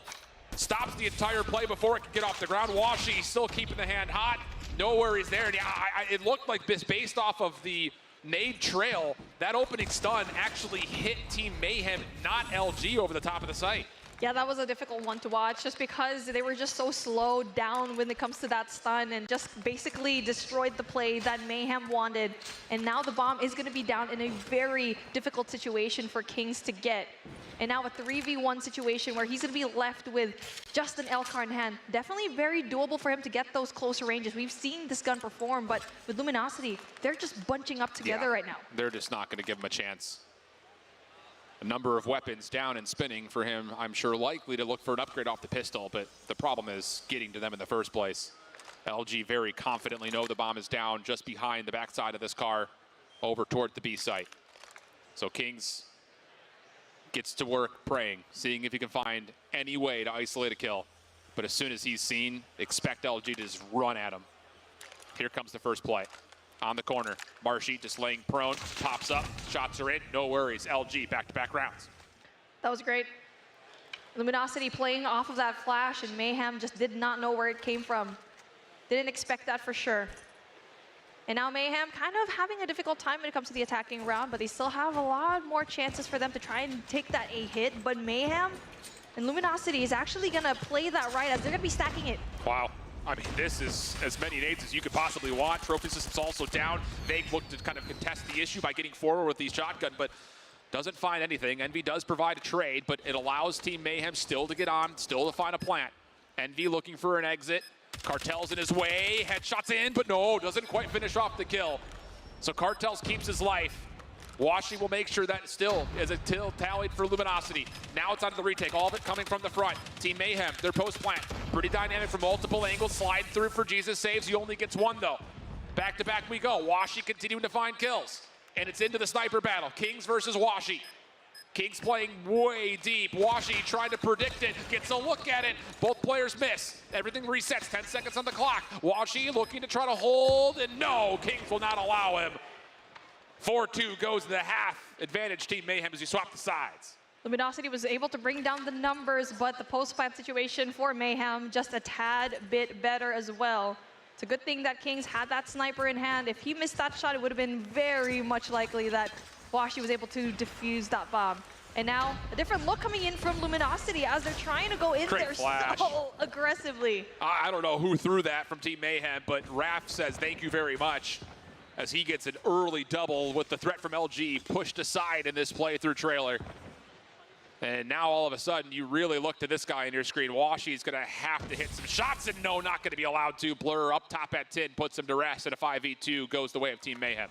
Mayhem just needs to stay put. We saw such greatness when they're holding their angles, especially those off angles, right? So far, they're playing those traditional places that we like to see in that defense. They're stacking A little bit more, taking cover here in trailer. You do get to see Envy just playing his position right. He does get spotted, though, unfortunately for him. Bomb goes down as well, and Cartels finishes it up. It was a very clean round for Mayhem, and now they're so much more up in the series here. And that whole round starts and ends with the playthrough trailer. I mean, it was double stacked. Raph was playing alongside Jesus Saves, but the timing of the flash impacting both LG offensive players was critical towards a very easy double. And this time LG will just throw nades up mid, smoke it out, and then take their focus elsewhere. The thing about this is Team Mayhem have also changed their defense up. They've got Raph with a shotgun in a corner at trailer, but everyone else is kind of loading the box in through mid. Blur still gets that kill off of Envy, though. Bomb's finally gonna be picked up. And for Luminosity, they don't have any kind of map control whatsoever, and also allows play number 3. Jesus Saves in such a good position. He's so good at catching Luminosity off guard. Possibility to get big as well, and he gets that kill. Yeah, big stuff here from Team Mayhem. They're just dominating right off the get-go on these defensive rounds, taking over the map, finding key eliminations early, and more importantly, I would say just winning positions that LG are just not expecting them to be at. Marshy banned, well, now just Marshy left by himself. And it's another one of those good luck, have fun moments, because there's just no way you get through Jesus saves. And wow, these are some dominant defensive rounds from Team Mayhem. It's really impressive the type of angles that Jesus actually has here. It's so good to have such an advantage of getting that mid-map control, knowing very well that Luminosity in through the mid-game actually kind of leaves it a little bit too open for my liking, and now they're trying to go in there for that Bravo push. Mayhem on the other side goes in there for that full push in Alpha, and they're going to clear out so much space, and what a rotation from both teams. The thing about this is Team Mayhem have spent a lot of their utility just making this play through A. And now Marshy up top, he's going to get the read that, yep, they're already on our flank. He should be calling for help here as the bomb is being planted, and he's going to get it with numbers as well. Trophy system deleted. This is a tough fight for Jesus saves, and that's exactly why. Trades do come through, favoring Team Mayhem on this rebuttal. Envy trying to gain some space, and actually Vate kind of forfeits his own life. Hold on a second. Mayhem are going to get all the kills they need. Now it's just down to finishing off the final kills. It's just down to one. Band, this will be a 1v3 from over the top of the bomb site. 1v1 now for Band. Slips away, gets the reload off. Not going to be allowed to get the regen though. Raph cleans him up, throws a little extra lead, and with that, Team Mayhem will even up the series 7-2 on the search. Oh my goodness. There you go, the defuse happens. And everyone else in Mayhem is just on point. Every single player just did a phenomenal job. Blur going in there for the first bloods, getting those essential kills to even things out. Kings able to clutch out a round on his own to stop that defuse. Jesus saves on the angles, the off angles, getting such essential kills that just make Luminosity surprised. And what a display of dominance here in this firing range. This is one of those things that, you know, it was one of those records that was kind of seemingly meant to be broken in a way. You know, we saw Tribe drop off of their perfect hardpoint, LG now dropping their first search and destroy map.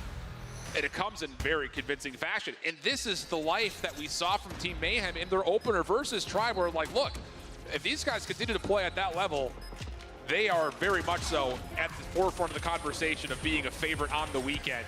And this search and destroy for Team Mayhem that we hadn't really seen ever play firing range, it looked very calm, very convincing, and defensively, my goodness, were they dominant. They're so good at reading the plays of Luminosity, and they could fight fire with fire, so that's definitely something that is impressive. So this is a guaranteed game number 4 in Arsenal that I'm excited to see later on, but we are moving towards that crossroads strike where we haven't seen this map played being a ton here in this NA region, but we do know that Luminosity brought down Tribe Gaming in a very convincing way, 3-0 here. But on the other side of things, Mayhem also did a pretty good job at putting down ARP, but that is a completely different team that is not even here anymore. And I think the thing is, we said this a lot about Team Devious, but you saw the little pop-up right there. This is also Cartel's first LAN performance, and boy, has he been impressive. I mean, flat out, he's stolen the show for this Team Mayhem squad. Didn't necessarily need to get involved here because Blur and Kings were taking care of gunfights before really the SMGs were required to do too much, but that's, I think, a really good player to highlight as we start to look at a crossroads strike where you assume the SMGs are going to be the difference makers. So it's going to be an important one, I think, to see if Team Mayhem can continue to find success from players like Raph and Cartels up close and personal on tight, scrappy maps. Because you think back to LG versus Tribe, and yeah, it was a 3-0, but round 2 and round 3, when they played on this map, were tremendously tight. So I imagine there's a lot to learn from both sides as they try to approach the swing map here in this series. Yep. There's the potential to go the distance and possibility to get into that game number 5, and they still have to go through Crossroads Strike. I love this map. When I saw it in the map pool, I was like, you know what? I don't like playing it myself just because I just didn't know how to play it, but seeing all these pros just have so much of good time with their plays really is an eye-opener with how this map should be played, and knowing very well that all 3 lanes are basically covered. It's a neutral map that I like to see here. Focus has to be on that mid path, flat out. Defensively speaking, this is a map that provides just as much favor, I think, towards the defense as a map like Standoff did earlier today. But it's not as much of a guarantee because you miss out on a couple of moments and you can find yourself very quickly being spawn trapped no matter what side of the control zone you start on. So lots of things for us to look at on the macro side on top of the individuals that very well may shine and take over on a map like Crossroads Strike. Fist bumps are out. And that's an indication that we are loading on in. Smiles for LG as you often expect, feeling the vibes. But it's a 1-1 map count right now into the swing map. Crossroads Strike And starting off on the offensive side, it will be Team Mayhem. A tall task without any resources like operators to start. Yeah, it's just pure gunfire here, and definitely going to be so much more difficult for them to clinch. And Raph is going to be surrounded by so many LG players, and the fact that they wanted to go and heavily stack Alpha is definitely going to be good for them to get these early kills. But mid-street was Mayhem's place to get, but Cartel gets an essential 3K. Wow, just lines them all up, tears them all down, and now the focus for Team Mayhem off the respawn is straight on in towards A, if not maybe a little bit further past it. Smoke will dissipate. Marshy playing with a bit of elevation, tracks down one. Team Mayhem still trying to focus to play through fire, but honestly speaking, they don't have the resources to continue to stay here. So the first tick is locked, but we even out the lives, and now all of a sudden Luminosity have recovered. They get off spawn, and there's a chance for them to use the middle of the map to try to regain control of this A zone. Mid-street right now trying to be fought by both these teams. Luminosity is going to be winning the better of them as we see that second tick of progress not quite being secured by Mayhem. They need to find a way to slowly just wait for each other and also play the game really slowly, as we do get to see Washi having that 2K, just eliminating the players that are right there. But it is essential for Cartels to solo hold and possibly get that second tick of progress, and he finally does. He's been a playmaker. The triple in those first life, he gets a double to stave off the LG spawn threat on this life, and now he's kind of getting the job done on the objective. Extra 60 seconds added to the clock with the full capture of the A zone. 13 plays 11. Cartel's not done yet. He's on 4 in a row. Finally shut down from behind. Wasn't a fair fight. Blur over the top of the catwalk. Puts together again. Good kill for killed trades. Now you start to get some resources built up. 100 killer drone out initially. LG looking for space through mid. They don't want to see anyone even come close to this B zone. And as they feel good in their setup, everything comes to a bit of a pause. The good thing about Luminosity is they're not allowing Mayhem to go inside of fire and essentially doing a spawn trap to them. They're very much diligent as to cover all of your bases, cover all of those entrances down, and trying to find a way to wind down that clock and just let Team Mayhem just enter into that B side. That's a great smoke, though. It allows number 4 in Cartels to slide on into the zone. This is going to force Luminosity to have to start to play recovery over the top of the zone, and Team Mayhem are finding the kills. 6v5 situation. Clock stalled at 106. First tick of progress is locked. Here comes LG trying to regain from the top side of sandbags. Band pushing forward, gets one, now towards the zone. Band gets the second, off the reload. Still more around on backside containers. Kings gets us to a 3v3 though. And they have to know that Band is still flirting around the middle of the map. Big gunfight win for Kings now on 5 in a row. Has an Annihilator if he wants it. 100 killer drone comes out first. Band is still stuck in the backside of the corner. Does anyone actually get a read on a Band still alive? Looking for more. Finessing his life even longer. 2v2. Blur up top, shut down. Band doing it all himself. Could he get the final? It's Jesus saves on the other side, and Jesus will turn tail and reset. Yes, 30 seconds. That's still a lot of time to play with and try to catch one player off guard. So smart. He should know that Jesus saves, and Band is right there. But my goodness, he did not check that corner, and Band still gets it scot-free in the same position in the last, what, 1 minute? I mean, Jesus Saves has learned a very tough lesson that container goes a lot deeper than you think it does. Band gets everything in the final moments, earning himself to full streaks on top of also getting himself the operator, which you expect to start seeing a lot of that being used initially. Cartel's trying to open up space defensively over the top of catwalk. Only gets one, and then the follow-up from Envy actually gives LG a lot of work with. Now they've got threat over the middle of the map. Progress being made quickly at A. Stack will mean that they capture it quicker. And boy, are they rapidly approaching full completion. First tick is locked, and now that they anticipate the second hit, Team Mayhem have to make a decision if they actually want to go for this or not. Envy just creating so much paranoia into that catwalk area, and that kind of pushes back Mayhem just a tiny bit and just leaves Alpha just so open, where 4 players try to catch just one. And now that second tick of progress done, third tick now on the works, as Vague is going to be right there all alone with a lot of backup on the long end, where we do get to see that finally secured it. Bravo will now be in the next side. And if LG are thinking about this methodically, with that much amount of time on the clock, they could just play trades and enjoy this life lead. Thing is, Team Mayhem are not going to allow them to do that. Claw, Annihilator out. Team Mayhem trying to build a life lead of their own, and not only that, they're getting in towards the spawn of Luminosity. This could get dangerous quick here, friends. Kings, all of a sudden, oh, what a turn! Takes down Band around the corner, and then up close and personal. Finally, Envy puts him to rest, but the damage has been dealt, and LG are struggling to get out of spawn. What is his sense? That was so good. Turns around 183 times in a row. That is just really good movement right now. 7 plays 13 where Mayhem, even though it was going to be even in the middle of this game, they were able to finally get that life lead. Marshy gets an essential double, but it's still going to be possible for Luminosity to try and even things up. Oh, big gunfight here, but no, Blur just holds down the trigger of the kilo. Trades are out though. 5v7. Still some operators at the ready for LG if they feel like they can maybe win this offensive round. Jesus saves, long flank, not able to get the connection. Marshy puts him down. Hold on a second, here we go. LG, 5v6 situation. Plenty of time on the clock to finesse and make a play. Marshy, War Machine at the ready if he wants it. LG trying to set themselves up for one good hit. And Team Mayhem are gonna wait until LG commit to the zone before they give up too much. Blur likely to get isolated and caught, tries to cook up a nade, but Vague will put him down. Meanwhile, other side of the map, Kings gets a trade, 5v4, make it 4v4. And all of a sudden, Luminosity, they've kind of got Team Mayhem trapped inside fire. There's nowhere for them to go. Here comes the play on towards the zone. Ban will stop the clock. Operators now getting called for LG. Somebody from Team Mayhem has to make a play. You can't just let them capture it for free. 4v2 situation. Vague able to scout out another. Last one left is number 3, Jesus saves. And there's just not a lot for him to do. Second tick of progress about to get locked. Washi in his way. Kill comes through and LG bring back a 6-life deficit. That was a beautiful comeback coming in from LG. They waited for Vague to get up close and personal with Team Mayhem. Once he got that kill, every single piece of the puzzle started moving for Luminosity. We saw Marshy on that right side of the map, a little bit far away, but yes, he wanted to create so much more presence with that pinch later on. And now we're switching things again, where Luminosity going to be on the defensive side, and it is just going to be an easier time for them this time around because they're on the defense. Yeah, it just feels like the wind has been sucked out of the sails of Team Mayhem with how that last round finished off. Can they find a way to get themselves back into this map? Have to have this round right here for sure. And if we could do it cleanly, that would be all the better.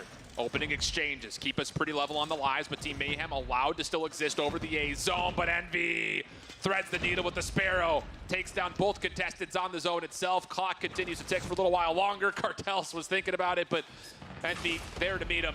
And all of a sudden, Luminosity hold a significant advantage defensively over the top of the A zone. Yeah, I mean, look at where all the positioning is for the Luminosity players. They're just having so much map control at the moment, and it will be Marshy trying to deal some damage by that spawn. They also had that mid-street control as well. And speaking of, Washi just being a really good player in that position, finally gets taken down. Third tick of progress coming in from Alpha for Mayhem. Definitely going to be right there. And LG say, let's not bother with the War Machine in our face. Let's just back off. One last kind of desperate attempt from Washi, not going to work out. Vague also dropping on rotation. Hold on a second, this is actually great news for Team Mayhem. 3 straight kills leads to a very quick rotation on towards the B point. Wrath just trying to hold his life. He's going to be calling for an SOS pretty much the entire way through. Washi Annihilator out. And just as soon as Wrath drops, another member jumps in, picks up the baton, and takes his place. First tick of progress now locked. Jesus saves, looking for the slide shell out. He's in a great spot to respond. Not the cleanest shots in the world. Vague gets 1 kill, but can't get the second. 11v9, Band in the corner. Oh, tough gunfight, but Jesus saves. Gets himself onto 3. Back onto the zone goes number 4 in Cartels. LG have to scramble to get here. Second tick of progress, likely to get locked, and it will be. Third tick on the way, and with the claw out, it looks like Team Mayhem may have done enough to get themselves a point on the board. Third tick of progress right there, and it seems like Luminosity is going to be backed up as Team Mayhem had such a solid control here by Fire Room, and that is definitely going to be really impressive. We saw Luminosity know very well that there might be a backhand push coming in from Mayhem. That was Marshy always being very much aware that there might be a push on the flank. Tried to win those gunfights, but unfortunately for them, it was just those last-minute double kills coming in, especially from Jesus Saves. That was the biggest difference. Oh, what a challenge from Envy. He sees the Sparrow getting thrown his direction and still slides out and goes 1 for 1. Purifier also in the mix for LG early, creating advantages, but Kings, I mean, how good has he been with the Annihilator in this map? Only getting 1 that time around, so not exactly exhibiting what we're talking through, but still, that said, Team Mayhem come out on top of the kills, and Jesus saves.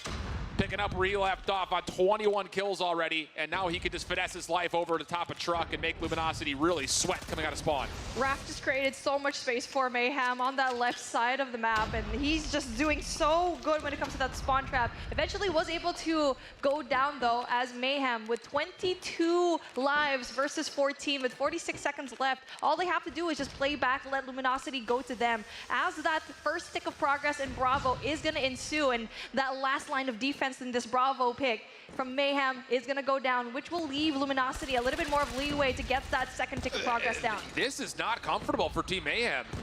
Blur's trying to snipe through mid. Marshy's just going to stay prone for as long as he possibly can, and then the retake eventually gets there. So the second tick of progress was close, but not fully finished. We go back to the life count, 17 playing up against 10. Tons of favor for Team Mayhem. And Blur actually pops the War Machine, takes himself out of the picture. Again, I don't love the call of it, but ultimately likely not to be punished by it. Just comes down to Yerby missing that resource in a very critical round 5, as Luminosity just will not be able to survive through this. Here we go. One last tick of progress for Luminosity, but down with the lives. They need to find a way to quickly march their way in through Bravo and stop the push from Mayhem, but it's just going to be so difficult. 14 seconds left on the clock, and they need to find a way to step on it. That one last player will not make a difference as we're going into a round number 5 where Mayhem needs to find a way to clinch this offensive round. And they will not have that War Machine. Surely a couple of members will very quickly be able to earn operators of their own here for Team Mayhem, but they will not have the ability from the defensive side to completely overwhelm LG right off the rip. In fact, it's actually Vague, popping the early claw, finding first blood. Gets a second with it. War Machine now to follow for Marshy. Jesus saves, is just trying to hold himself in a corner. He's actually stayed alive pretty nicely, and he may not be expected in this position. No, still gets red. Ban gets the kill. First tick of progress, Luminosity locked in. All of the early operators, though, will be spent, and they will expire. Second tick of progress being worked on, but it's just banned essentially by himself. Jesus saves, looking for a little bit of help. Stun comes through. Second tick gets locked. Third being worked on, and Jesus is actually tagged up. He can't get there. There's progress being made now on both zones at the same time. Mayhem need to go and make a decision. They eventually clear off A, but they need to work on depleting it. And as LG comes off the respawn, they just jump on. Contest is here, and Blur was the only one there with a sniper rifle. A very early 60 seconds added, and LG also hold the life lead. Man, it's just so difficult when both zones are going to be contested, and with Luminosity, that is just huge gameplay for them. Big brain. Not only are they bringing out their operators in a really good time, and yes, they weren't able to get as much kills, but able to push back Mayhem enough for them to capture both zones. Yeah. Third tick of progress down, and it's just not doable for Mayhem to get this control game mode. And we're going to a possible shift in momentum here for Luminosity. It's just one of those things that we talked about it a lot. At this point, I probably sound like a broken record, but LG is just so good when they have operators at the ready, when they're using them, how they're staggering them, making sure that Team Mayhem at that last moment never had a chance to really contest either of the two zones. And Team Mayhem, I'm not going to lie to you, I bet they would have loved to have had a War Machine just to be able to clear off those two zones. He didn't even have to use it at the get-go, but the ability to use it as a retake tool could have been critical, especially considering how open that B site is. You could have just kept throwing shots at it, and eventually you would have gotten them off the zone, but not the case. And LG take a very swift round 5 offense to take advantage of the series, now 2-1 up. Yeah, you mentioned it a while ago in round number 4 here in Control, that War Machine from Mayhem could have been used into that last round where it could have made a big difference. And it just seems true that when it comes to the operator usage, Luminosity is still king when it comes to using it efficiently. And even in a tight series like this is where Luminosity actually shines, and that's why they're so dangerous in this competition. Tight series, merely outside of the search and destroy, but here in the Control, I was fully expecting LG to just hold super advantages through and through, but Team Mayhem really showing us that they can compete across a multitude of different Control maps. But 31-20 for Envy. Ban was a big playmaker, especially at the end of that one round where he went on like 9 in a row. 27-25 is what he finishes off at, as LG now turned their attention into an arsenal where, again, their search and destroy has been their beacon of hope. The Hardpoint, maybe not so much. And this is going to be an interesting test because, again, they don't have tech in the picture who you assume would be a critical member on a pretty long and open map like Arsenal is. Yeah, it makes you wonder what kind of play that LG is going to make in a really huge map like this. We saw how tight things could go into that takeoff, which is a map in itself as well. And now we're taking things back down here through memory lane where Mayhem and Luminosity was able to meet each other in that Arsenal map. It was very close as well. 230 and 250 was the scoreline there. And if we take it into an S&D later on, let's say Mayhem wins this, we're going into an Express, so it is going to be kind of a deja vu situation. Yeah, definitely good news for Mayhem on the horizon, but as we're getting ready for the Arsenal, have to give another big thank you and shout out to Snapdragon Pro Series for even putting this on in the first place. I mean, we enjoyed ourselves immensely in Poland, but to do it again here in Seattle with our players in person, absolutely awesome to see. So major thank you. And if you want to level up your game and play like the pros, make sure you do so by grabbing yourself a brand new Galaxy S23 series. I'm going to slowly just get this Samsung Galaxy S23 production. Can I have this, please? I want to play Call of Duty Mobile here, kind of like the players, but like what you mentioned, it's just a different feeling when you're here in LAN, hearing all of the players doing their comms, smiling at each other, joking around, seeing Patrick in the crowd. It's definitely giving you a different kind of feel. And for Mayhem to be so cool and collected in situations like this where there's a lot of distractions definitely going to be huge for especially like a new player like Cartel where he's zoning in, he's being the playmaker for his team. We've definitely had some players for this Mayhem squad who are really quickly, I think, rising in the present moment power rankings in terms of great players. And hey, look at this, we've got a mini map for Arsenal. I know, I missed it. Let's go, baby. It's massive, holy smokes. It's very much in your face, man. I mean, it's a big map, but I didn't know the mini map was also huge. Yeah, that thing is giant. But here we go. We have an ability to, at least on the macro level, see how these teams like to play it. We often expect Smoke to embellish the entirety of this hardpoint, and then you get SMGs just running at each other, and so far that's the case. Veg, the only one to survive, and as he gets put to rest, Team Mayhem off to the races on this first hardpoint. Yeah, this is looking good for Mayhem, especially that window control is going to be essential for them as Luminosity tries to go in there for the vents, but you know how very much funneled you can be in that particular area, and it will be still Mayhem winning a lot of the gunfights as Cartel's getting those kills down. Well, an opportunity for LG with numbers to possibly break back through, find a little bit of time of their own. Ban caught just into his own smoke, actually. Marshy can't quite follow up, and goodness, Team Mayhem just living in the smoke. It's their own personal episode of Burning Man right now inside the hardpoint as Marshy tries to finish off for some scrap time, and he will get the final kill needed to do so. But you look over towards the minimap, next hardpoint, bottom right inside of pit. And even though Team Mayhem will not fully spawn up in place, they will have contestants nearby. It just comes down to, do they read how LG are trying to hit this? And, well, based on my candor, I'm sure you could tell it didn't go very well for them on rotation. LG a chance to contest and get some control early. Yep, they're going to be in a really good spot at defending here through guns and also through barrels. That will be an essential point to have. And even though that Mayhem has the more favorable spawn here on that red side, it's still not enough for them to capture this objective point, which is that's why you need to have gun control, because you're going to essentially cut that rotation. You can see it over here in a moment where player number 4 in the form of, you know, Vague to just cut that rotation, but unfortunately for him, he's not going to get those kills, but it's a good thing that Washi's right there for the trades. I got to, again, just take a moment and really praise Marshy. He is on, I think, 7 in a row right now. Ban's on 5. Marshy's still finding kills. He's still alive inside the hardpoint as well on top of that. Envy follows up on another. So, my goodness, talk about, again, coming off the bench and providing a spark for your squad. Luminosity, they put together a near flawless P2. They will be lacking on rotation over towards Statue's side, but boy, I'll tell you, job done, and they've got streaks to play with. Rotation early for Mayhem, and I feel like that was a pretty good call to rotate in that moment just because it's so far away from P2. And now they're going to be winning a lot of the rotational gunfights down. An essential gunfight being won by Flower right now, and it is still going to be Blur winning those gunfights.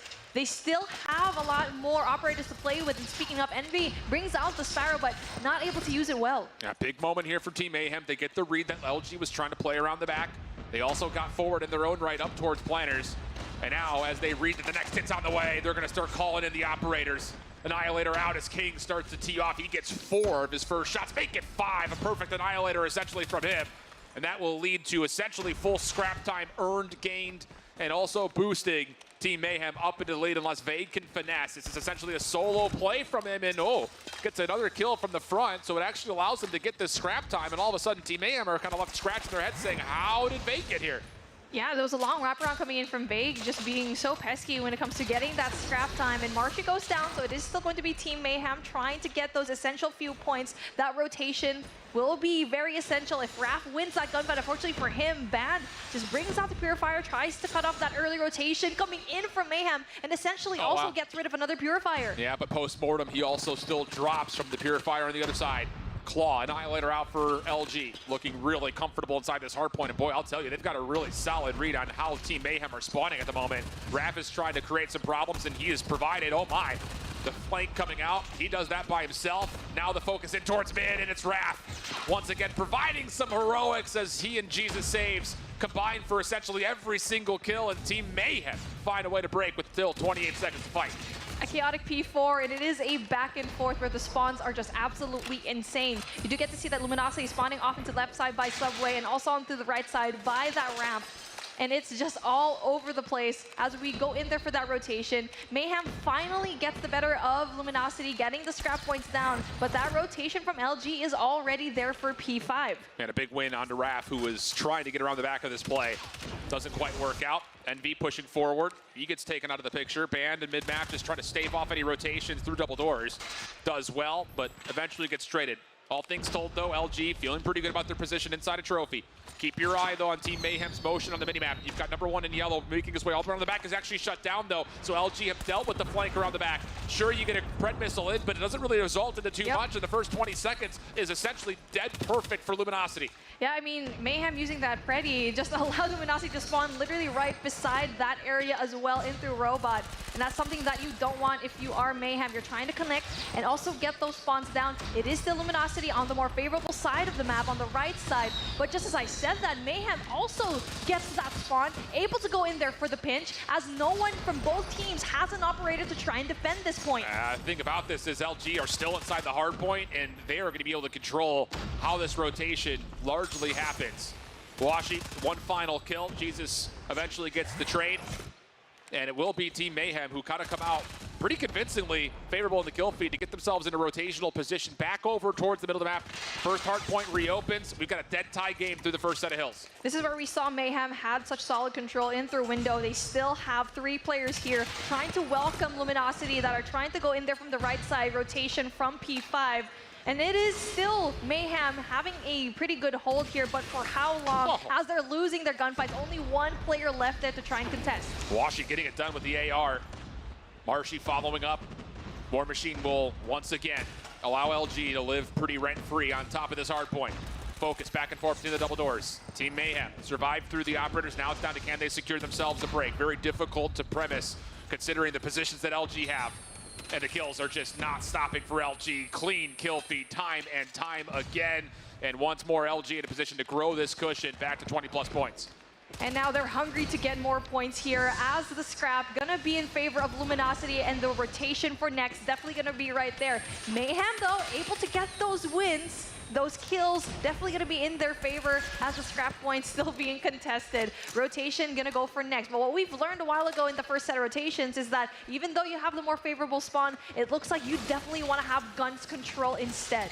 Well, Blur only gets one. Raph, backside of the play, keeping his life, trying to keep LG tested from the front side of this hard point. Split spawn situation for both teams. LG putting together a bit of a threat around the back, and Team Mayhem don't really have a read on this. And all of a sudden, they're kind of stuck inside a pit. That's why all of a sudden, if you can get that tower control, things can get really messy really quickly. And for Luminosity, they provide the chaos needed to get a clean break.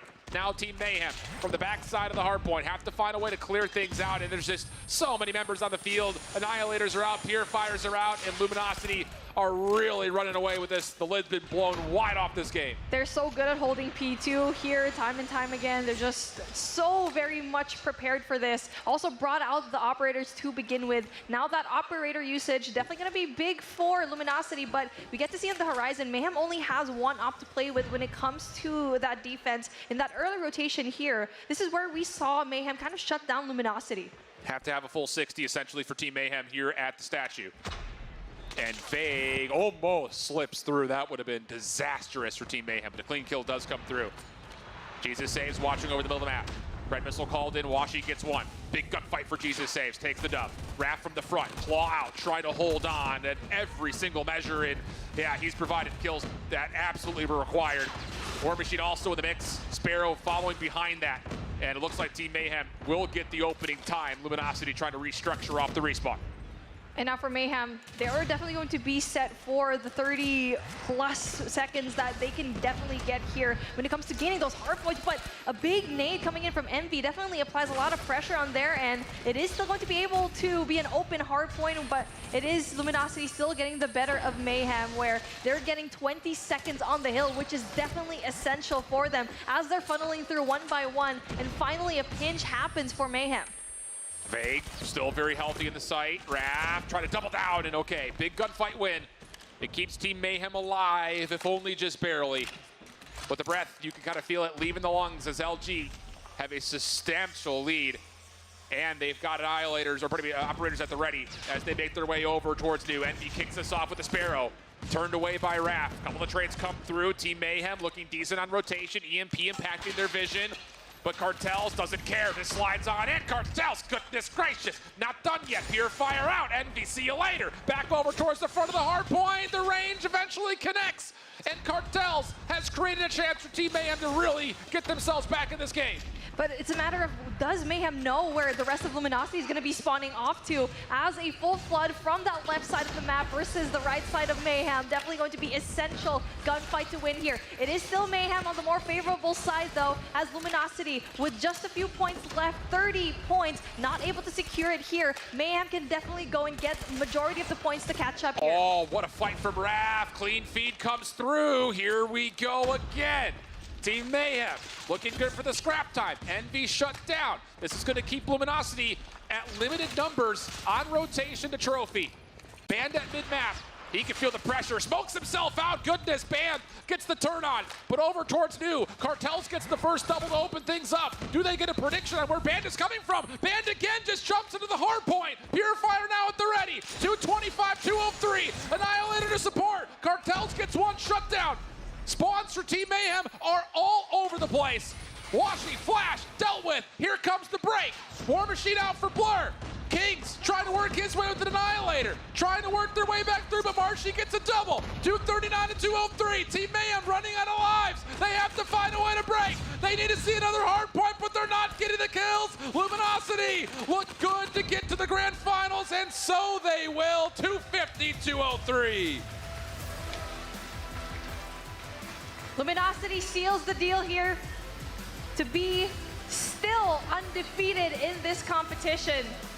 Even though there was a blunder in that search and destroy, they pulled things off and take off, control, and also here in Hardpoint. My goodness, their operator usage always on point. And can we talk about Band? This guy is so essential in that control game, just cutting off any kind of confidence that Mayhem had, and also here in this hard point, always cutting off that rotation from P5. Just an unrivaled playmaker in the space. And we saw it all through last year, we saw it all through the group stage, but here today, you're absolutely right. He has provided the spark to make sure LG can get through the finish line. And can we just take a moment to give some praise to Marshy? I mean, Yeah. You want to talk about a lot of pressure. You're filling in, your team's kind of making role swaps happen in real time. And Marshy in the respawns has been electric. Have to be, I'd say, the biggest storyline of today for LG getting the grand finals cleanly through the upper bracket. Explosive. And we saw it quite literally visually right in that last hill in Arsenal, where he was able to get rid of so many players on his own in different angles. The timing of the operator definitely going to be good. The timing of Marshy in general, there's a reason why that he was brought here in the first place. Things weren't working out for them in the beginning, but now it seems like they're a much more solid team that they were back in the past in Challenge. Tempo and timing looks to maybe have alleviated the problems that LG had in Hardpoint, and wouldn't you know it, we've got Gabby ready on the stage with Marshy himself filling in and seeing LG make it to the upper bracket. Gabby, let us know. All right, another LG victory on the stage today. I've got Marshy first. Bigger picture, space out. I don't think a lot of people were expecting this matchup to end the day, Mayhem on the other side. What did you make of their performance compared to the regular season here at LAN? Mayhem played really good. They practiced so much, voted so much, and I think that's like, Tribe did not practice for a while, and like I think that hurt them. That's why they lost. The practice paying off, and it looks like they were having some fun on the stage as well. Did you catch Jesus Saves You with the friendly bird? This is my censored version of giving the bird over to the LG side. Did you catch that? Yeah, I was just begging Jesus going at it just for fun, and Jesus did that. I don't know why, but he did it, and like they lost, so they deserve it. Now, you've got such chill vibes for somebody that had a lot of pressure on them today. We've talked so much about how each and every one of you is a star in your own right, but there was still some surprise to see the shakeups in the roster, Tech taking the seat, you stepping in. We've heard a little bit of the stylistic differences from other players, but can you tell me a bit about what brought you onto the stage today and what was that like kind of slotting back in again? I like doing this, so like it was easy to just go back in and like, you know, be good, cause like I just love the game, and like competitive or playing professional is just my thing. And I don't know why Tech stepped down just to like not play and let me play. I don't know why, it was dumb, but yeah, I just got to go hard because I'm in now for a little bit. Well, that's the thing, I heard you go pretty hard. Now you're a pretty aggressive player. I mean, do you think that's what gave you the edge here today in the context of the team? I can say yeah. I played like a different play style than I usually play, more like a rotator or like anchor, lurker, and all that stuff. I was just doing everything.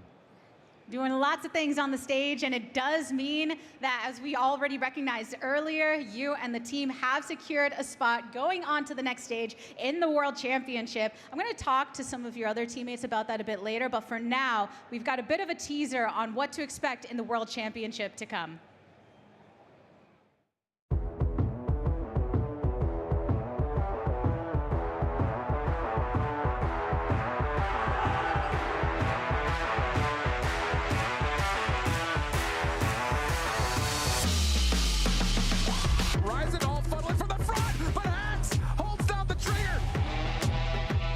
Still tucked underneath. Peeks around the corner, and it's too easy for Tectonic.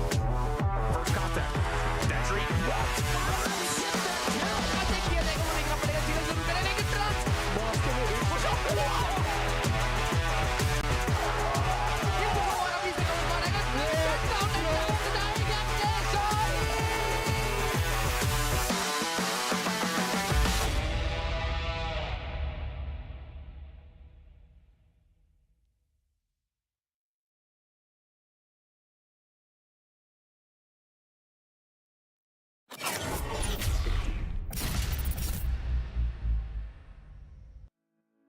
ATL, that's the place that we're going to see the World Championships for Call of Duty Mobile. As we said, top 3 locked in. Welcome back for the last time today. Dot, Mommy, Shift.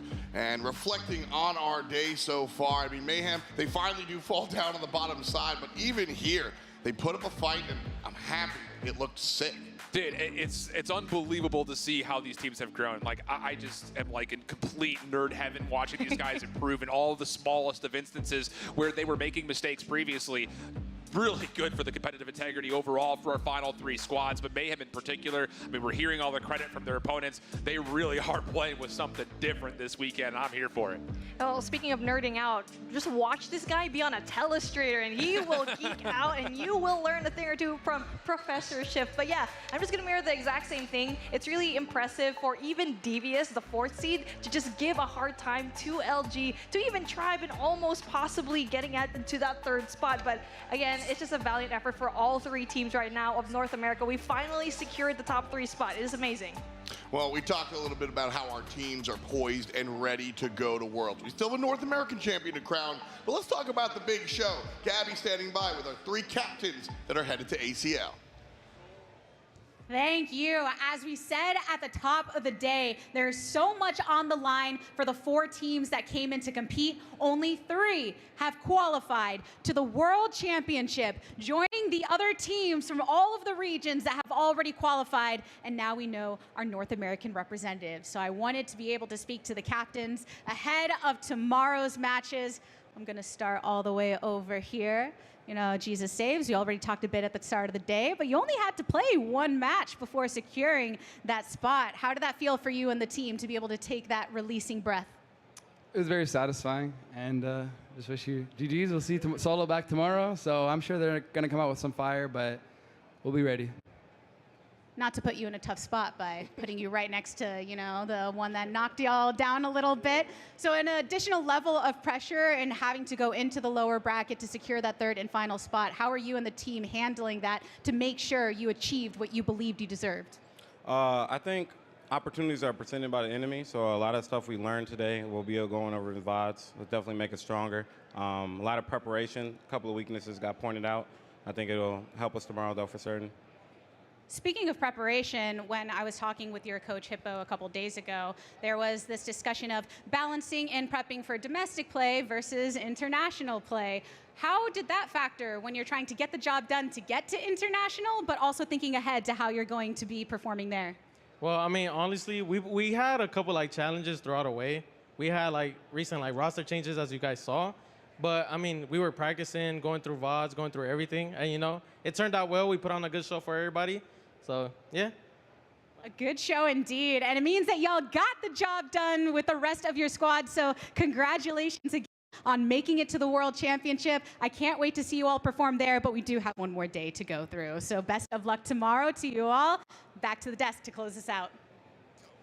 Thanks again, Gabby, and thanks again to our 3 captains. And thanks again to those 3 teams that are headed all the way to the grand finals in Atlanta. Now we still have to crown a North American champion tomorrow. Luminosity waits in the wings for the winner of Tribe and Team Mayhem, and we'll see how that works out.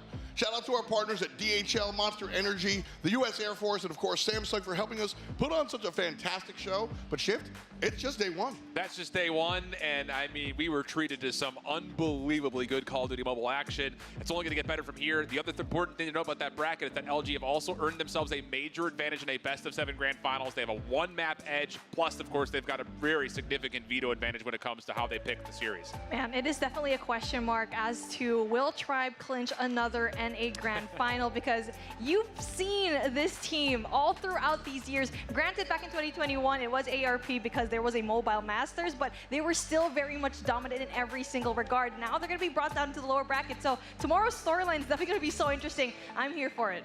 Couple of question marks, but 1 exclamation point. That's it. The end of day 1. Tomorrow, we crown a North American champion, and I hope you all come through to join us. Thank you so much for watching us. Thank you to our fans in the crowd. Thank you to friends at home. Thank you to my friends to my side. And of course, thank you to everybody playing for us. We'll catch you tomorrow. Peace, and much love to you.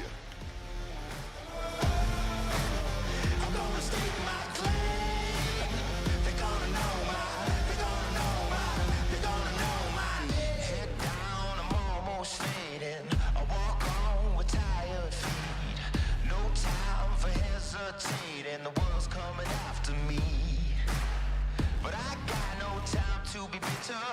No doubt I will succeed. I ain't got no faith in you. There's only one thing I believe. They're gonna know my name. Well, that's a will, that's a way. They're gonna know my name. I'm gonna stake my claim. They're gonna know my, they're gonna know my, they're gonna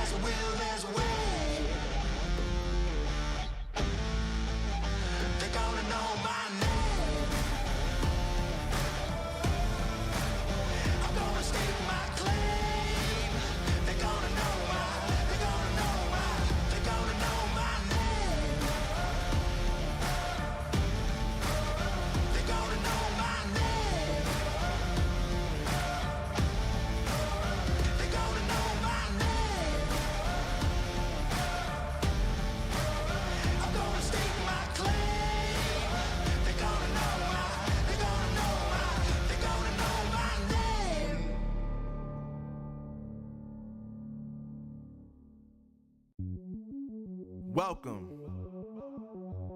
to the place where dreams come true, where everything you want can be yours, if and only if you're willing to work for them, you're willing to hurt for them, but most of all, you're willing to be first for them. Ha! Look, I'm going straight to the top. I don't know how I would stop, like it or not. I got some goals that I'm hitting. You hear what I'm spitting? It's hot. Look what I got. Whole lot of passion and pain. The road to success is insane. Stay out my lane, cause I'm on a mission. I'm getting what stands in my way. Yeah, I'm a beast. I wouldn't play with me, baby. The way that I'm training is crazy, and I do it daily. You wanna talk about drive? I got more drive than Mercedes. I've never been lazy. I'm in the room, it's a red alert. You wanna compete? Well, get better first. I got 10 toes in the dirt, push through the hurt just to show them my worth. I'm the best. Yeah, I'm the best. I never stress. I know what's next. I'm who they test, like we playing chess. But I'm unimpressed, so now let me flex. Ha, yeah, I'ma work through the struggle and hurt, cause I know my worth, and I gotta be first. Ha, yeah, I gotta be first.